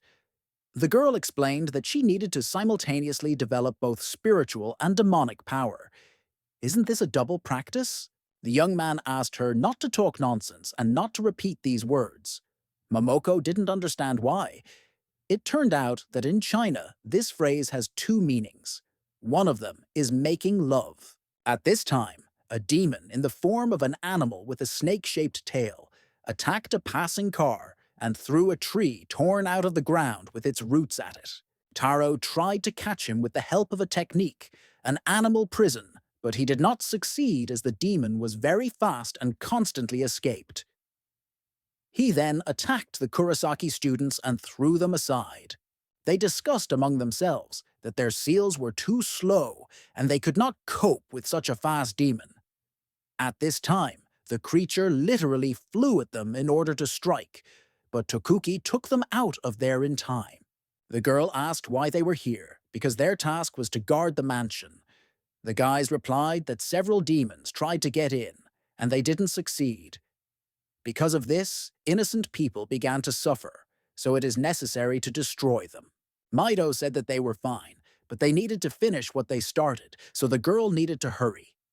She replied that we need to relax. They are already doing this. At this time, Hiro was punching and kicking the little goblin. He then stopped next to the one-eyed demon, took a sip from the flask, and said that he was the best fighter from the Kurosaki family. Sue Lao, who was watching this from a tree, said that she never thought that they would send someone like Hiro here. At this time, he said that the demon was just a pathetic puppet and that it was not interesting at all. The woman chuckled at these words and muttered that she would suit him now. After manipulating the doll, the demon suddenly tore out a large piece of earth and lifted the man into the air. Then, the Cyclops broke this large block of stone with one blow and rushed up to Hero, who was confused, but still thought that this trick was weak. Observing a monster that looked like a white tiger with a snake tail, Tokuki told Taro that she would delay them, but he needed to hurry. He replied that there was no need to worry. They needed a minute. An otherworldly creature attacked her demon, a crane, which angered the girl. She exclaimed that she warned about the ban on moving and began to read the spell. A magic circle appeared with luminous spheres containing origami birds. The girl flew through him so that the demon would also fly through him and fall into the trap, which, in fact, happened. Then she ordered the blue crane to strike. It fulfilled her task and gouged out the demon's eye with its long claws. Blood gushed out, and the creature roared loudly. The girl snorted how strong she was. Maido shouted in time that they had everything ready, and a magical protective cage appeared around the demon from which he could not escape. The one-eyed demon broke Hero's flask of alcohol. He became very angry and made a powerful blow, saying that the creature must fight since it was ordered, but the otherworldly force lay unconscious in the huge hole that was left after the attack. Looking at all this, the man said that it was not worth breaking his jug. Sue Lao thought that this alcoholic was too strong, and it was better to leave him to Su Fen. After the Cyclops disappeared, Hero was surprised that he decided to flee. After the first training session, Momoko asked what his son thought about it. The guy said everything was going well. He noted to himself how strong she was, because in less than half an hour the fox concentrated pure spiritual ki. It took him an hour to do this the first time. She may have trained her demon ki before, but shouldn't cultivating the opposite be more difficult? Tamamo said that she wanted to show something. Bright lights began to appear in her hand. The young man thought that she had the wrong concept of potential. After all, she said that she had no talents, but everything turns out to be the opposite.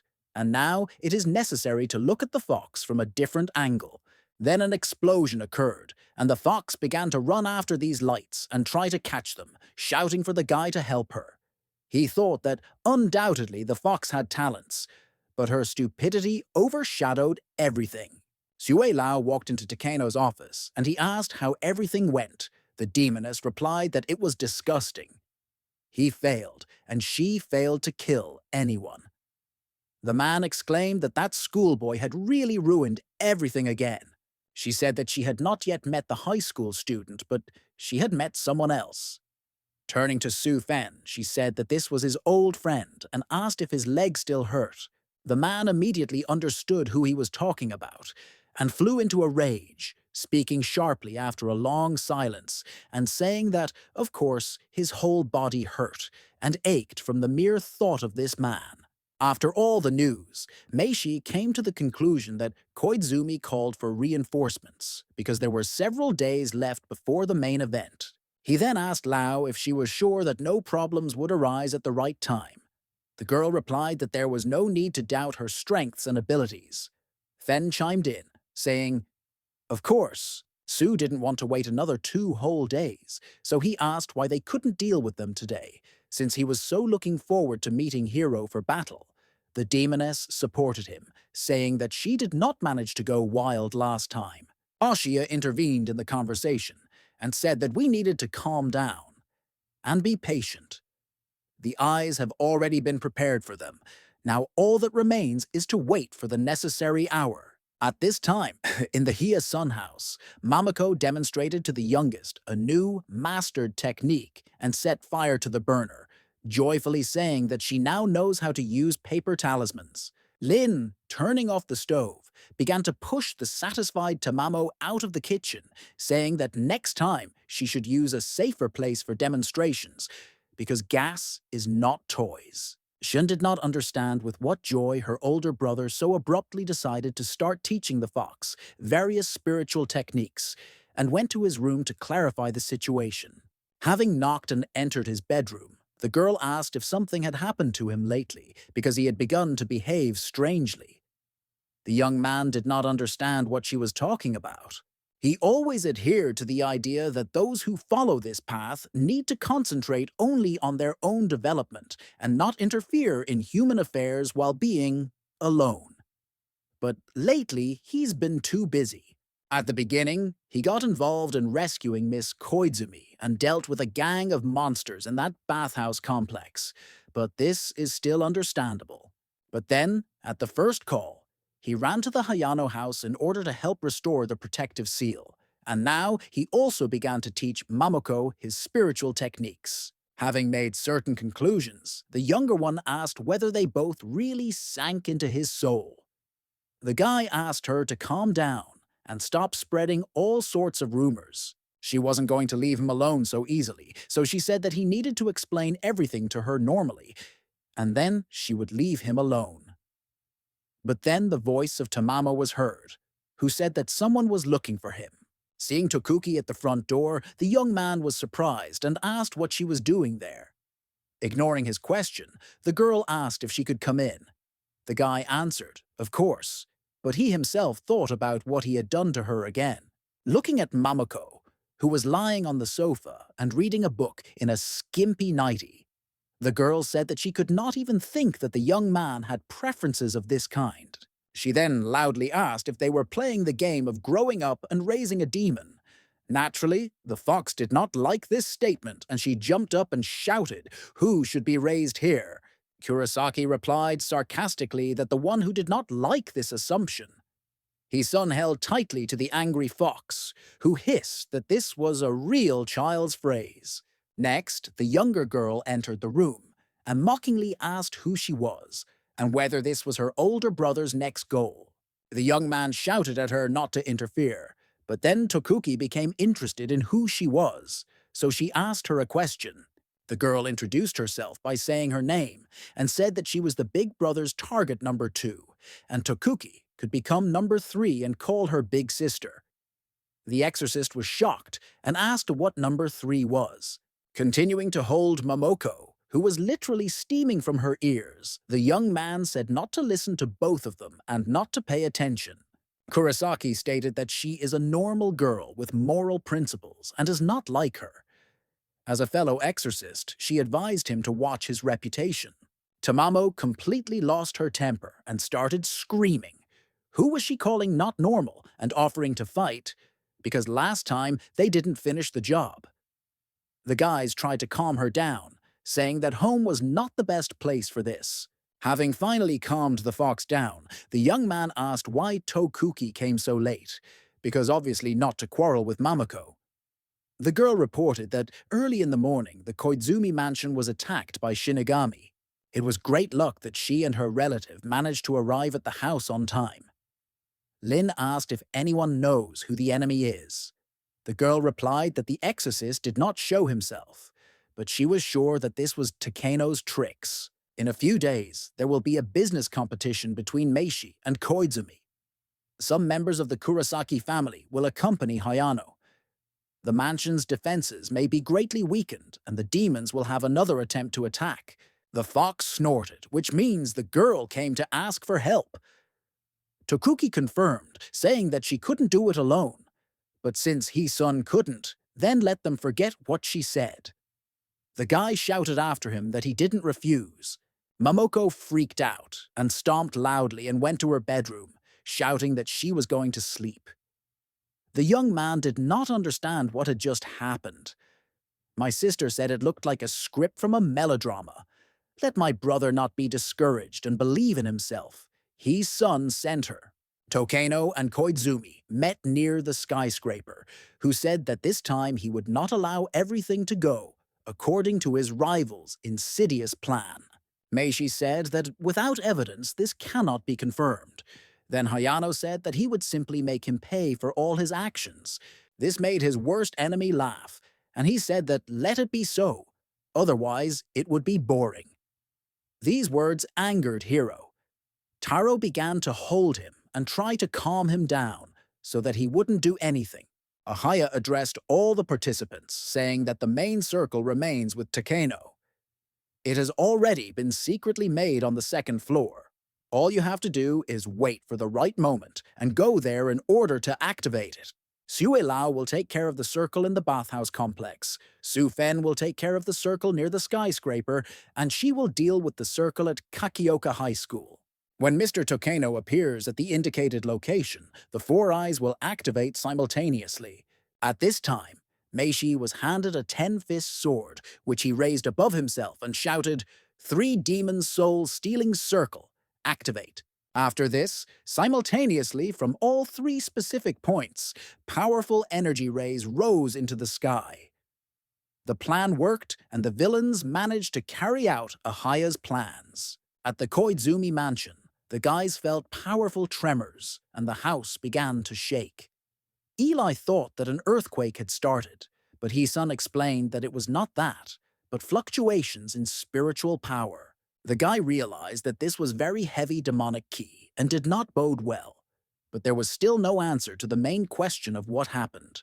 Tokuki noticed that an energy beam was coming out of the shopping center, where a tender was currently being held, in which Hayano and Takeno were participating.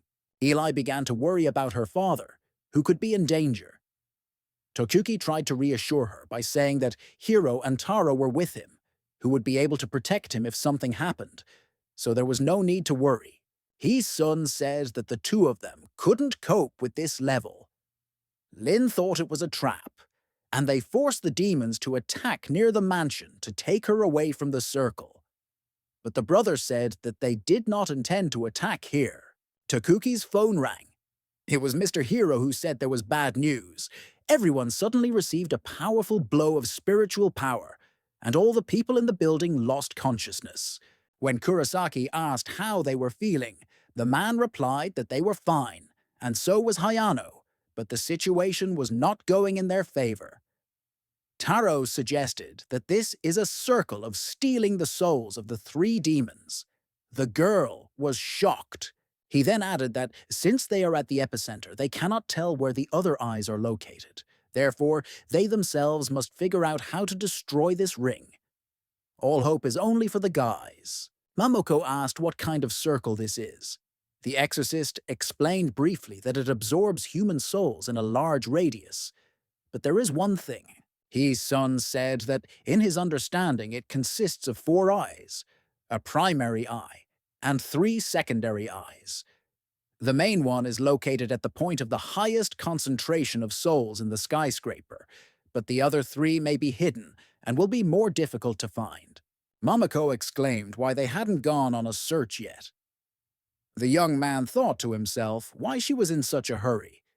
He just wanted to start dealing with this issue. While the young man was working with the compass, which has been passed down from generation to generation in their family, Xian received a message from Mizuno, which said that a strange circle had appeared at school. The young man said that, according to available information, the main circle is located in a shopping center, and another of the circles is in a school. Based on the distance between them and their position, you can guess where the other two are. And he understood everything. Our hero ordered Tokuki to call Hiro and tell him to hurry to Takeno Tower. The main circle is there. Eli will take Sian to the bath complex because she will be allowed in there, and he and Mamako will go to high school. Hiro told Taro that Kurosaki called and said that the main circle was located within this building, and he was going to look for it. Maito stopped him. He said that this ring had too much spiritual energy. Even the best fighter in their family, outside the barrier, would lose consciousness within minutes before they could even reach the elevator. For the man, this sounded like a challenge, so he broke the window with his foot and jumped out of it, using his abilities to open large magical wings. Finally, he said to be careful, and flew away. Looking at this, Taro thought that the main branch of the clan still had unique techniques and features. Having gone down, the man felt very strong pressure and was convinced that this point was located exactly here, because ordinary people could not stand this. But when he entered the room, he saw no one. Running up the stairs, he looked around and did not understand why there was ringing silence and no one around. Entering one of the open doors, he saw a young man who stood with his back to him and announced that he had finally arrived. Hero asked who and what he was waiting for. Turning around, Su Fen asked if he remembered him, and the man immediately recognized his old acquaintance, although he did not expect to see him here. The memory took him back to the day when Hero received a scar on half his face after a battle, and his opponent broke his leg in several places from his powerful blow. Fen was sitting near a tree, covered in blood and laughing loudly, saying, "This is what some 3 elders of the Kurosaki family are worth." The man replied that he could not forget how some nonentity vilely attacked his family's village and fled shamefully. Su replied that he was then 1 against 3, but today everything is different and he will finally let off steam. Then he added that the eye is located right behind his back, and it can only be reached through his corpse, because he will not give up so easily. Hero rushed into battle. The opponent successfully repelled the attack and said that over the years he had no more strength. His only way of fighting is surprise attacks. Hero in turn replied that he had not changed either. He could only talk, and that's all. Suddenly, the best fighter of the clan received a powerful kick to the solar plexus and flew back several meters. Fen laughed evilly and said that the Kurosaki family is a complete rabble. At this time, in the bathhouse complex, people ran away in horror and shouted that there were full of monsters all around. Eli tried to calm them down and lead them to the shelter. Sue Lao sat on the Cyclops' shoulder and watched as Xian fought her monster. Then she said out loud that trying to break her circle was an impossible and stupid task. Tokuki fought off the monster's attacks with the help of a crane demon, and noticing Lao, asked if she had attacked them near the Koizumi mansion just recently. The demoness laughed sarcastically and said that the Kurosaki family had fallen through the cracks. The exorcist indignantly asked what she said. Siu replied that the girl had a daring disposition and zero knowledge. Then she added that the blue crane is the most important symbol of her clan. Then she pointed at Shikigami, who was pinned to the ground by her demon, and said that he looked just as miserable as her insignificant family. Takuki got angry and screamed that she had no right to judge her family and speak badly about them. But the demoness continued to say that all the same, the clan elders would not listen to her advice and wishes, but if they agreed to study her techniques, they could perhaps prosper today. Kurosaki was speechless with anger and indignation. But then Lin's voice came from the side. The girl fought with the goblins and asked when this granny last looked at herself in the mirror. Why did she think that the elders of another clan should listen to her? Then she added that it was time for her to return to reality. Lao freaked out and asked several times who she was calling grandma. Then she began stroking her face and telling her to pay attention to how smooth and delicate her skin was. But the youngest replied that she did not want to look at her grandmother because she had eaten heavily today and might vomit, and it was wrong to waste food in vain. The demoness again exclaimed why she called her granny. Xian said that it's enough, despite her age, to look young and pretend to be cute in front of them. She should know how old she really is. Then she continued that what kind of delicate skin are we talking about? She found it in a ditch or something. The powder is smeared all over her face, and she's willing to bet that she could easily plaster a wall with such a layer. Tokuki was terrified of her. Lin did not let up and said that she was just an old, narcissistic, complex demon. And where did she even get the courage to behave so arrogantly, and added that she was already ashamed of her. Lao told her to shut up and told her that there is a saying in China that describes Xian best. It sounds like, terrible people deceive the most. After this, the demoness screamed that she would tear out her tongue and began to attack the youngest. Feeling the ground begin to crack under her feet, Xian thought that her opponent should never be underestimated. Stated that he would now let her feel the joy of her attacks. Running around the school, the children could not find the circle. Mamako asked if he shouldn't be inside, why he wouldn't catch their eye. The guy asked if she knew anything about tornadoes. The fox looked at him questioningly. He explained that activated circles work the same way. Powerful spiritual ki envelops its boundaries, but inside this eye, on the contrary, a discharge of forces is created. There was very little time left, and they did not have time to do anything. Tamemo said that they had been wandering around to no avail for half an hour and stopped talking about some tornadoes. They urgently need to look for a solution to the problem. The demoness suggested that it was all because of Mizuno, who did not tell them the exact location. Moreover, they have been in the high school building for so long, and she has never shown up. The guy agreed and said that if she sent a message that the circle was in an educational institution, then she saw it and knows where it is. Most likely she remained there. The young man felt that Sari was in the indoor pool, and they ran there. Having run into the room, they saw that the girl was floating on her back in an unconscious state. Mamoko immediately rushed into the water, shouting that he would save her now. The young man only managed to shout, carefully. The fox had not yet even had time to touch Mizuno, when suddenly some mutant reptiles with a human body and the head of a lizard began to appear from the water. At the last second, the guy managed to save Tamemo and return the frightened girl to land. He asked if she was okay. The demoness replied that yes, only the skirt was torn a little.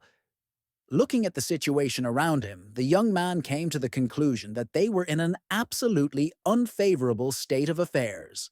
Tamamo began to get angry and say that she acted without thinking, but now she can deal with them in a couple of minutes. He-san said that there is no need to rush, because Sari is in their clutches. Momoko asked what to do now. They can't just stand there and watch her. Suddenly, powerful water currents began to fly into them, destroying everything around them. Dodging the blows, the young man said that he had a plan. The girl replied that she heard him. He ran sharply into the water, throwing punches and simultaneously shouting for them to free their hostage. But while he was in the air, a reptile jumped out of the water and hit him in the solar plexus with its knee, after which the guy fell into the water, along with him. Mamako, who was watching what was happening, became furious because her boy was offended and began to transform into a six-tailed demonic fox, saying that now it would be the end for them. The monsters looked at her with their mouths open in surprise. Apparently, they didn't expect that she turned out to be the same demon as them. At this time, underwater, the young man, using his abilities and casting a spell, pushed the head of the mahjong club into the air. Within a couple of seconds, he found himself on land, holding the girl in his arms. The reptiles also continued to watch what was happening with bewilderment. While the young man was carrying Saori towards the exit, Tamamo kicked him. The guy almost fell and didn't let the girl fall to the ground. Fortunately, he managed to catch her back in time. Then he turned and asked the girl what she was doing. Having laid her on the sunbed, the girl languidly whispered something about the warehouse, and the guys realized that they urgently needed to go there. Watching them leave, Mizuno thought that everything had gone smoothly. Having broken down the doors to the room, they saw a magic circle. The guy thought to himself that things were very bad and began to cast a spell. Suddenly, someone attacked the young man from behind and pierced him through with something sharp. Turning around, he saw Mamoko's angry expression and was shocked. The demonic fox lay unconscious on the ground, under a huge red eye. His son stood next to her, holding a glowing sword. Meanwhile, the fight between Su-fen and Hiro continued. The best fighter of the Kurosaki family thought that, without shedding his own blood, this abnormal thing would not be stopped.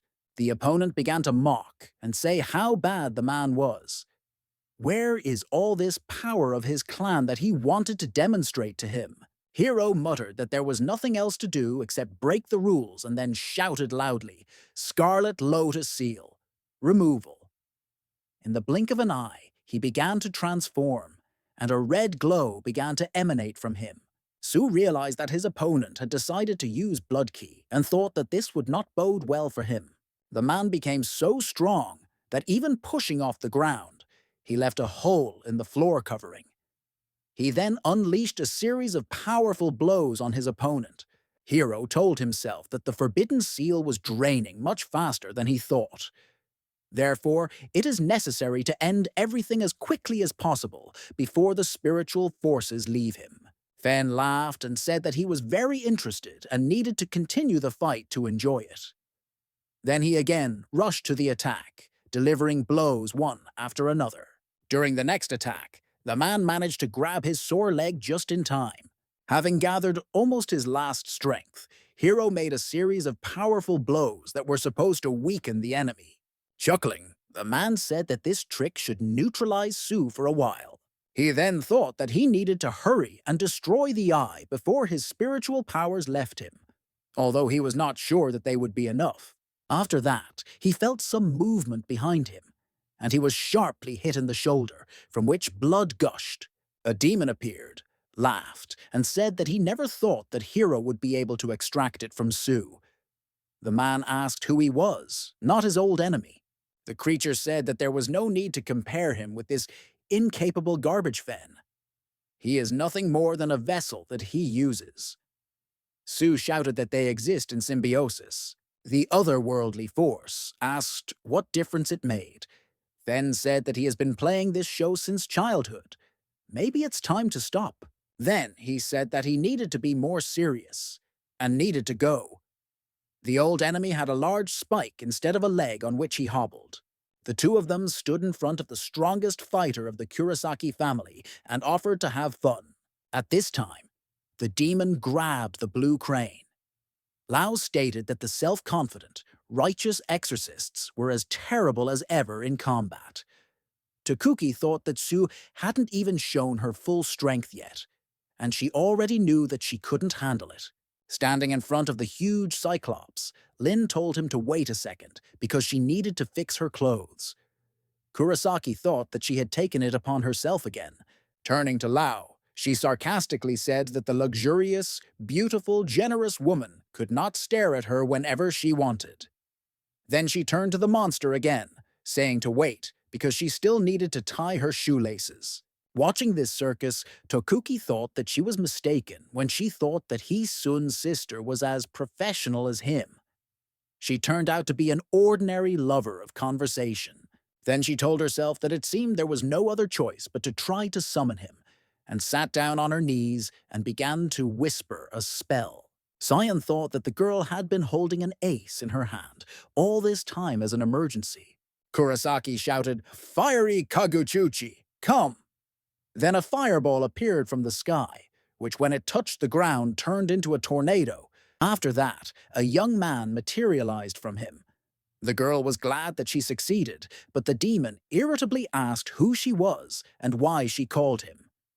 He and Lao looked at him with round eyes in surprise. The exorcist asked the god of fire what exactly was wrong. He lay near the tree and thought that the old wreck Kurosaki dared to give him to some immature girl. Tokuki was indignant because he's Shinigami. He's not going to fight for her. Sue stated that she underestimated the girl because she turned out to have such a strong fire god. But how could she think that she would be able to twirl it as she pleased? The young man called Lao an ugly witch and said that if she wants to fight, then let her quickly deal with this girl and not involve him, so that he can quickly return to sleep. Because of this treatment, Shua said she would show him. The demoness got angry and said that she didn't come here to play. No one dares give her orders. She rushed towards Tokuki along with her demon. Lin wanted to run to her aid, but a huge cyclops blocked her way. She, of course, told him to get out of here, but it didn't help. Kurosaki asked the god of fire for help, but he did not respond. When the monster's paw was almost next to her face, someone suddenly stopped him. It was a little hair-eater who tried to pull the monster's paw away with her curls and screamed that he should not touch her mistress. Tokuki didn't understand where she came from. The demon tore off her hair with a wave of his paw, and she flew to the side. Xiao yelled at the god of fire, calling him a red onion head, and asked if he had been blind for an hour. In fact, his mistress had to be saved there, but he had collapsed under a tree. He said that he should be addressed as a handsome prince, not a red onion head. The girl continued to shout that he had become completely retarded. How could he call himself a prince with such an appearance that he had no shame at all? Then she poured out a bunch of insults on his head, ranging from ridicule to his oily skin, which is disgusting, and it is better to remain silent about his suit. After that, she added that he made his mistress go through fire and water. Now he still dares to act so arrogantly without helping her. The young man could not stand it and shouted that enough was enough. Angry, he threw the Cyclops aside and got close to the Chinese woman. The girl immediately began to cry that the beautiful, young, defenseless maiden should not be touched. The guy replied that if she didn't shut up, he would have to do it. The girl again screamed that such fake men could only mock the weak. He is now Shinigami Takuki. The head of the clan entrusted her to him because he thought that he would protect her at all costs, which means he believed in him. Then she continued that now the ugly witch is trying to kill the one he needs to protect, and he just sits silently and watches it like a show. The god of fire covered her mouth with his hands and said that he understood everything, but let her finally shut up. After that, he said that he would help them destroy this vile witch. Lao stated that he is just an insignificant Shinigami, and she is not afraid of him. The demoness rushed at him along with her beasts, but the young man stood surprisingly calmly and simply watched. Tokuki noted his incredible spiritual power, which she underestimated.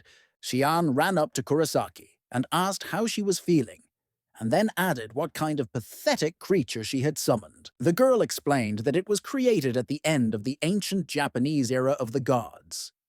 His name is Hinokagukuchi, who is nicknamed the God of Fire. Lin said that he should probably still be addressed differently.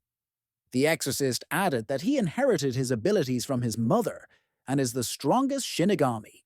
Then, looking at how he was lying face down on the ground, the younger one clarified whether he was even worthy of such a title. Takuki explained that this could be because he had just been summoned and had not yet fully recovered his strength. Lin had a brilliant idea to help him. Kurosaki became nervous and asked what she was going to do. She took out her fire seal and declared that since he was the god of fire, she would just give him some fire. The exorcist screamed at her not to do this, but it was too late. A fiery tornado swirled around the young man. Lao said that she overestimated her small rivals since they attack their own. Shin was nervous that, as always, she had messed up something and burned him to the ground instead of helping. From the looks of it, Kaguchuchi was furious. He walked and repeated the question of how the girl dared to set fire to the god of fire and whether she had ever heard of divine punishment. Lao asked why his character changed so dramatically, but Kurosaki had no answer to this question. Hiding behind a tree, Lin said she saw him losing, so she just decided to give him some energy. It is unforgivable not to say thank you to her, much less threaten her with divine punishment. The young man asked who told her that with the help of a flame one could increase his spiritual power. Her teacher was a cook or something. The girl said that since he was called the god of fire, she thought that her fire seal could help him. When the guy approached her closely, the girl asked not to rush to conclusions and to discuss everything first. Then she shouted, "Be careful!" Demons rushed at him from 3 sides, but he burned them with a wave of fire in a matter of seconds. Lao coughed up blood and asked herself the question of how his spiritual power could increase so much. Did that girl's seal really work? The god of fire flew up to her and said that she was next. He slapped her as hard as he could, and the demoness flew several meters to the side. Sua muttered that her Shinigami was badly damaged, and now her spiritual power has weakened. So she is no match for the young man now, and needs to use cunning. The witch turned to the god of fire and said that he was hitting the wrong person. She then pointed at Lin and stated that she was the one who called him retarded. She was the one who set him on fire. And she was the one who made him fight. So she is the one who needs to be taught a lesson. The young man thought about it and said that there was some truth in this. Cian couldn't believe that she managed to convince him. He added that he really needed to be punished for public humiliation, playing with fire and disrespect, and again punched the demoness in the face. Holding her cheek, Lao asked why she got it again. The fire god said that the witch was taking him for a fool and insulting his spiritual power. The demoness tied to the tree had a handprint on her cheek. She hissed that she would never forgive him for this. Cian said that now he can be called a handsome prince because he did the right thing, and those slaps were wonderful. At this time, Kurosaki was casting a spell that was supposed to break the seal, but then there was a powerful blow that destroyed it. Lin was delighted that the eye was destroyed and started high-fiving Kaguchuchi, who said that you shouldn't get so worked up, because these are everyday little things. Tokuki asked how it was possible to treat important issues so lightly, and what if something went wrong? The guys began to shift the blame onto each other.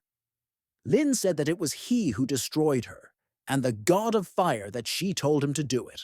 After this, the exorcist wondered how things were going for Hisun in high school. The young man did not understand why Mamako attacked him, because knowing her, if she really did it, he would not have felt anything.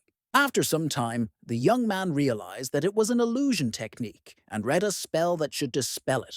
He told himself that he had taken it too lightly and had not thought that someone could have made one seal inside another in order to deceive him. At this time, Tamamo attacked him again. The guy tried to reach her and asked her to come to her senses, but nothing worked.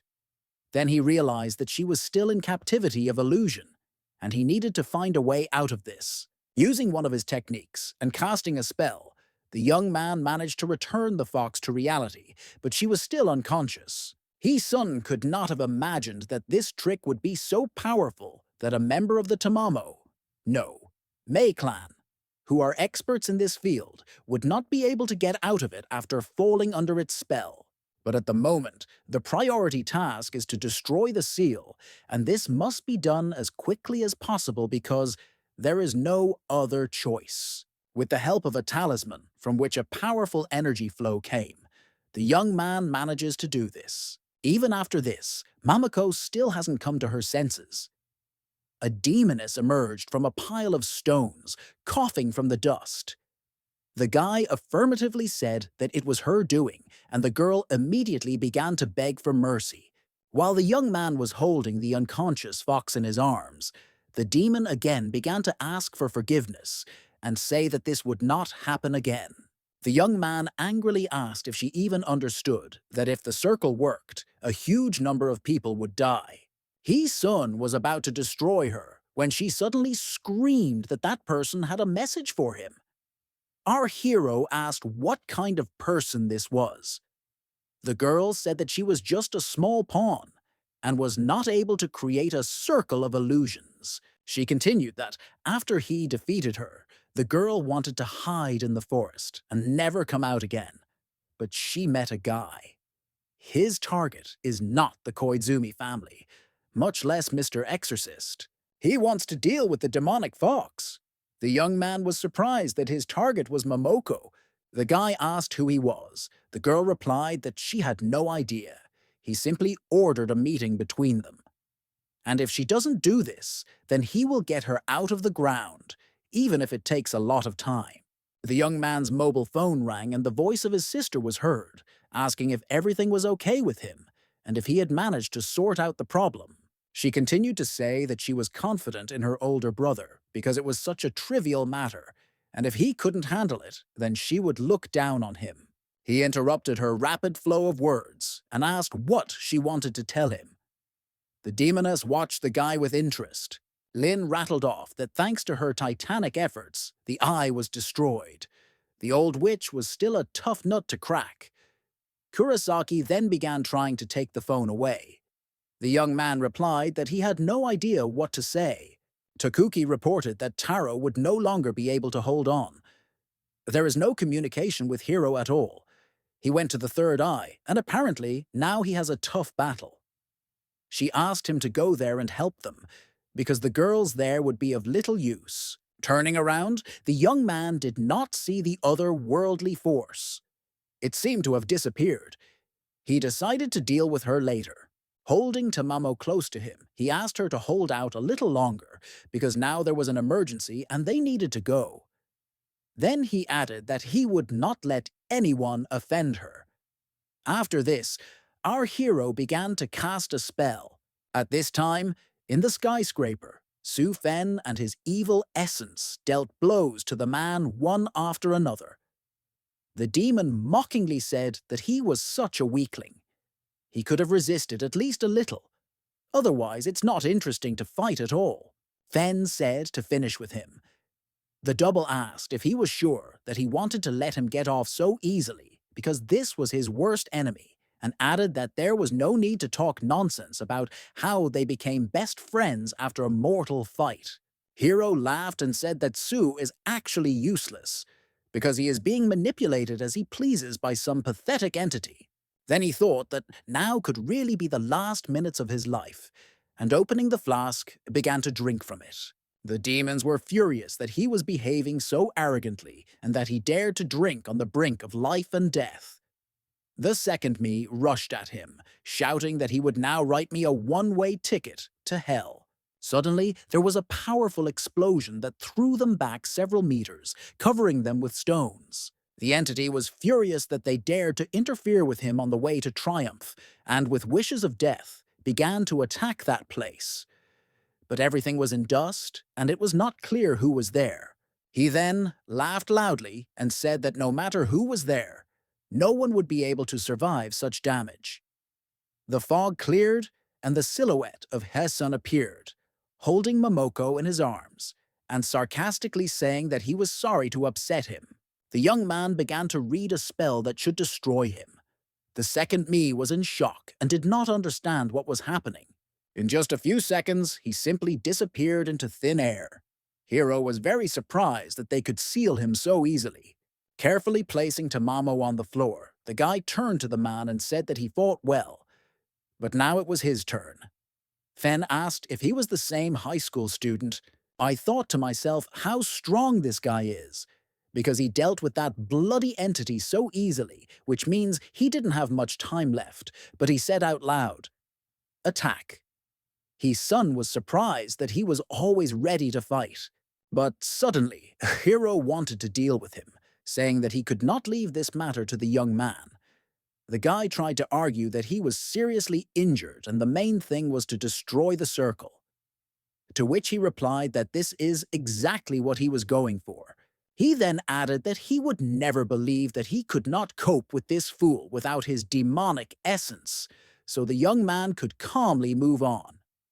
Fen said then, "Start attacking," and called him a pain in the ass. The young man noted that there was a spirit of competition between them. But everything should be fine with Hero. Our hero will return to him later and help, if anything. Throwing the fox over his shoulders, he went in search of the eye. A few minutes earlier, Takano sat surrounded by bodyguards and questioned why the souls he had already absorbed suddenly began to fly out of his body. Were the other eyes really destroyed? Ashia suddenly appeared and mockingly said that he was very diligent in his efforts. He asked what she was doing here, because now the girl had to protect the circle in high school. The girl shouted, "Do it!" and one of the guards stabbed Meishi in the back. The man threw it aside, then looked at the others who were holding swords in their hands and wondered what they were doing. Ahaya replied that they were going to kill him, of course. Tokeno asked what she was up to. The girl replied that she needed a sword of 10 fists. She then explained that she went through a lot of trouble to get this sword. It was impossible to take it directly, so I had to cheat.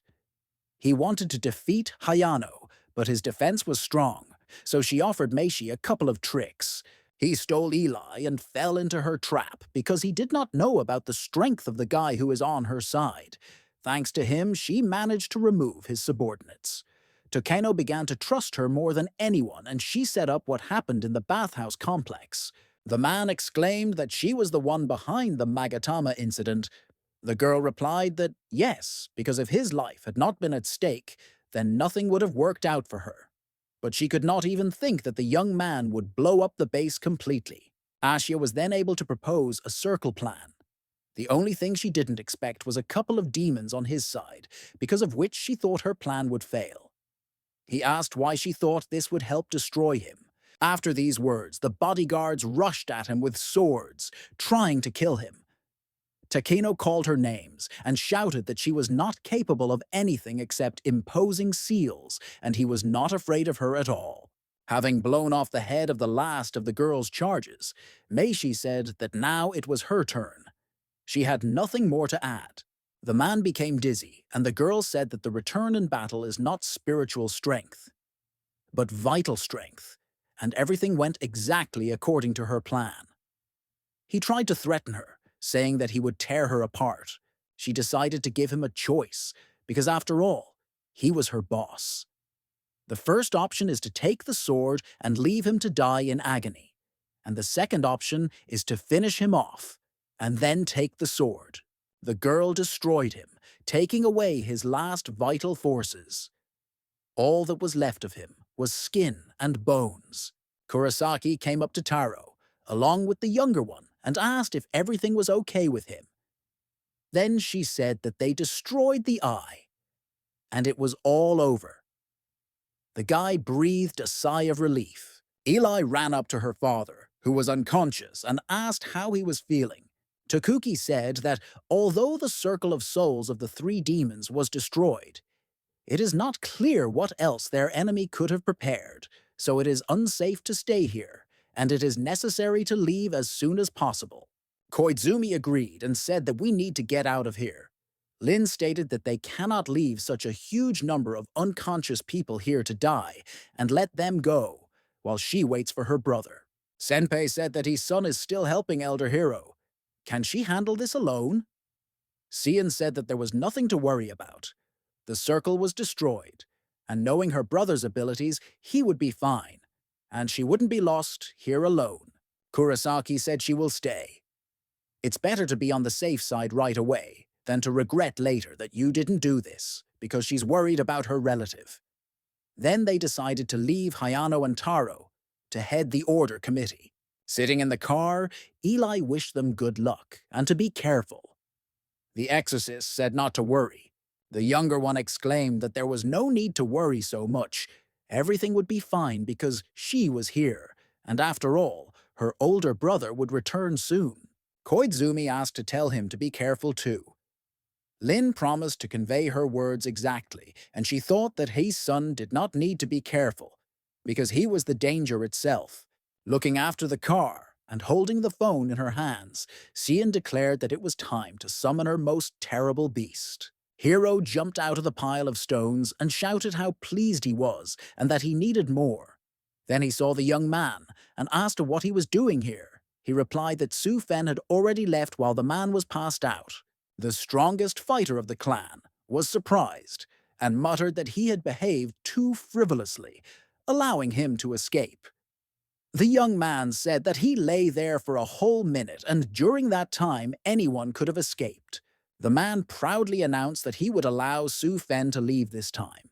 The guy replied that it was impossible to overdo it, because he could barely stand on his feet.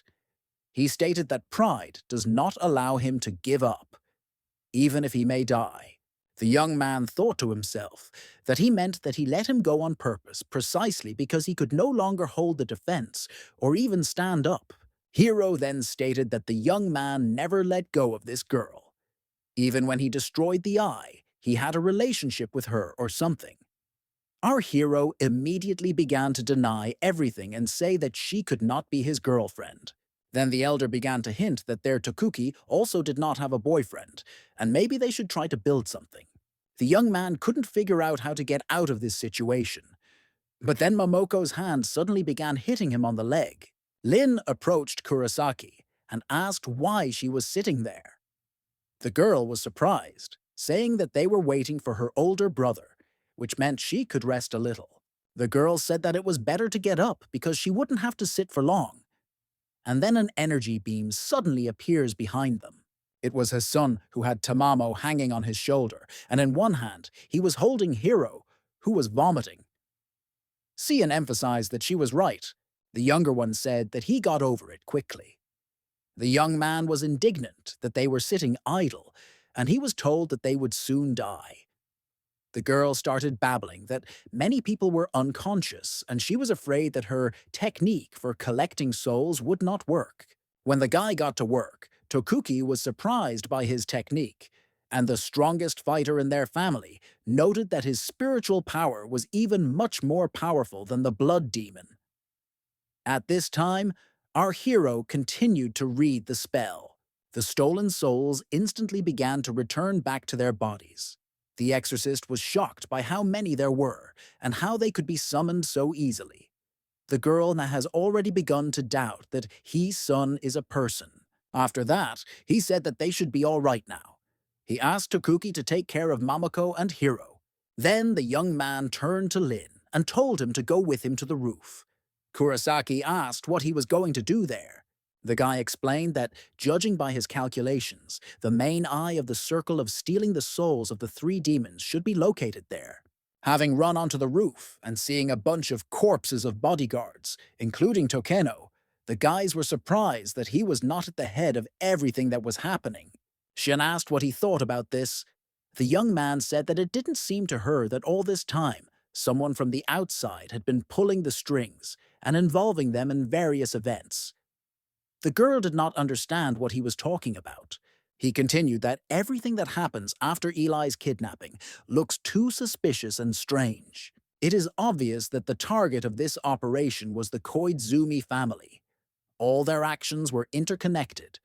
In addition, the means chosen were absolutely merciless.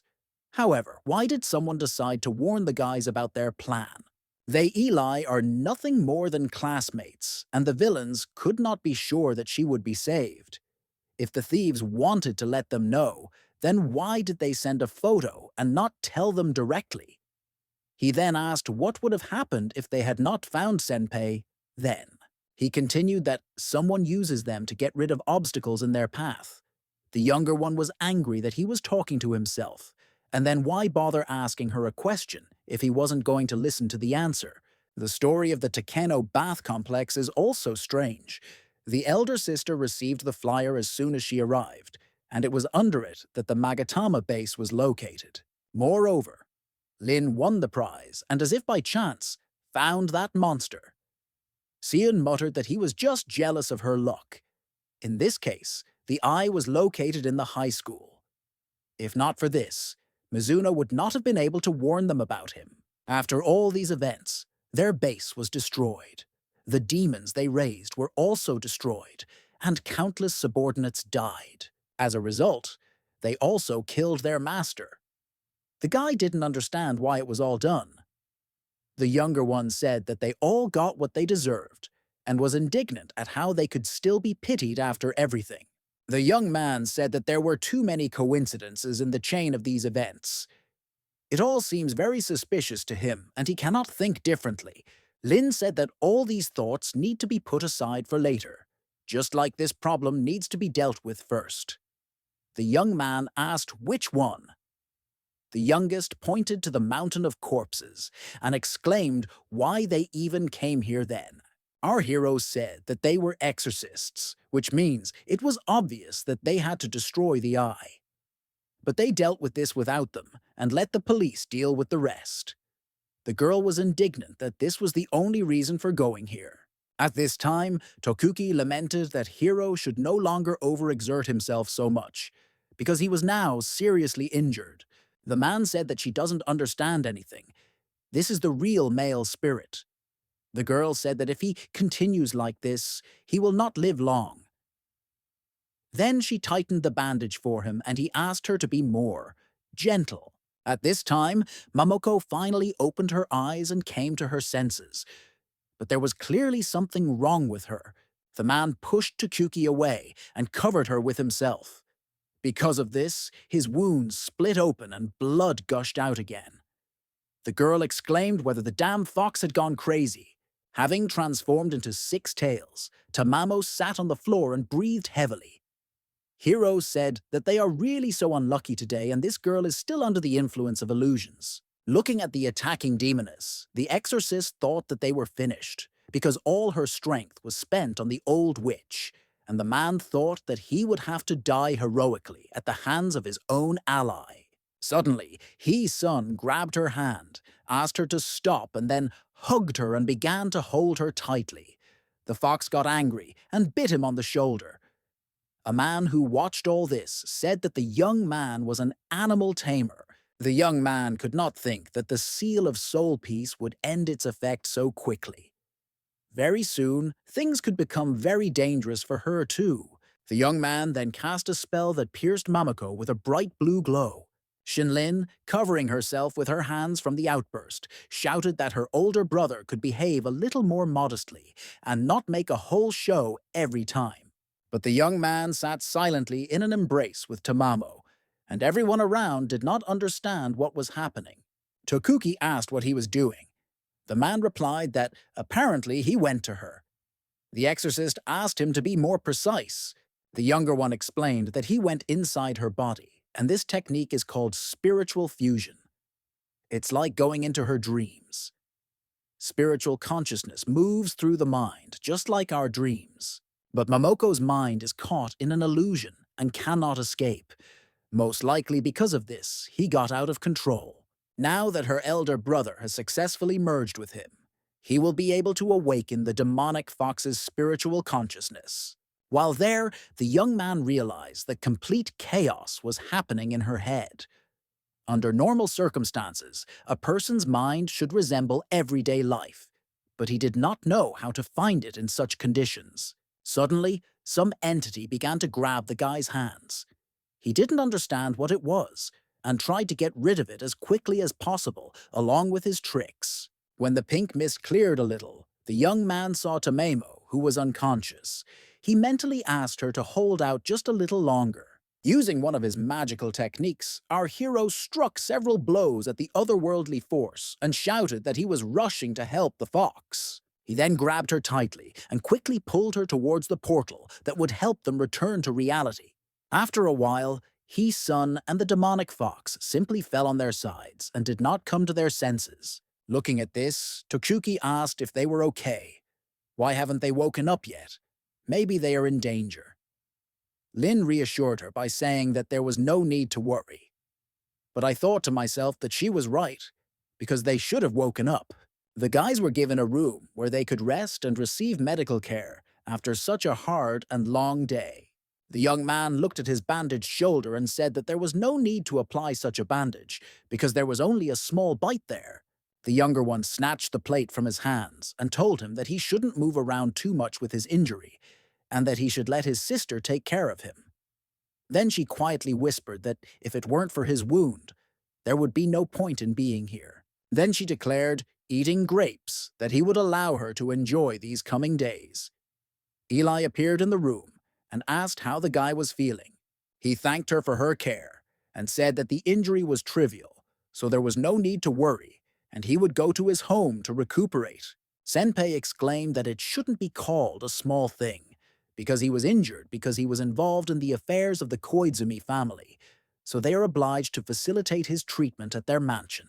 Suddenly, the younger one pretended to scream that she could no longer endure this pain, and she felt dizzy. She feels so tired and sick, so she needs to stay here for a few days to finally come to her senses. At this time, all rewound, Hiro tried to take away the bottle from Tokuki, which she had taken, and asked to be allowed to take at least a sip. She told him to look at himself in the mirror now, and forget about drinking. The man turned to He-sun and asked him to stand up for him, because it seemed that he had no allies on his side in this situation. The young man was at first at a loss as to how to respond to this, but then he remembered Momoko. Looking at her, the young man thought that she must be dreaming of getting out of this house as quickly as possible, because she and Eli did not like each other. As he came closer, he saw how the fox was stuffing all sorts of goodies into the bed and clearly had no intention of leaving anywhere. Then he thought with disappointment that she was going there too. He looked around again at Momoko and Lin fighting over treats, then at Hiro, who was offended by Kurosaki because she didn't give him alcohol, and realized that he was the only one who wanted to go home now. The young man had no choice but to tell Eli that he was staying. Then, looking again at the happy Tamamo, he said to himself that he hoped that he would always be able to see her smile. And it was just his imagination. A few days later, the young man returned to school and could not be happier that this had finally happened and a calm life had improved. He remembered how he refused rehabilitation because in such a noisy company, it could not benefit him. At that moment, someone called him. Shino ran towards him as fast as he could to hug him, but the young man suddenly put his hand with his briefcase in front of him, and his classmate did a somersault and fell. After that, the guy asked if everything was okay with him. Aoyama asked with tears in his eyes why he was so cruel to him. He replied that he does this all the time, so anyone in his place would do the same. The neighbor said he heard about his injury and was worried about him, but when he saw him, he was convinced he was okay. Then he asked what happened to Momoko and why she was so upset. But our hero didn't understand why he got it. After that, he exclaimed that these rumors were really true and began to say that it was difficult for such handsome men as them not to be liked by all the girls, and asked if it was because of him that Eli had not been at school for several days. Hisun said that there is no need to make up nonsense. Shino shouted that there was no need to explain anything to him. He understood everything. Also, the head of the Mahjong club was absent from school for 2 days, apparently upset because he was with Eli. Shino then added that the high-pitched screams of the gym ghost girl might be Mizuno's parting words. Our hero thought that at school we can forget about peace. A classmate ran after Hee-sun, saying that the story about the ghost girl was true and her screams were really coming from the gym. Hanazawa heard about this and became very interested. She ran after them, and having overtaken them, stopped abruptly, asking what kind of ghost they were. The young man asked her what she was doing. Seeing the young man, Koharu laughed and said, "Who else could talk about the ghost if not him?" The guy must still be interested in her paranormal research club. Then she took out an advertisement for recruitment to her circle and said that he could always join it and show what he was capable of. And she added that she was going to throw a beach party to attract more people. After that, she shouted that Hee-sun, as the most important participant and vice president, should encourage people to come to her event. The young man did not understand when he managed to join her club. The girl added that all hope is in him. Mamako asked when he became an elite member of her circle and why she didn't know anything about it. Shino told Hanazawa not to worry and that she, as president, could count on her vice president. And he asked Tamemo if she would help him with this. The fox did not understand why she had to do this. Aoyama dreamily said that a beach party cannot be complete without Miss Mamako's classmates, and began to imagine girls in swimsuits in his imagination. Tamamo realized that the young man would definitely invite Eli Koizumi and Toshuki Kurosaki, so she exclaimed that, of course, he would not be left without her help. The young man did not understand where her energy came from so suddenly, because just recently she had been very sluggish. At the same time, the trio folded their hands and screamed. Koharu said that we would find people for the club, Mamako that she would never lose to those two, and Aoyama turned to the beach beauties that he was already on his way. The guy again didn't understand at what point they all managed to get so inspired and turned to the author, asking what he was doing and whether he was afraid that readers would lose the thread of what was happening. After some time on the beach, Shino walked around, in an inflatable circle in the shape of a duck, smoothing his hair, and told the girls not to be afraid of his beauty. Our hero asked him to stop pretending to be someone he doesn't know, sitting near a flag with the inscription. Recruiting newcomers, the young man heard the voice of a classmate who asked if he was in the wrong place. Maybe everyone had gone to another beach. The guy replied that even if he made a mistake, it's better for him, because then he can rest normally, calmly. But then Aoyama began to admire loudly because he saw the girls in swimsuits. Hanazawa waved and said that the young man was early today. Lin at this time told Mamako that she looked very cute today. Eli apologized for keeping him waiting. At this time, Tokuki stood in the background and listened to everything. Shino greeted loudly so that they would pay attention to him. The young man did not have time to ask where Elder Hero and Taro were when they immediately appeared on the horizon, along with the butler.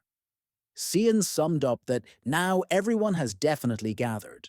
Aoyama suggested that we all go swimming together. The younger one really liked this idea and agreed. Shino immediately ran to the water, simultaneously throwing off his things and shouting, "See! I'm coming to you!" He was followed by Tamamo and Lin, who asked him not to lag behind. Hiro smiled and told himself that let the children have fun. Taro asked if he planned to drink on the sly. He said no, because how can you drink with such wounds? Eli said that she would not go anywhere, but would stay here and help He-sun. Let the girls have fun. Hearing this, Mamako decided to stay too, and they looked at each other. The younger one said that if they don't go, then she won't go either, and let Shino swim on his own. At this time, he was shouting about how great the water was, and let everyone come to him. After some time, Koharu and the young man finished all preparations. The exorcist said there was only one problem left. Hanazawa didn't understand which one it was. He asked where the people were, and why no one was there. The butler said that it was most likely because of him, because Miss Eli said there was a private party, and he rented the entire beach in advance. The guys were taken aback by this information. The guys were upset, but then Hanazawa became interested in how much it costs to rent such a large territory. The young man noted that the head of the researchers club was only interested in money. Lin said that there is no need to be so nervous, because if they are recruiting for a circle, then this matter can be entrusted to her handsome older brother. Senpei was excited about this idea, and she couldn't understand how she hadn't thought of it herself. Mamako sarcastically said that it would be even better if he dressed him up in women's clothing. Then the youngest called everyone with her to tell a fairy tale. Necha conquers the sea dragon. When the girls left, the guy was glad that there was finally silence. Shino did not lose hope that someone would swim with him, so he continued to call everyone from the water. Hiro sat in a wheelchair and said that it was wonderful to be young. Then the man turned to Taro and told him to go to the others, because it was unknown when the next time he would be able to rest. Aoyama put his hand on Maido's shoulder and suggested that they gather all the girls to play volleyball. Without listening to the answer, he dragged him along against his will, simultaneously calling everyone to the game. The girls liked this idea and readily agreed. Shino began to show off that he had no equal in this game and asked who wanted to join his team. Momoko said that she will be with Lin. Kurosaki said that then she will be with Eli, and Hanazawa will be with Taro, and it turns out that Aoyama will be the judge. The poor young man's world seemed to have dimmed.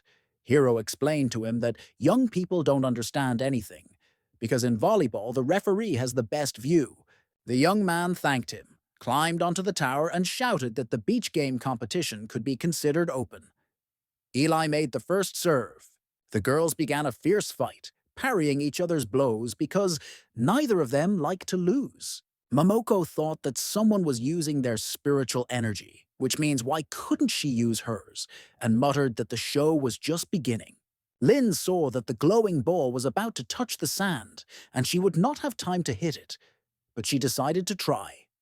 But she was overtaken by Tamamo, who quickly sent him back.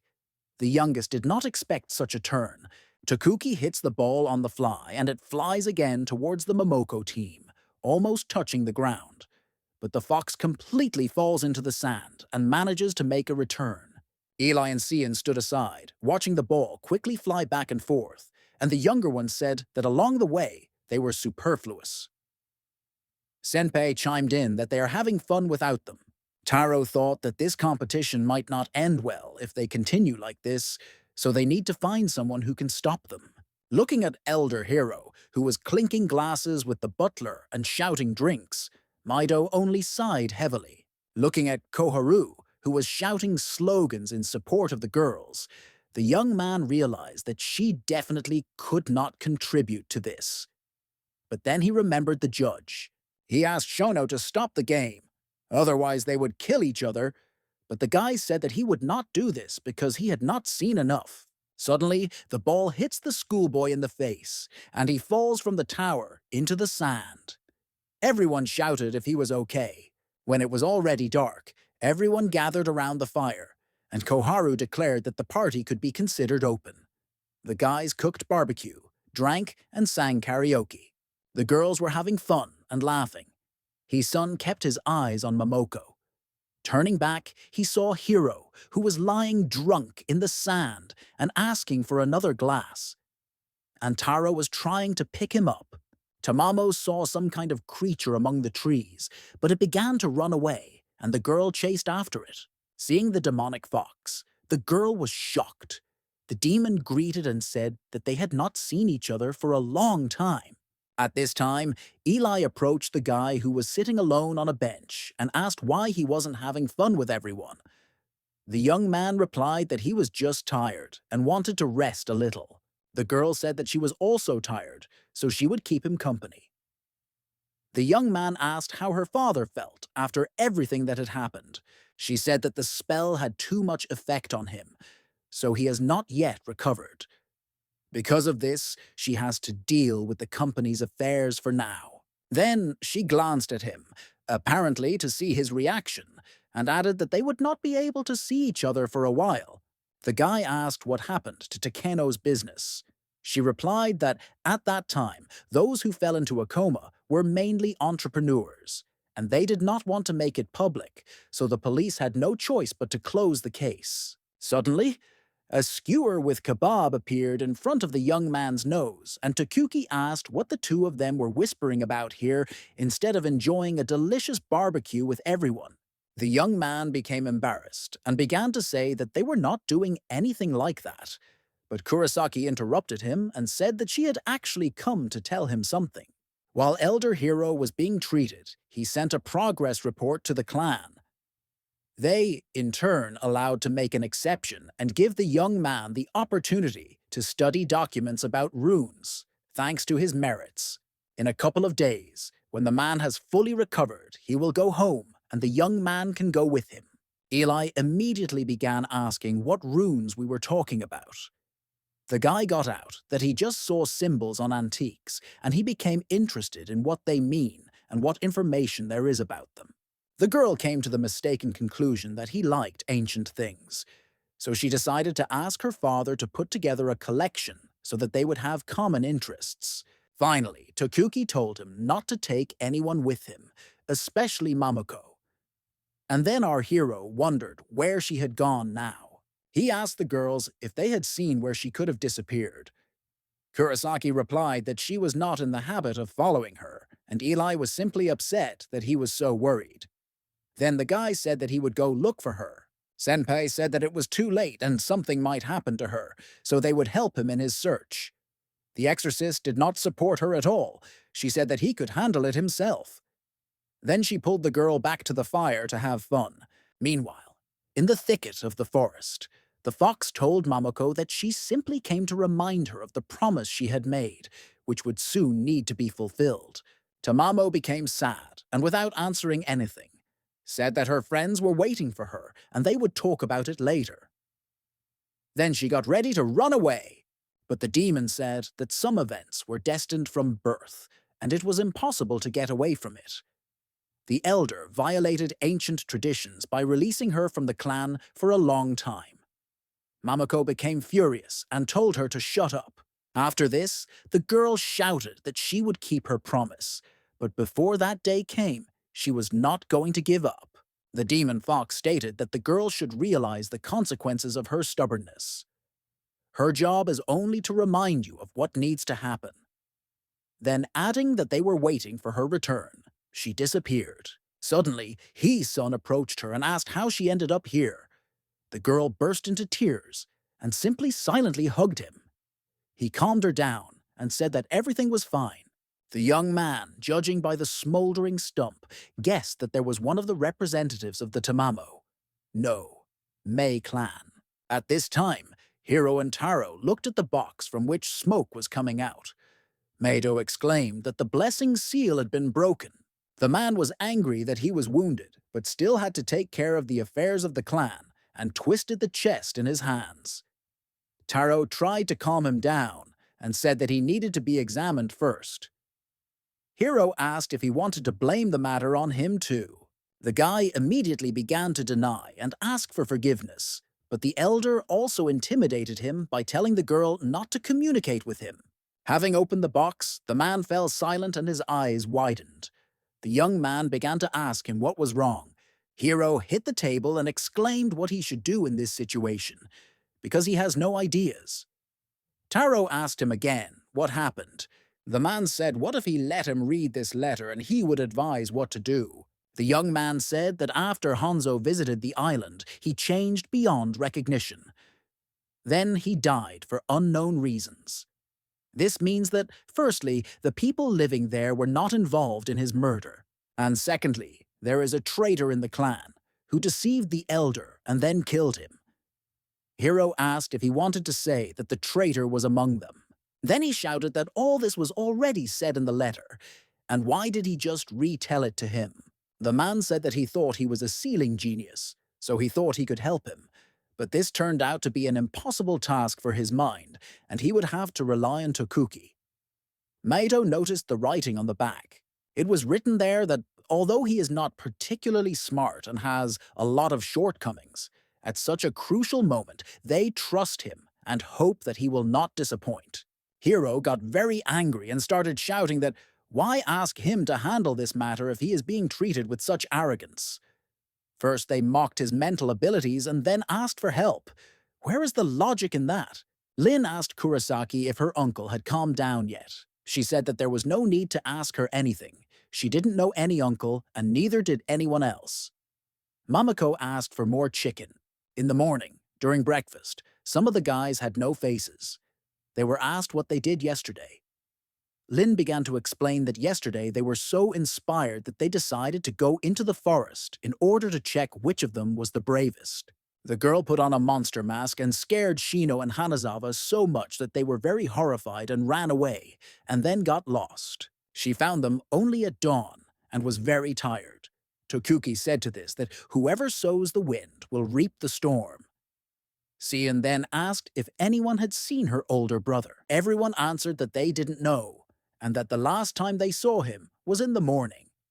The younger one said that even Mamako doesn't know where he went. The fox pretended not to understand what was strange about this. At this time, Taro told Hiro that maybe he shouldn't tell Hisun everything. Still, this is secret information of the Kurosaki clan.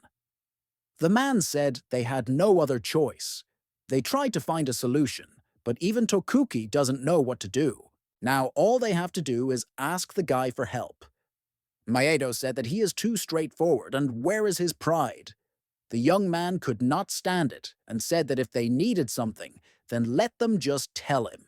Hiro shouted to Taro that this is a small matter. Just tell him everything as it is, and pushed the guy forward to the exorcist. After some time, Maeda finished explaining everything and said that they would be very pleased if the young man did not refuse to help them. The guy thought that this was a strange situation, and if he didn't help these two and Tokuki, there would be big problems. You can use this to learn more about that rune. So he said out loud that he would gladly agree. The Kurosaki family members were very happy about this news. The young man said that there was one problem. Tokuki and Mamako can't stand each other and constantly sort things out. We need help dealing with this problem. Hiro said that although their girl has a short temper, she is a good person. How a conflict could arise between them and why. The young man hinted that it might have something to do with the keychain in the shape of a foxtail. The man was surprised that they were no longer small children to quarrel over some kind of pendant. Hisun clarified that it's not the keychain itself, but the fox's tail. It belonged to one of the Tamamo clan members, No Mei. The best fighter did not expect that he was one of them. The young man said that it seemed the elder knew more than him. He laughed and replied that there was nothing to worry about. The affairs of the Fox clan have nothing to do with the Kurosaki family, so he will talk to that girl. Taro thought about what kind of tale they were talking about, because it was so interesting. It looked like some kind of mysticism. If he had known that this would happen, he would have taken a notebook with him. Then he blurted out loud that they didn't invite Mamako with them at all. Hiro quickly covered his mouth with his hand and asked where he got so many questions from. Of course, Tamamo will go with him. Then he whispered that they had already had a hard time persuading him, and he almost ruined everything with his long tongue. The young man explained that she just had to be next to him. He's calmer that way. The man laughed and said that Tokuki is the same. If you don't look after her, then she will definitely get involved somewhere and cause problems. Taro said that in his opinion, the elder is the only one causing problems. Then, the voices of the girls were heard, who had lost sight of the guys and called them for breakfast. Hisun said that it was time for them to go back. Hiro asked Maido if he had breakfast and why he was pushing the wheelchair so slowly. He replied that he really hadn't eaten anything yet. It turned out that Mamako had overheard the entire conversation while hiding behind a tree. She told herself that the young man was worried about her and asked for his forgiveness. Already at home, Lin said that she was very tired and would go to bed. Tamamo wanted to follow, but the young man grabbed her hand and stopped her, saying that they needed to talk about something. He explained that he agreed to help the elder deal with some of the problems of the Kurosaki family and go with them in a few days. Therefore, he began to talk about her with Tokuki, but the girl interrupted him. The fox said that there was no need to worry. She would try to control herself and would not sort things out with the exorcist. The guy was surprised that the girl was accommodating today and thought to himself that this might be because of yesterday's incident. The girl hovered over him and asked if it was really difficult to come to an agreement with her at other times. After that, she began throwing pillows at him and pulling his arms, saying that he needed to express himself more clearly, and now he would feel the full wrath of the demonic fox. The guy was glad to see the energetic Mamako. Late in the evening, near the car, the entire Kurosaki family was waiting for them to hit the road. Tokuki pretended to be friendly and told Tamamo that she looked unusual and stood out from the general style. She replied that if she were her, she would have changed her outfit a long time ago, because she has been wearing it for a very long time. Looking at this, Hiro didn't understand what they were both dressed up in. These are uncomfortable clothes for their business. Hisun said that you need to ask the author. Then Taro called everyone into the carriage and off they went. Maeda said the letter clarified some of the details of the incident.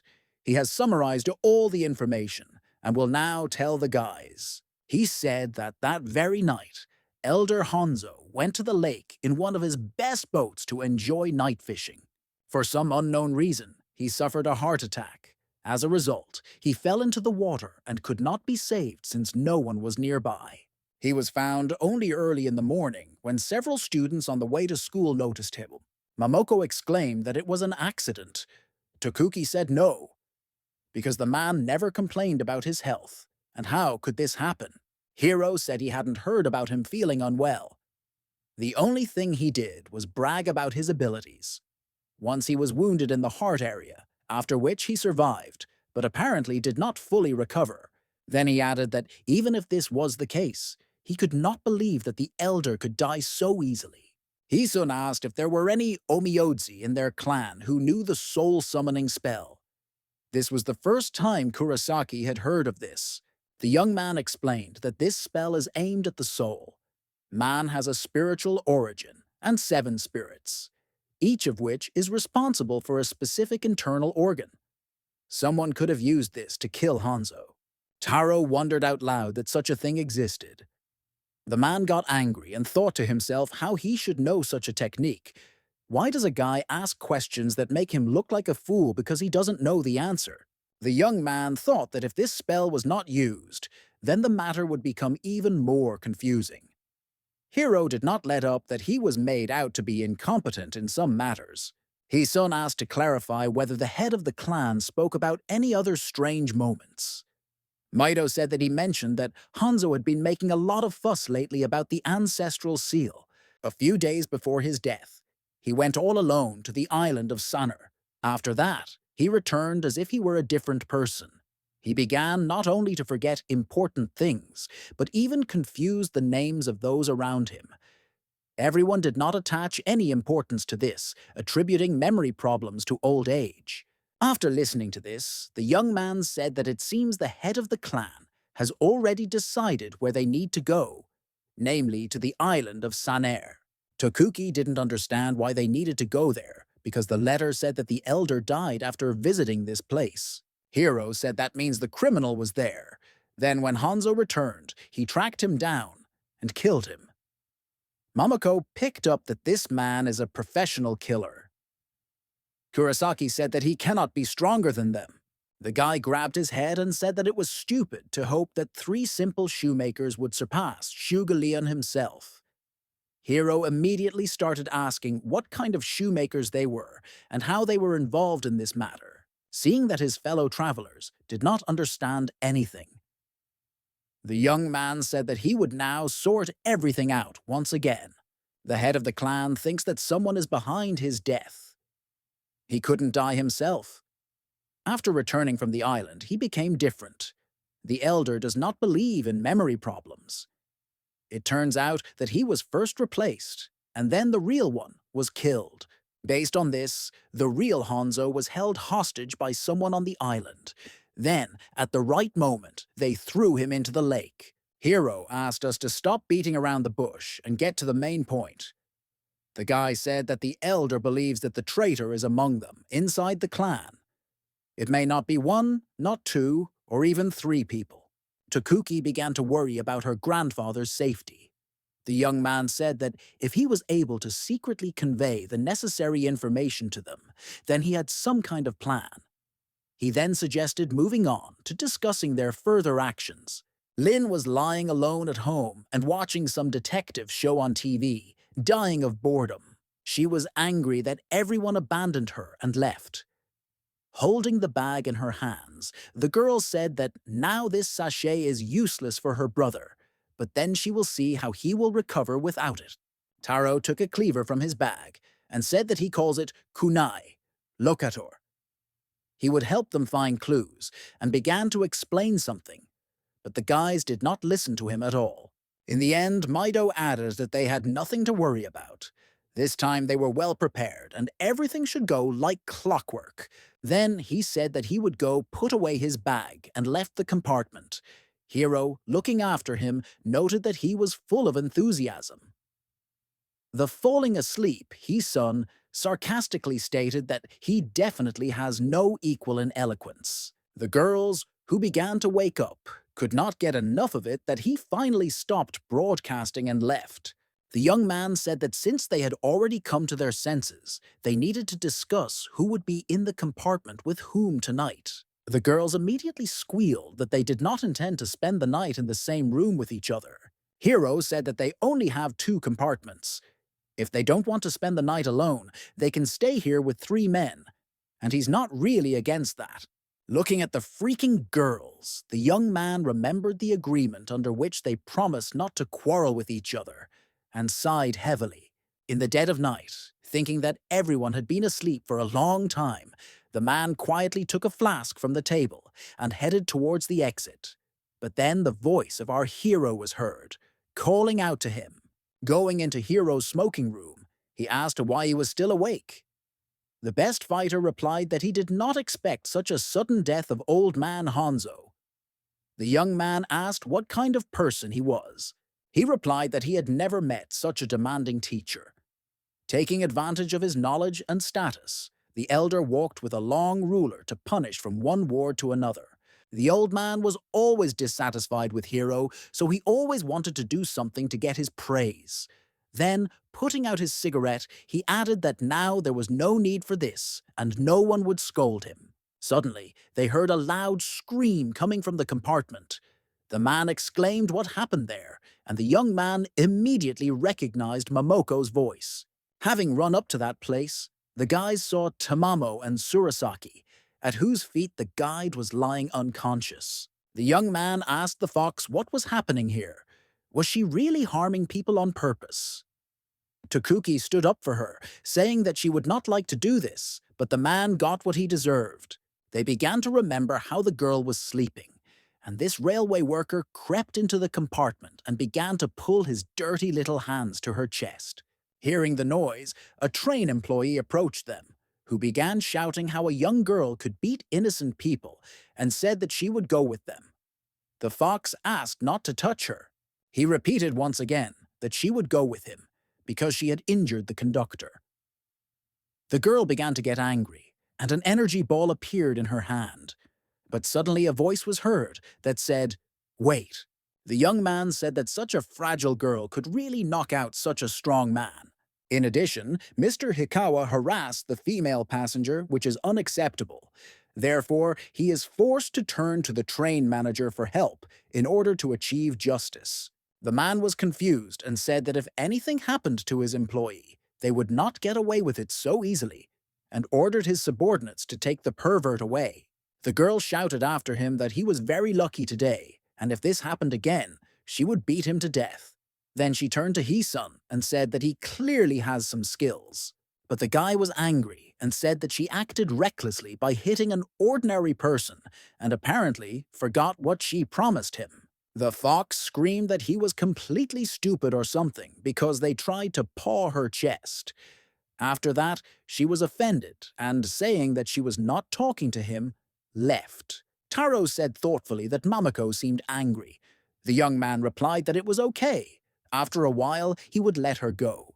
During meditation, the young man felt that something might happen to the demonic fox. He told Hiro to keep an eye on Tokuki while he went to find Tamamo.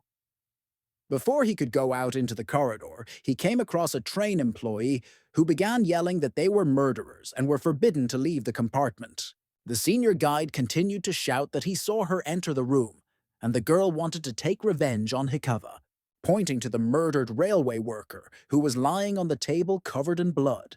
The man continued to prove to the train manager that they had done it. The young man clarified whether he said that he saw who exactly came here. He replied that at about 4 o'clock in the morning, he noticed a girl who went into the restroom, but did not attach much importance to it. After that, I heard the window breaking. The man immediately ran into this room and saw Hikawa, who was lying on the table with a frozen expression of horror. Then he continued shouting again that it was they who killed him. There was a quarrel between the girl and the conductor yesterday, and after that, she decided to take revenge on him late at night. The head of the train said not to rush to conclusions and describe the girl.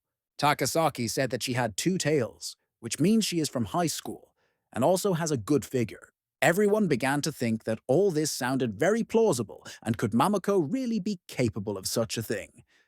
Tokuki said that where she has a good figure is an old pervert. The young man asked to be allowed to examine the body. The head of the train began to say that it was impossible, because they were friends of the murder suspect. But the young man used the technique. Silence, and his voice disappeared. The senior guide could not understand what had happened to him so suddenly. Hiro noticed that he used a silence spell and thought that this guy knows how to instill fear and wonder what cards he still has hidden up his sleeve. He-sun said that after examining the body, they really didn't have any questions. The corpse had multiple puncture wounds. Takasaki said that he is not a forensic scientist, but he saw with his own eyes how that girl made her way into the room. The guy was angry that, according to his logic, yesterday 2 men harassed her, and after that, she committed murder in order to take out the insult.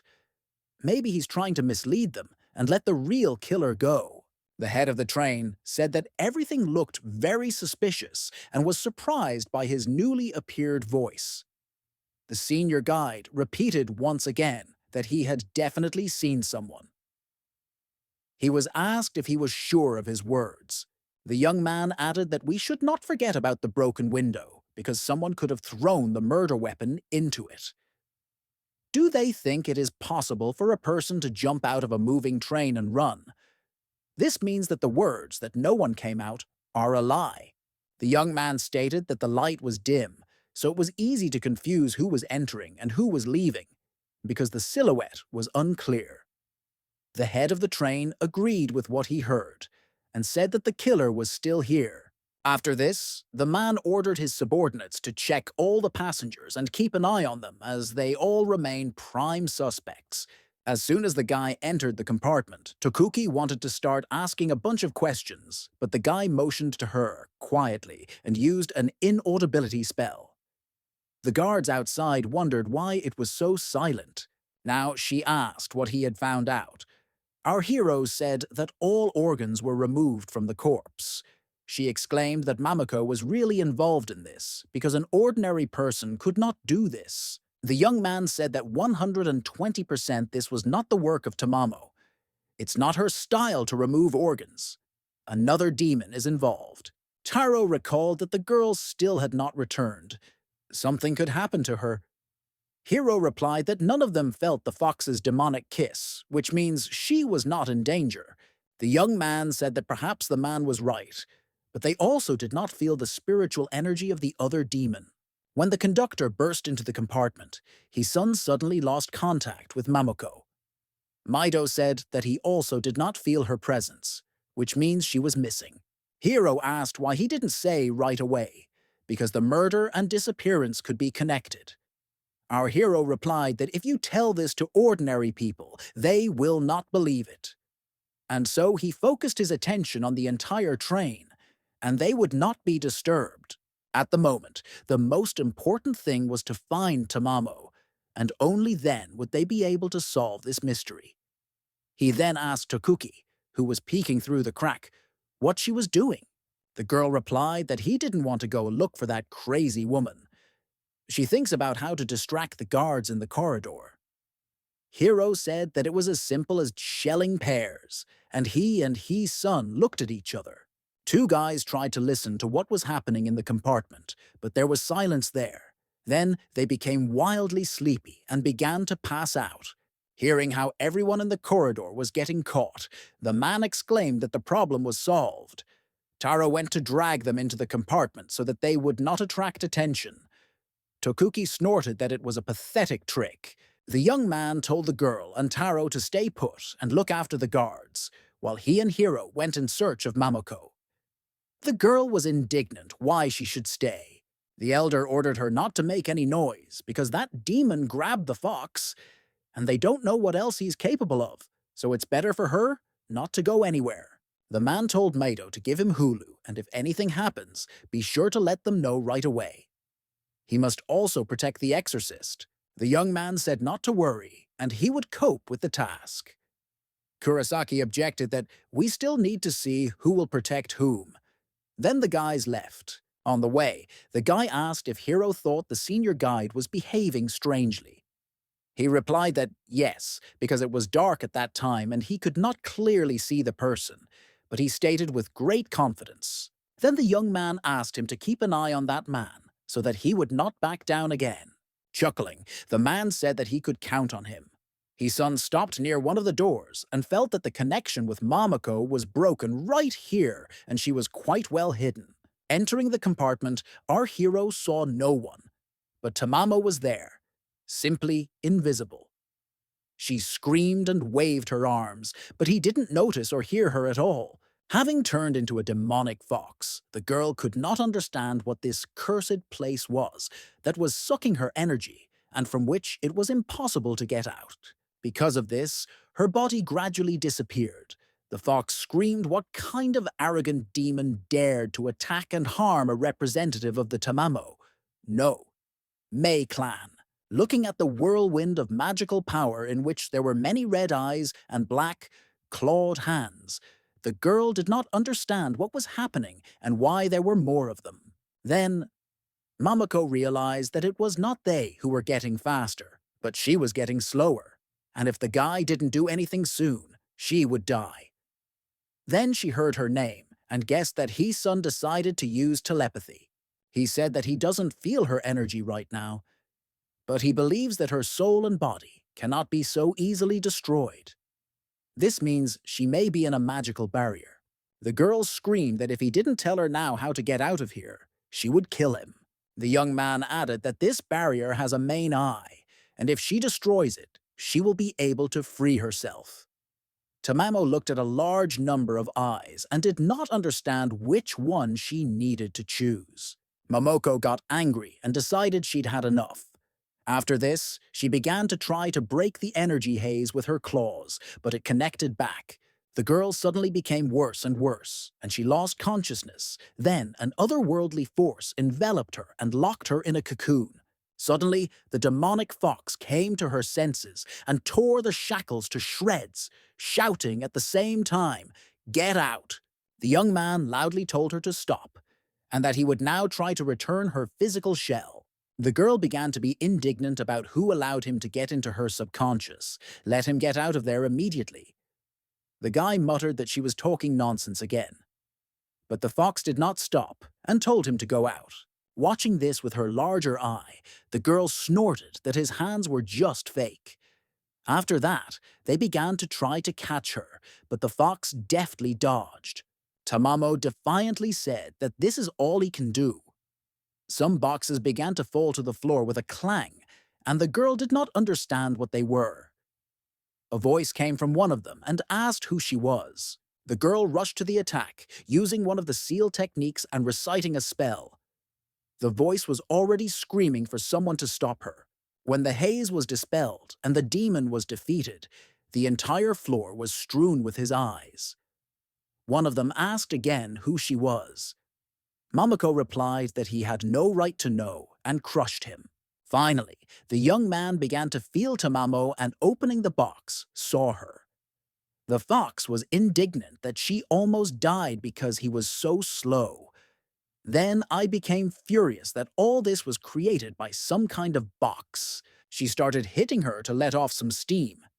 Then she asked how He-sun found her. The guy said that he first saw a crack on the box and then began to feel the energy of the fox. But he didn't understand why she was locked there. The girl explained that when she got angry and left, that conductor began to paw her again. She hit him, then chased after him to hit him again, but strangely ended up in the box. The guy just started saying that it sounded pointless when it dawned on him that he needed to run to Hiro. Lisa asked what was going on. The young man explained that the pervert was dead and all the blame was placed on her. She started screaming that she couldn't kill him because she didn't even use force. Then she said that he really doubted her. Our hero said that they conspired against Hiro. Then he asked what she would do if she now came face to face with that pervert, and he turned around and ran away. Lisa didn't understand what he meant. Having run to the place, the guys saw the train employees who had gathered around the elder. The senior conductor shouted that he was the one who threw Hikawa's body off the train and thus covered his tracks. And when he realized that he had seen him, the man inflicted bodily harm on him and pointed at his face. Then he pointed to our hero and Mamako and added that they were all in cahoots. Hiro said that this is not true, and he hurt him by accident. Takasaki fell to his knees in front of the train captain and said that he should not believe their words. The head ordered to seize the guys. The young man began to try to explain something, but they did not listen to him. Toshuki thought he hit her and started saying how dare he raise his hand to her. The conductor shouted for Tokuki to let the train master go, and she in turn shouted for him to let He-sun go first. The guy asked the exorcist not to do anything stupid, because there was simply a misunderstanding. He turned to the head and said that if he listened to him, he would ask the girl to let him go. The man agreed. As soon as Tokuki let go of him, the train commander loudly gave the order to seize them. Kurosaki was indignant. How dare he not keep his word? And a fight began. Observing all this, the young man loudly asked to stop. After a couple of moments, everyone froze and could not move. Some simply fell to the floor and did not understand how this was possible. After that, the young man repeated his question about whether they were ready to listen to him, and seeing the frightened faces that nodded, he dispelled the spell. Immediately, everyone began to fuss around him and smile sweetly, saying that they were listening to him attentively. The head of the train emphasized that everything that happened earlier was a complete misunderstanding. After all, if his son was guilty, then no one would be left alive. The guy once again asked to listen to him. They stood in line and said in unison, "Speak up." The young man was asked to behave more naturally, to which they again responded in unison, "Okay, Mr. He's son." He began to talk through everything in order. After the conflict, Mamako encountered Hikawa in another compartment, but Takasaki said he saw her enter the room. Then the body was discovered. The man exclaimed that everyone had seen the body. Hiro said it was all a setup. When he passed by the room where the body lay, Hikawa was completely alive and jumped out the window as soon as he noticed him.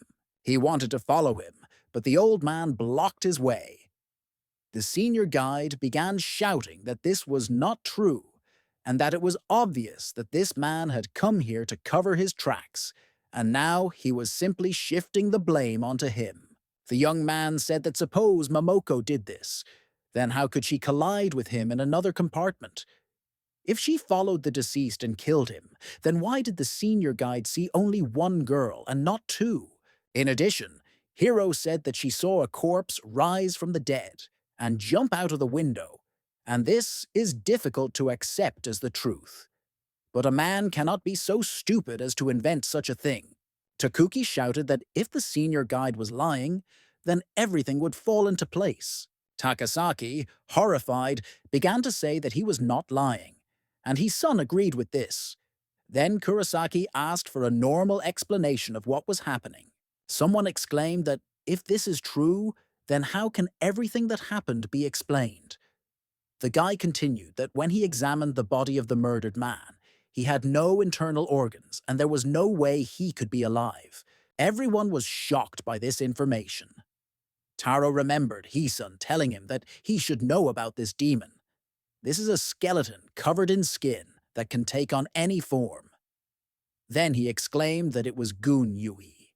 Tokuki explained that according to legend, this creature can take the form of whoever it touches. Therefore, it first became Mamoko, and then a dead man.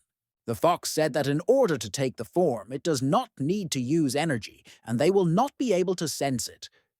The young man said that it was thanks to his intuition that he managed to find her, so here they will do the same. Looking at one of the employees, the guy said that he had found him, and that person immediately began to try to run away. He opened the doors and jumped onto the roof of the train. Tokuki and Mamako ran after him. Looking at them, he thought that these were just two little girls who wanted to catch him, and there was nothing to be afraid of. Suddenly, the demon showed its true form, and it was Ashia's assistant, whom Hisun spared some time ago. Hiro asked how he finally managed to figure her out. He said that he was just trying to deceive her, and she had led herself into a trap. Then the man asked why he was sure that she would fall for his trick. The young man explained that he had encountered her several times before. She once took on the persona of Eli Koizumi. The actions of the people who took her into custody were strange. Then he realized that it was not her, but a demon. Today, the guy said the same phrase about intuition as last time, so she instinctively got scared and looked at him. The moment their eyes met, she lost. Everyone began to admire his intelligence. Hiro then asked if he figured her out. Then why didn't he do anything? Will everything be okay with the girls who ran after her? If she runs away, what will they do? The young man said he had a plan. However, he could not understand what the demoness needed from them and why she was doing this. Even if she managed to carry out her plan and turn the people on the train against them, they would still not be their rivals with their abilities. There is clearly something important among this, but the guy doesn't understand what yet. Hiro interrupted him and said that he was thinking too much. This Gunyui just wants to hurt everyone. To begin with, you just need to catch it and then deal with everything. Meanwhile, a battle was taking place on the roof of the train. The demoness said that it was extremely ignorant of Hisun to delegate such an important mission to these two girls. The demoness threw magical iron feathers at Tokuki. Then a whirlwind spun her, and she remained in it. Then she turned to the fox and said that she was left alone. Mamako screamed that even if that was the case, she still wouldn't be able to escape. Gunyui stated that her tamamo, no, Mei clan only has brute strength and nothing more. Suddenly, Tokuki managed to dispel the spell, and she rushed at the demon, shouting, "Ugly skeleton, get it," and wounded her. The girls started telling her to give up, but she told them not to even dream about it. Suddenly, the train turned sharply, and Tokuki began to fall from the roof. The demonic fox managed to grab her and bring her back, then shouted that they needed to be careful as they approached the tunnel. At this time, Gunyui began to run away. Mamako tried to catch up with her, but there was a powerful explosion in the tunnel, and she thought that things were bad. Huge stones began to fall on the train. The demoness said that it doesn't matter how good their techniques are, as long as they are not careful. Now everyone can die due to an accident. Looking out the window, the head of the train could not understand why they were traveling along this route. This section of the road has not been used for a long time, and if they continue to drive along it, they will crash into a mountain. Everyone came to the conclusion that it was necessary to run to the driver's cabin. The door was tightly welded. Hiro said he could handle it easily now, but after several attempts, he couldn't do it. While the guys were thinking about what to do next, Tokuki appeared with a demonic fox, who instantly rushed to this door to help open it. Momoko beat her the first time. Running inside, the head of the train said that the stop valve was broken and everything was lost. Tamamo advised that the locomotive needed to be disconnected. Then the cars will not have a constant driving force, and they will gradually stop. The boss objected that in order to do this, it is necessary to open the intercar passage and raise the bridge. But by this time, the train would have already derailed. The fox punched a hole in the floor and asked where the automatic coupler was. The head of the train pointed to a steel lever. Then Hiro stated that the matter was up to him, but then a voice was heard that told him not to move. Naoki put a gun to the chief's head and said that if anyone moved, he would shoot. His son was surprised when he saw that he had two pupils. The head of the train shouted that if his death could save people, then let him kill him. Then he asked her to take care of his wife and children instead of him. Hiro shed a tear and said that he would definitely do it. Tokuki shouted that there was very little time left and we had to act. As soon as the man pulled his hand towards the lever, Naoki yelled at him not to move and shot him. The young man, using a printing technique, stopped and caught the bullet. The attacker started shooting in the air. Literally, at the last moment, Hiro managed to pull the lever and the train was stopped. Everyone was glad that everything ended well. But now it was necessary to deal with the villain. The young man again used the seal, which he aimed at the demon. He said that he really thought he could stop him with this, and fell unconscious. Hiro grabbed him and said that everything was safe now. The head of the train began to thank him for the rescue. Mamako asked his son how he managed to stop the train. The young man replied that he just stopped all the wheels. Taro said that even a first grader could cope with such a task. Why didn't they think of it? Tokuki replied that apparently there was no need. The bound Naoki came to his senses and did not understand what was happening and what he was doing here. The guy asked if he remembered anything. He said that he only remembers how everyone was discussing a train that was moving in the wrong direction, and that was all. The young man said that he had done nothing, but that he needed to be isolated for a while. The head of the train thanked everyone for saving so many lives and said that he would no longer interfere, and he still needed to reassure the passengers. Tamamo asked what the young man was thinking about. He turned to Taro and asked if he had information in his notebook regarding demonic possession. Tokuki asked if he thought the two pupils were related to this. Hiro said, then it's strange that they didn't sense his ki. The young man replied that this is a type of spirit, and Taro confirmed that the parasitic demon does not have energy. The demon possesses a person and can control all his actions. The victim develops 2 or 3 pupils, and sometimes an all-seeing eye. Mamako became nervous when she heard about this, and the guy asked if she was okay. Lisa said everything is fine. Toshuki asked what his son thought about the incident. He replied that all events are interconnected and they are being monitored. Hiro was surprised because no one knows them. The girl picked up that someone had found out the purpose of this trip. The guy thought that something could happen to the Kurosaki family. Maido concluded that the head of the clan found a way to convey information, but it was leaked and he is now not safe. It turns out that these people know their identities, but do not dare to confront them on their own, so they used the bow as a weak point. The girl was indignant when she became weak. Kurosaki stated that with such a level of mental development and such strength, isn't she vulnerable? Tamamo began to boil over, talking about how she dared to humiliate a representative of the great clan. The girls started shouting at each other and challenging each other to fight in order to find out who the weakest link was. His son grabbed his head and told the fox not to make any noise. Mamako was offended that even he was on her side. Then she said that she herself would deal with the demon who harmed her so that they would all not treat her so arrogantly, and flew away. Hiro started shouting after her so that she should not do such impulsive things and come back. The young man said that everything was fine and if she wanted to go, then let her go. The man was outraged that he had just said about using her as their weakness. Isn't it dangerous to let the fox go alone?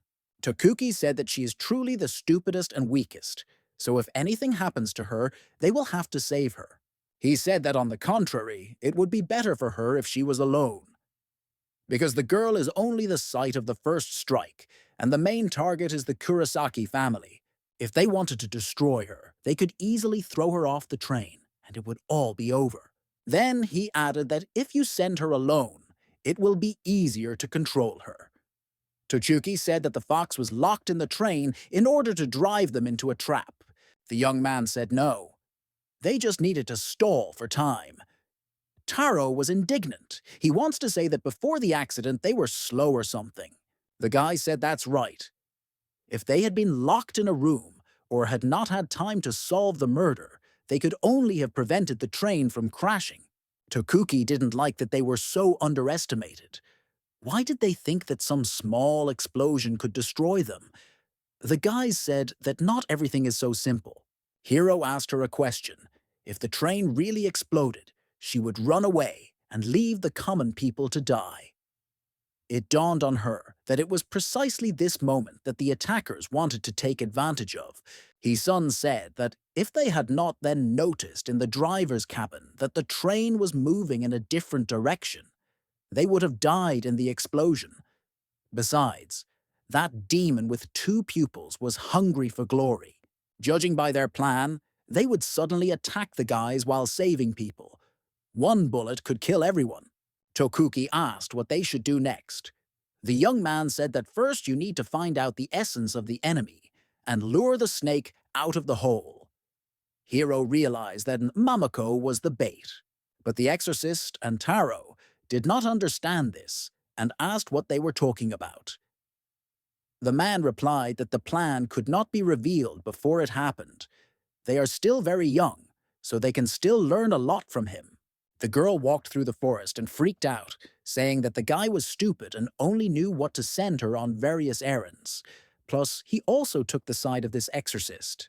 Having sat down near a pond to drink water, the girl heard the voices of hunters who were trying to catch a fox cub. She was furious that they dared to do this in front of her. Mamako covered the animal with herself and said that it was better not to anger her because she was in a bad mood. But the guys began to arrogantly say all sorts of nasty things. For example, that they could kill this little fox and make clothes for her from its fur. Tamamo went completely berserk and began attacking the guys, striking one after another. One of them fired a shot and hit her right in the chest. She was confused at first, but then realized that it was not blood. The young man mockingly said that how could anyone not know about the game paintball and called her a hillbilly. The girl became even more angry, and they realized that they had to run away. The girl ran after them, screaming how dare they still run away from her. But after a few meters she stopped.